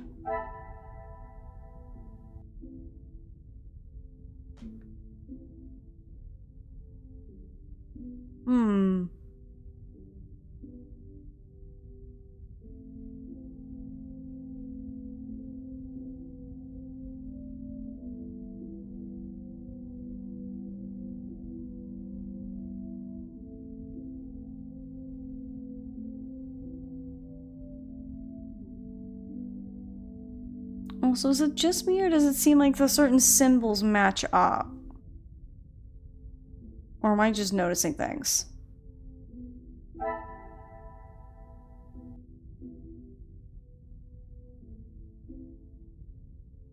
Because, like, I guess maybe it's just because these speech bubbles work together. Ernesto and Major are helping the family. We can try it. What a revelation. Okay, so it has something to do with the matching symbols. It's just some of them kind of are.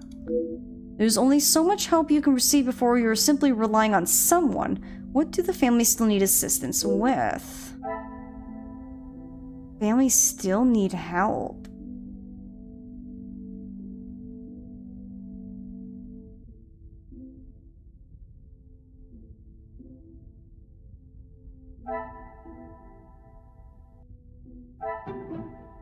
Come, my little grey cells. So they still need help. So there's one more thing that we can combine. So you know what? We need to go talk to however you say her name.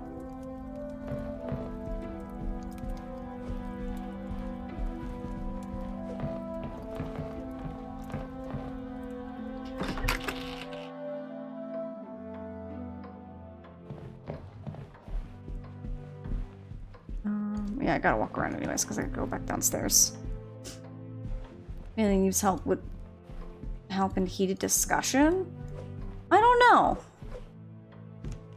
Let's go talk to her, see what she sees if we get another thing. Ooh, a pamphlet. That I didn't think this was here. Some information regarding a shelter for women coming from troubled homes and backgrounds. Oh, and he's gone.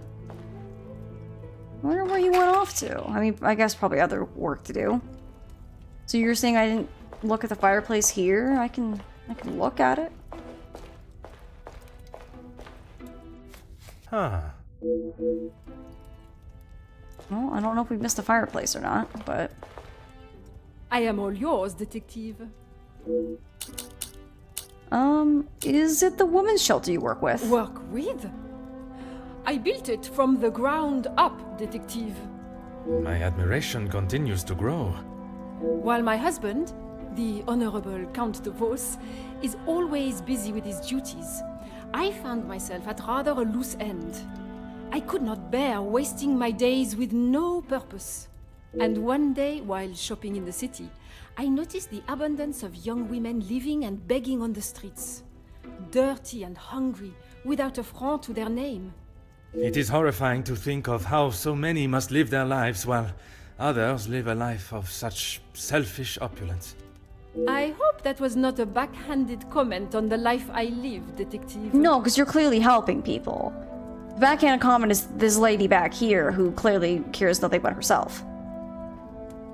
Far from it, Countess. You are using your wealth to better the lives of the less fortunate. It is commendable work you do. It is, isn't it? The work the Comtesse is doing will go a long way to improve the lives of those who need it so badly.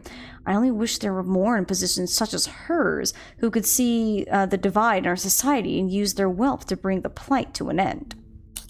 Monsieur de Silva claimed he helped Madame van den Bosch when required. He would say that. I mean, financially, yes. But what else does that man have to offer? I cannot imagine Madame van den Bosch would be one to request financial help. After Edwin, the Viscount, died, the family was left in a rather unfavorable position. She wasn't requesting, chérie. She was begging. I see. Let's just keep that between us. It's a rather sore subject for her. Okay. It didn't take much for Comtesse to reveal private matters of the madam's business. I'm not so sure I'd be willing to divulge any information to her. She's probably a socialite that likes to talk to people It has and been gossip. a pleasure conversing. I look forward to our next tete-a-tete.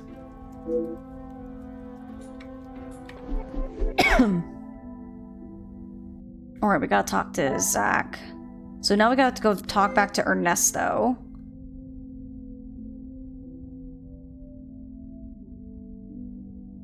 Yeah, so we got the pamphlet. We did talk to her about it. She looks out for others. This will not get me any closer to... Alright. So you were thinking family still needs help in heated discussion.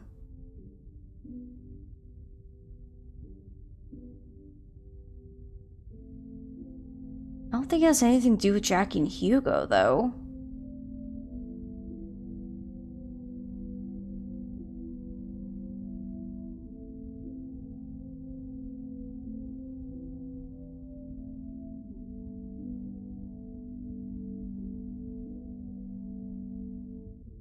I feel like there's gonna be something over here on this side.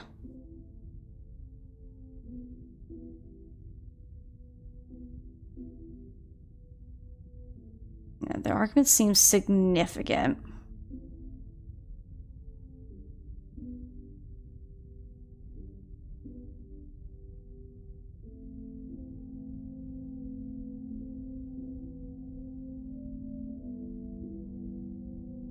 Argument is still...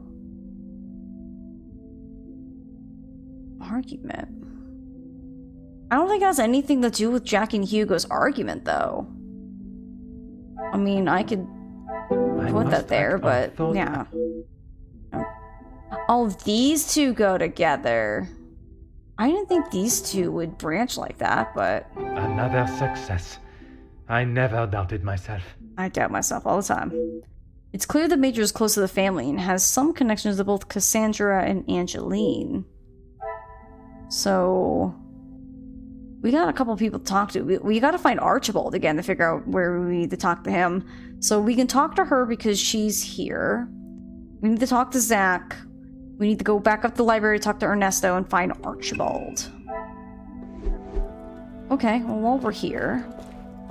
Zach, my man, got a question for you. Fire away, detective.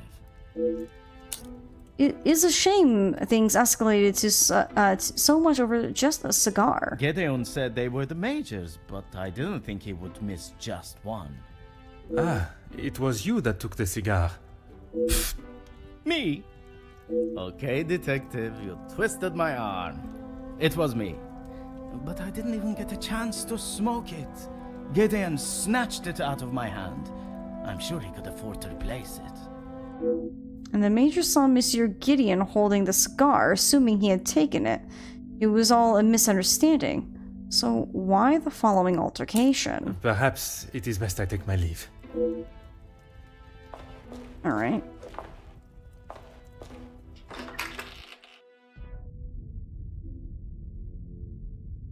Monsieur Sterling is talking on the phone, almost too loud to ignore. Vandenbosch residence, how may I help you? Yes, of course. Please hold for one moment. Sir? Yes, a call for you. Shall I direct it straight through to you in the study now? Very good, sir.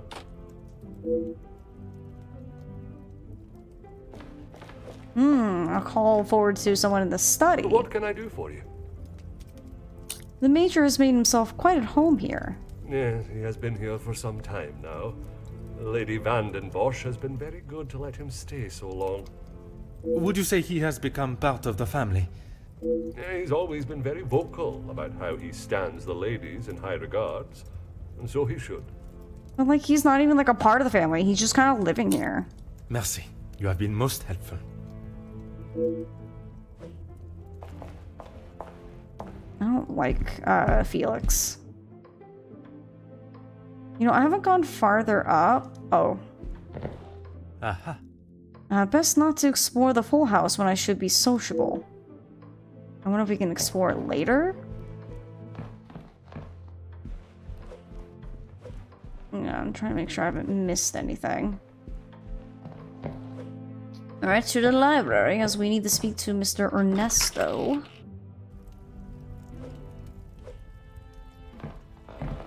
Is there something else you need?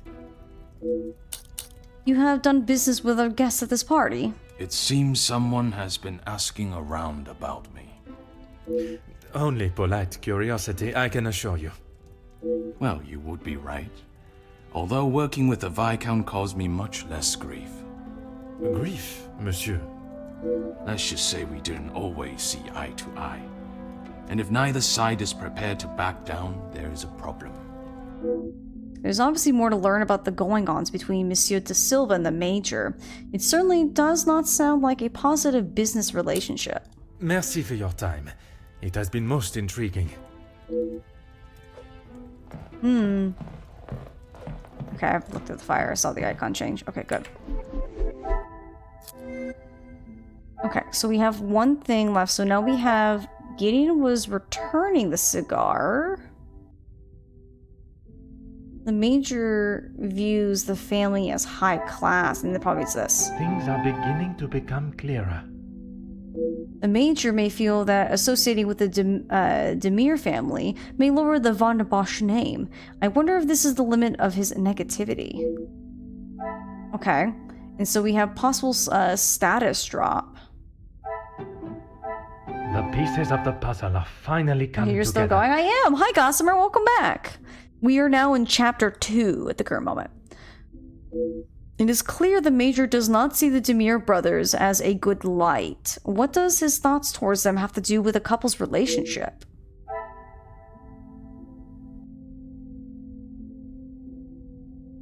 The Major thinks the Demirs are bad for the family, and the Major intended to warn Angeline. I should not be surprised by my own skills of deduction. The Major clearly doesn't want the wedding to go ahead. Monsieur Gideon's reason for punching the Major was perhaps valid for learning of the reason he is against the wedding. Objective complete. Very nice. Okay. So we gotta go talk to her again? Oh my goodness.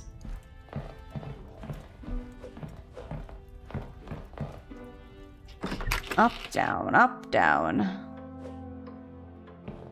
I really wonder what that phone call was, because they said the study. But I don't know of a room that we have found that's not the study. I want to go to the dining room. I want some food. I'm hungry. Yeah, we can't go to the dining room.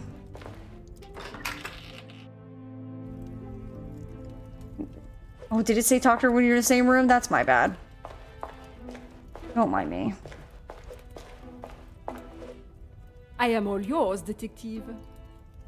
You mentioned the madam's friendship with the Major. You are quite inquisitive, aren't you? I believe it is called small talk. There is small talk, and there is prying. I assure you that is not my intention.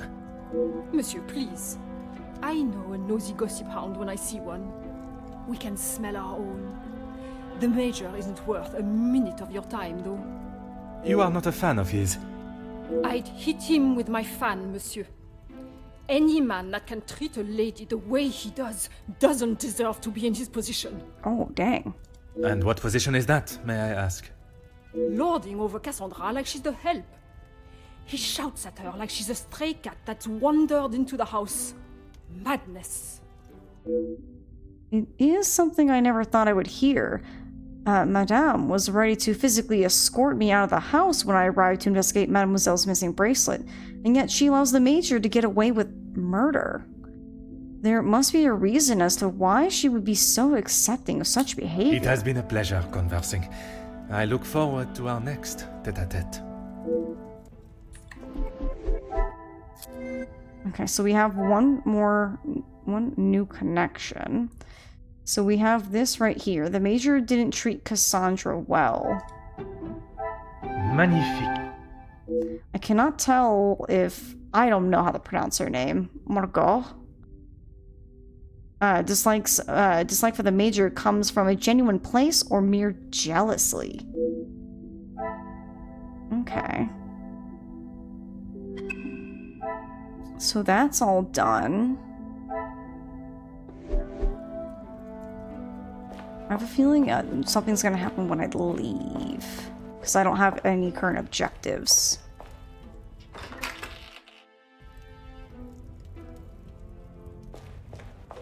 No. Oh. The area does not pertain to my current investigations. Okay. I have a feeling I might have to talk to that one lady. Ooh, a note. I don't remember this note being here.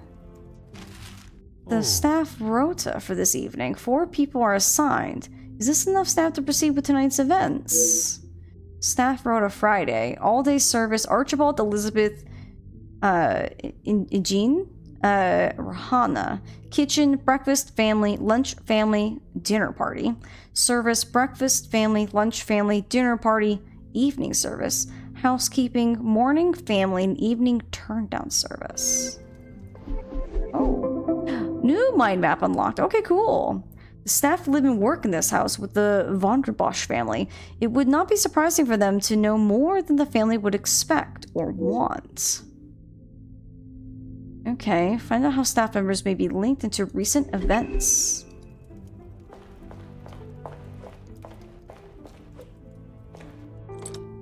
Locked. I would have thought with such a tight schedule I'd find at least one staff member here.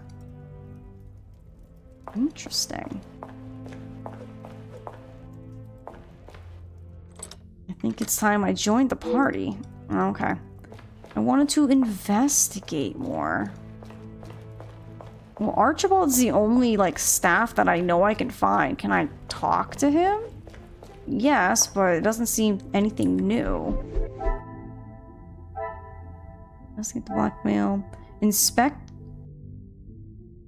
the butler's pantry, but I can't get in there. Yeah. It just said it's locked. Oh, never mind. Okay. Oh. So it is locked. So I guess maybe we'll have to deal with that later.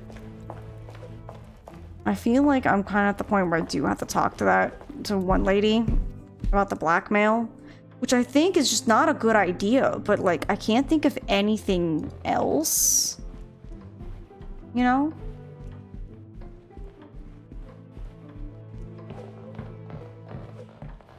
Because like that's the only conversation I haven't fully,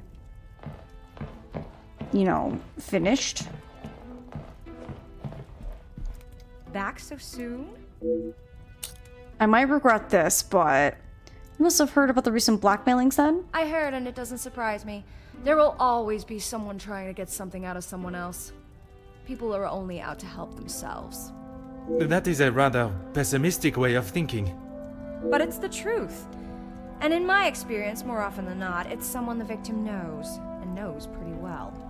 You make me question those I consider friends. And maybe you should. If you have something you don't want the world knowing, just keep it to yourself. It may be the nature of her work, but she lacks any sense of compassion for those who may fall victim to such betrayal. I must take my leave. Okay. So that wasn't actually as bad as I thought it would be. I think that was like the last thing I was missing. So, Jackie's blackmailer theory.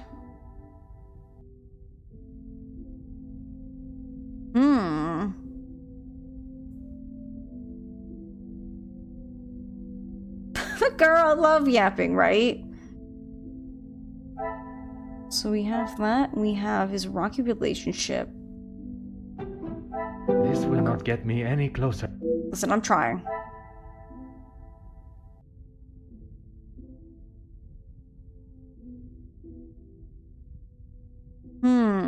What would go somewhere?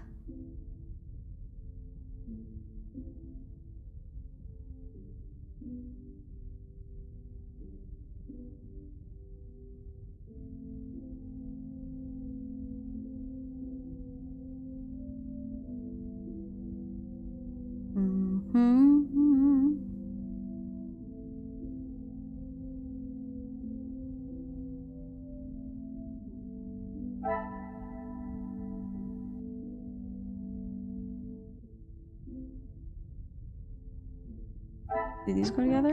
I cannot No. see the logic in this. I mean, I can. She doesn't like him. Neither do I.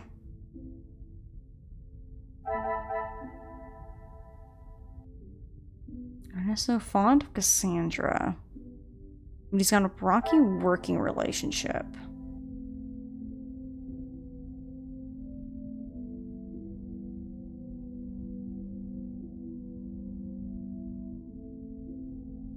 Major's very close to the family. He is. Are you thinking blackmail theory, or do you thinking? Yeah, you know what? I'll go with it. Things are beginning to become clearer. Good thinking, Ryua. There is a chance the Major's involved in blackmail somehow. What is the extent of Felix's possible involvement? Okay.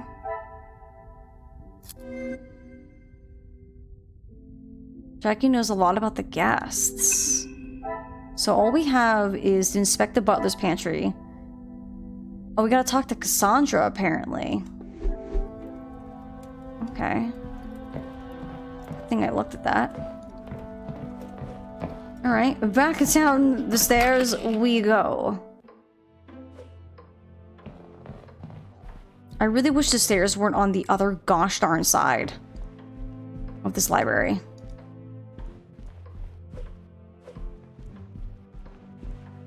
These stairs are most inconvenient.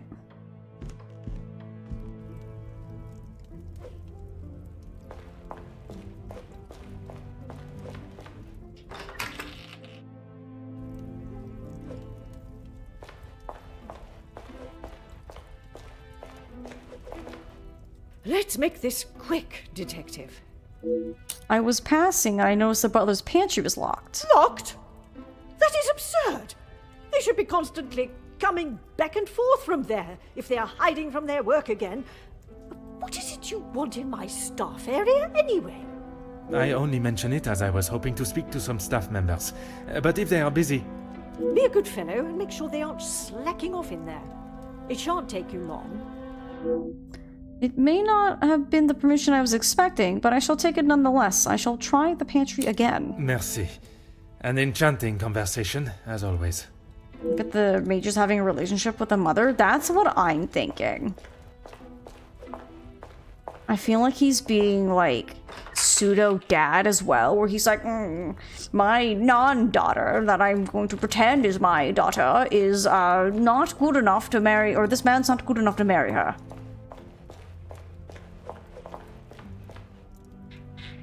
I like how it was locked, and now all of a sudden it's not locked. Unlocked. I must have caught a staff member at the right time. We haven't met this person yet. Bonjour, mademoiselle. Oh, monsieur, you startled me. It was not my intention, mademoiselle. I was hoping to talk with a member of the staff. You are the detective? I am Detective Hercule Poirot. I only intend to take up a moment of your time. Madame Van der Bosch will be very hungry if she knows I'm standing talking. Allow me to worry about madame. Forgive me, I did not get your name. Inga Frank, detective. From the Norse god of peace and fertility. A most beautiful name. Merci. It was my grand-mère. You have all been working very hard this evening. Oui, detective. Madame was very clear on what was to be prepared for today. Well, everything looks exquisite, but if I may be blunt, would you not benefit from some more hands? Monsieur Archie knows how busy we are, especially in the kitchen. I hate when I have to run service. Merci, mademoiselle. I shall leave you to your work. Oh, that note's gone. Ooh, a photograph. That wasn't there before. A photo showing 7 members of staff. The house would surely run like clockwork with so many.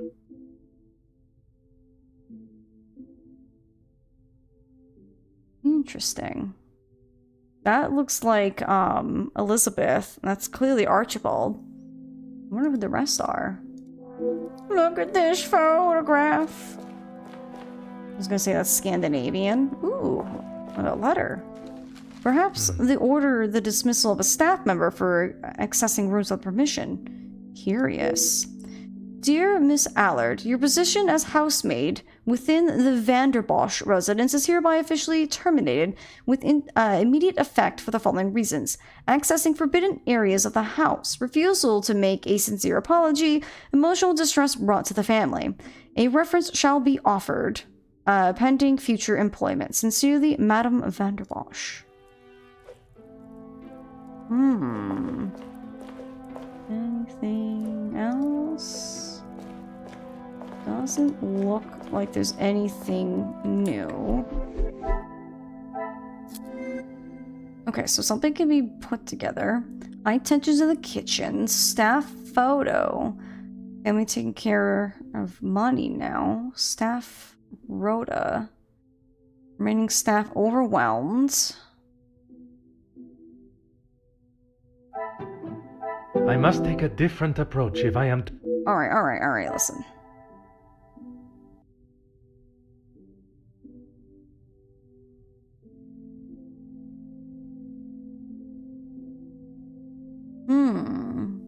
There's one connection we can make. There's not a lot that can go here.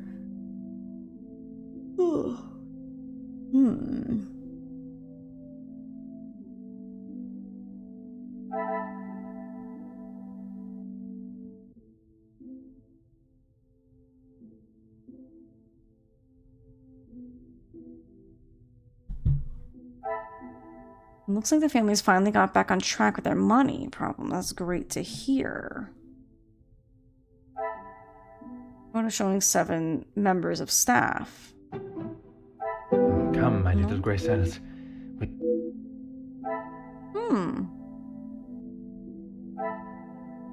The termination papers details that staff were let go for accessing house areas deemed off limits.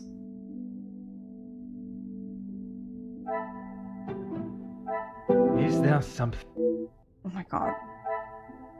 Those 2 things? Oh my gosh. Right. What a revelation. It appears there are a number of staff missing based on the photo and rota. Why could this be? Well, I mean... I sometimes lose the cursor. I must act on thought and fact. No. Insufficient staff. Maybe because their finances... Order and method. That is...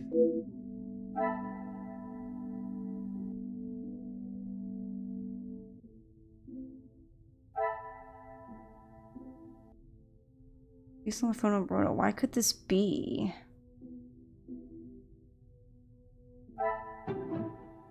Another success. Okay. I never doubted myself. It appears the missing staff were in fact relieved of their duties. Could there be another reason for letting them go? Okay, so we gotta talk to Cassandra, we can talk to Inga while we're here, and then we gotta go talk to Archibald. Okie doke. Oui, détective. I am at your service. Madame has recently fired some members of the staff, though. That is not for me to talk about, detective. If Monsieur Archie found out I had said anything out of turn... I am not asking you to betray your fellow staff or the family. Where are you going? What is said between us remains that way, mademoiselle.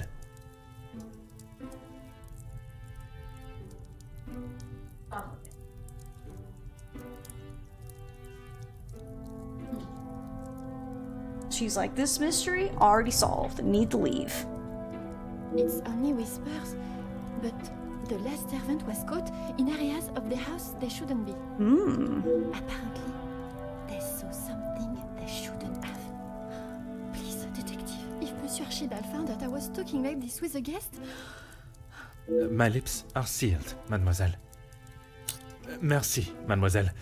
I shall leave you to your work. Okay.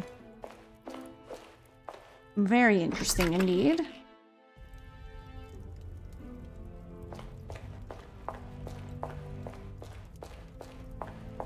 Let's talk to Archibald. What can I do for you? May I be so bold as to ask about the staff at the house? What have they done?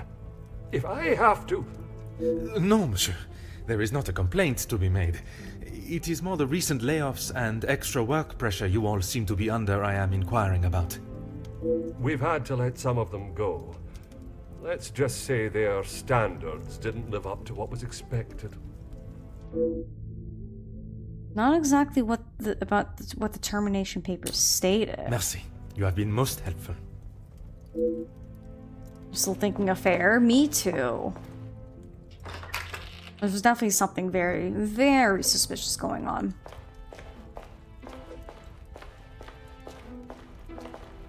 Let's make this quick, Detective. I was hoping to explore the house. The public rooms are not adequate space for you to celebrate my daughter's engagement. Madame, I asked only the limits, as I understand a member of the staff was let go for a similar reason. It would benefit you not to listen to whispers and rumors, officer. They did not produce a satisfactory standard of work. There is nothing more to say. It is detective, madame. And it is just that the termination papers detail the matter and proceed to... Need I remind you again whose house you reside in? She's Merci. definitely hiding something. An enchanting conversation, as always. Enchanting wouldn't be the word I'd use. Okay, so this one we have 3 things that go together now. Staff, no, family is hiding something. Then there's dismissive of forbidden areas. The pieces of the puzzle are finally coming together. There's no doubt there must be a family secret. Can forbidden house areas hold the answer?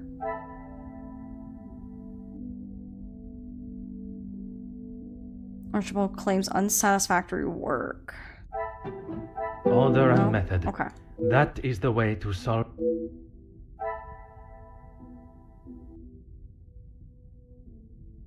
There's 2 more that things go together.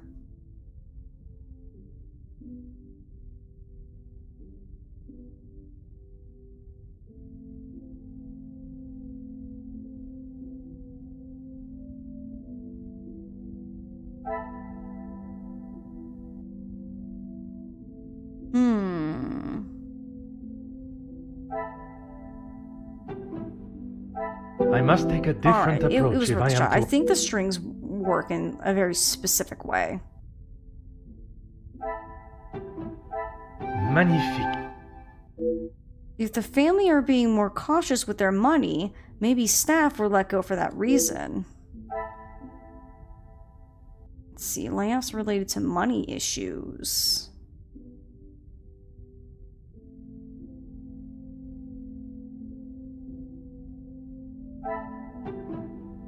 I don't know, we're gonna try that. Okay, I do like how, like, if you click on something, you can already know the ones that you're like, no. Don't try that one again. It is very nice where, you know, like, where...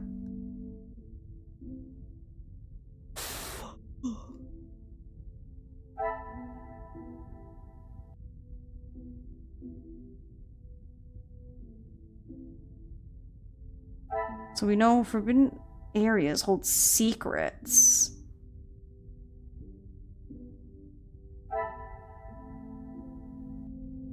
I haven't heard of a kitchen without tension, but this sounds like there's more than usual. Unsatisfactory work to layoffs or money? We can try it. I must act on thought and... No, unfortunately.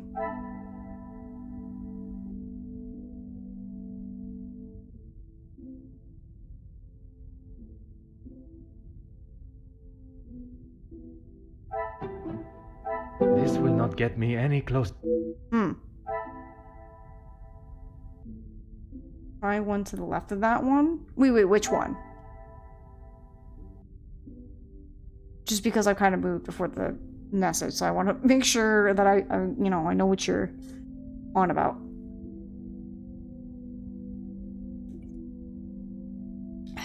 Are we still talking about the...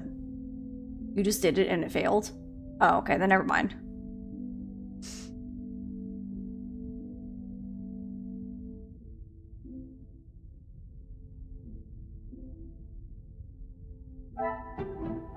Some would say a lucky guess.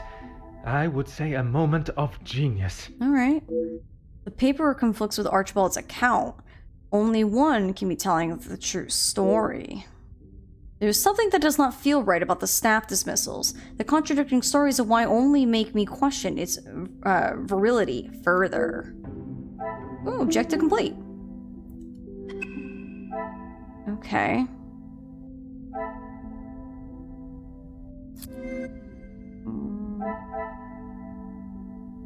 I don't see anything to... Nothing goes together. I'm not seeing any discussion. So let's... So we talked to everyone there.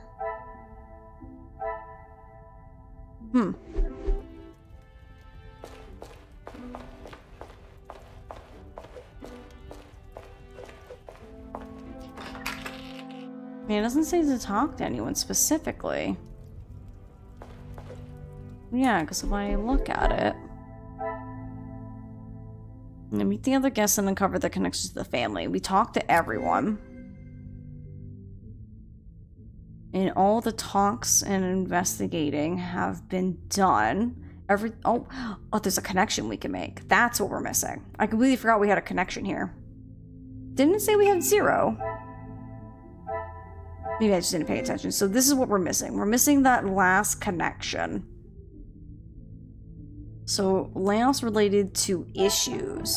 I should not be surprised by my own skills of deduction. There we go. It appeared for a moment at least that the family had organized their financial situation. I'm gonna go talk to Cassandra. Alright, back in I go. Just kidding.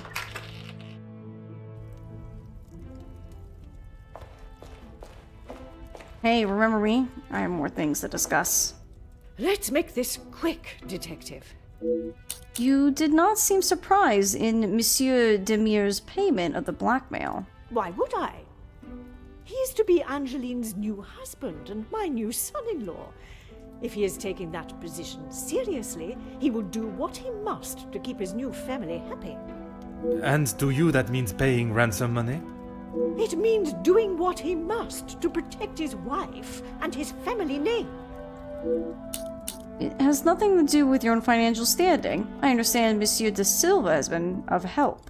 I see you have still not learned any sense of tact or subtlety. I see no reason to beat around the bush, madame. Until you are pricked by a thorn. And until that day, I shall continue with the method that best serves me. Now, Monsieur de Silva. I like Hercule. Or, I guess it's Hercule. He seems like a really fun character. Yes. He has provided some financial support when it has been required. I assume that was the answer you were looking for. Merci. An enchanting conversation, as always. I thought it was only Madame von der Bosch that was so concerned with her appearance to others. Perhaps the Major was of a similar mindset, although I am still not sure how he fits into the family dynamic. Okay, that objective is complete. But there's a new conversation. We gotta go talk to Archibald. Got it. Whatever you say, game. He's one of your favorite detectives ever. He's so, like, I've never dealt with this character, and I've already really liked him. So far, easy 10 out of 10 game. Very good. What can I do for you? The smell from the kitchen is becoming almost too much to bear. Ah, perfect timing. I was about to ask that everyone move through to the dining room. Très bien. Oh, I got an achievement. We completed chapter 2. Yes, Maman. Perhaps Turkey. I would love to see my beloved's homeland. I'm sure we will decide on somewhere. Perhaps where we are both yet to have visited. It was my crowning achievement. I am not so sure you workers would agree. Are you sure? I've definitely seen your face somewhere before. I do not believe there is another that resembles these features, or brains, at least. I've always liked the idea of sailing the West Indies. In that heat? With your complexion? Okay, but you lived in the capital at one time. Oui, mademoiselle. I spent much of my working life there. Maybe sleeping off half a bottle of whiskey. Let us not be so blasé with our opinions, brother. If you ask me. I don't believe anyone did.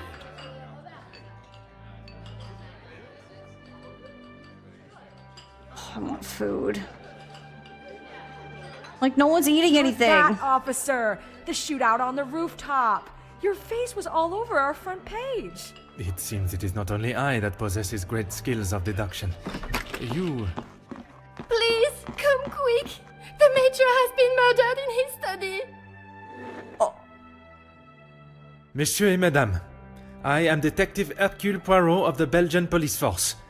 I ask that you all remain calm and in your seats. I shall begin my investigation immediately.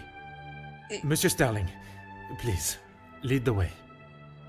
Oh my. A murder! I was kind of thinking, it seemed odd to go into a dinner and there was a murder. I think this might be a good place to stop, just because I don't know how long this chapter is. Or maybe before we... Let me tap out real quick. I'm gonna see how many chapters this game is.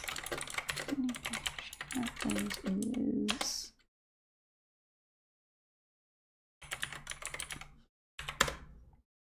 9 chapters. Okay.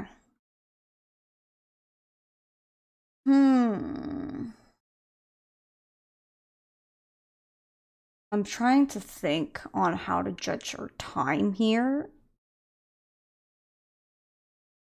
I don't know if we can finish chapter 3, because I don't know how long it's going to be. Because, like, it's 30 minutes to 5. What do you guys think? Took about 5 hours for 2 chapters. Yeah, they did say this game's like 11 hours or something like that when I look up, like, how long to beat. Just because I wanted to see. Unfortunately, I really wish we started this when I got back from vacation, but it is what it is. I was excited to start it. It's been fun. But the question is, do we try to at least beat chapter 3 today? And then start chapter 4 tomorrow and go for however long we can? I don't think you'd finish it tonight. Oh, you're saying for chapter 3? Yeah, we could save it so we can start off tomorrow right here at the Moida. That's the Agatha Christie's Poirot TV show from 1989 would be a good watch. I should check it out, see if there's any way I can watch it. Yeah, maybe we should probably call it for the evening. Just because I don't want to, like, end it somewhere in the middle of chapter 3. So it might be a good idea that we do just... let me see. Can I close? This is... Hold on, I'm just gonna skip through it. Don't mind. Your head... Mostly just so I can quit the game. Okay. Alright, well, I think that was fantastic. What do you guys think? I would like to hear your guys' thoughts and opinions on the game so far. I honestly think it's pretty good. I like how some of the little, I keep forgetting what they're called. Mind somethings? Mind maps? I like how some of them, it's like, oh, I see what goes together. And there's some where I'm like, I have absolutely no idea how this goes. But I really enjoyed it. I like the way it plays. I like, you know, the kind of walking around, talking to people. It's for a really fun game. Of course, I'm glad you guys enjoy it because I love mysteries. We know Zoe does too, but she's already solved the mystery. You have to love this so much. Very good. Very nice. If I look at my other Agatha Christie games, we have this one, and then we have the London case, and then we have Murder on the Orient Express, and then we have the ABC murders. Once we finish this, I will probably look to see like what's a good order to play them in, just because this is the first cases, so it kind of made sense to play these. But I have no idea if there's like a proper order, kind of like Ace Attorney, where it's like obviously you want to play Phoenix's trilogy, and then technically Apollo's would be next in order, and then Miles you can play somewhere either after Phoenix or after Apollo. I think Apollo is better just because of how it fits with the rest of them, but This has been really good. I like how we look at things, pick up evidence. I also really like how I don't feel like I've ever been like truly stuck. There's been some parts where I go, oh gosh, what do I do now? But then I just look and just see, oh, and talk to so-and-so, or oh, we have a deduction to make. I really like that. I feel very, what's the word I'm looking for? I don't feel like I'm just like, I don't know what I'm doing. I'm not running all around the house trying to find things. I might go from one spot and then talk to someone and go, oh gosh, what I could do now. But I do find it very good on where to, transition to and like who to talk to or what to do next, so not too bad. I shouldn't say I'm not surprised there was a murder. Like as soon as we went to dinner, the way like they were framing the scene, I'm like, there's gonna be a murder somewhere at some point, but what, I don't know. I wasn't expecting it to be the Major, which is fine by me. We didn't like the Major, so him getting murdered, oh no. So now we had a blackmail, and then now it's gone to murder. Interesting. I was kind of almost like, the way the prologue went, I was thinking it was going to be like Sherlock Holmes in Crimes and Punishment, where they were going to be like little cases, not like little, but like individual cases. So it's like we had one case, we solved it, huzzah. We then go to a next case, solve that, and move on and so forth, right? I wasn't expecting to go into this case, and obviously then it's like, oh, you completed chapter 1. I'm like, oh, okay. So chapter 1's not a case, it's a part of the case. And so it sounds like I think we're gonna be here with these cast of characters, I think, for the rest of the game, as we try to solve it, which is interesting that we're 3 of 9, so that means there's 6 chapters after this. I'd be surprised if there wasn't a whole second case, but maybe this one just really goes through like the ringer. I don't know. We'll have to see. Who's being cute in the background? Isn't she? Look at her. Yeah, she's nooking. Look at that baby. Of course, I go on my dinner break as you're leaving. I've been lurking in support. I know it was a fun stream. It was a lot of fun. I really enjoyed it. I like how there's like a little bit of voice acting, not voice acting. So it's like it's a nice, fun, even balance where there's some for me to read and there's some for the game to just speak. So all in all, very good. If the other games played just like this, if not slightly different, I'm gonna be a happy mystery camper. We got three more games just like these, so. And I think, if I remember correctly, from the way Wade, when she was playing Siberia, technically I only saw Siberia, the world before. I think they play kind of the same, but we'll see.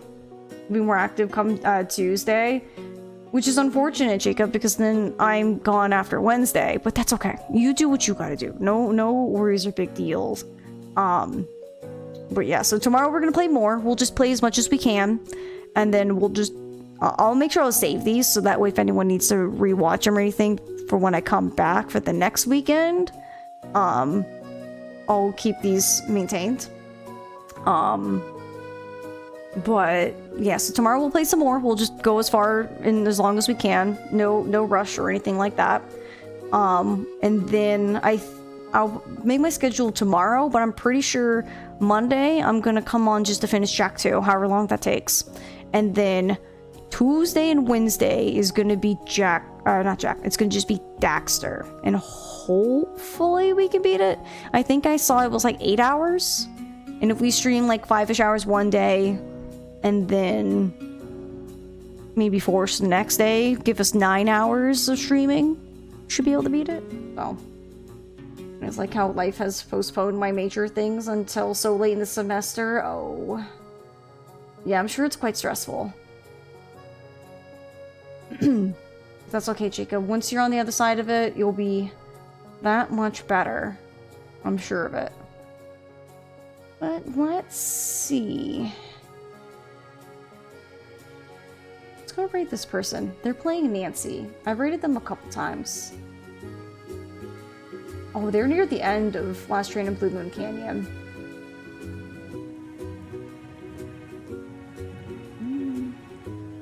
Maybe not if they're like right near the end. Especially because if they're gonna end, I don't want to kind of make them like, hey, play games longer. Okay, you know what then? Let's go hang out with Kebby. Kebby's playing some more Echoes of Wisdom, so it should be pretty easy for us to jump in.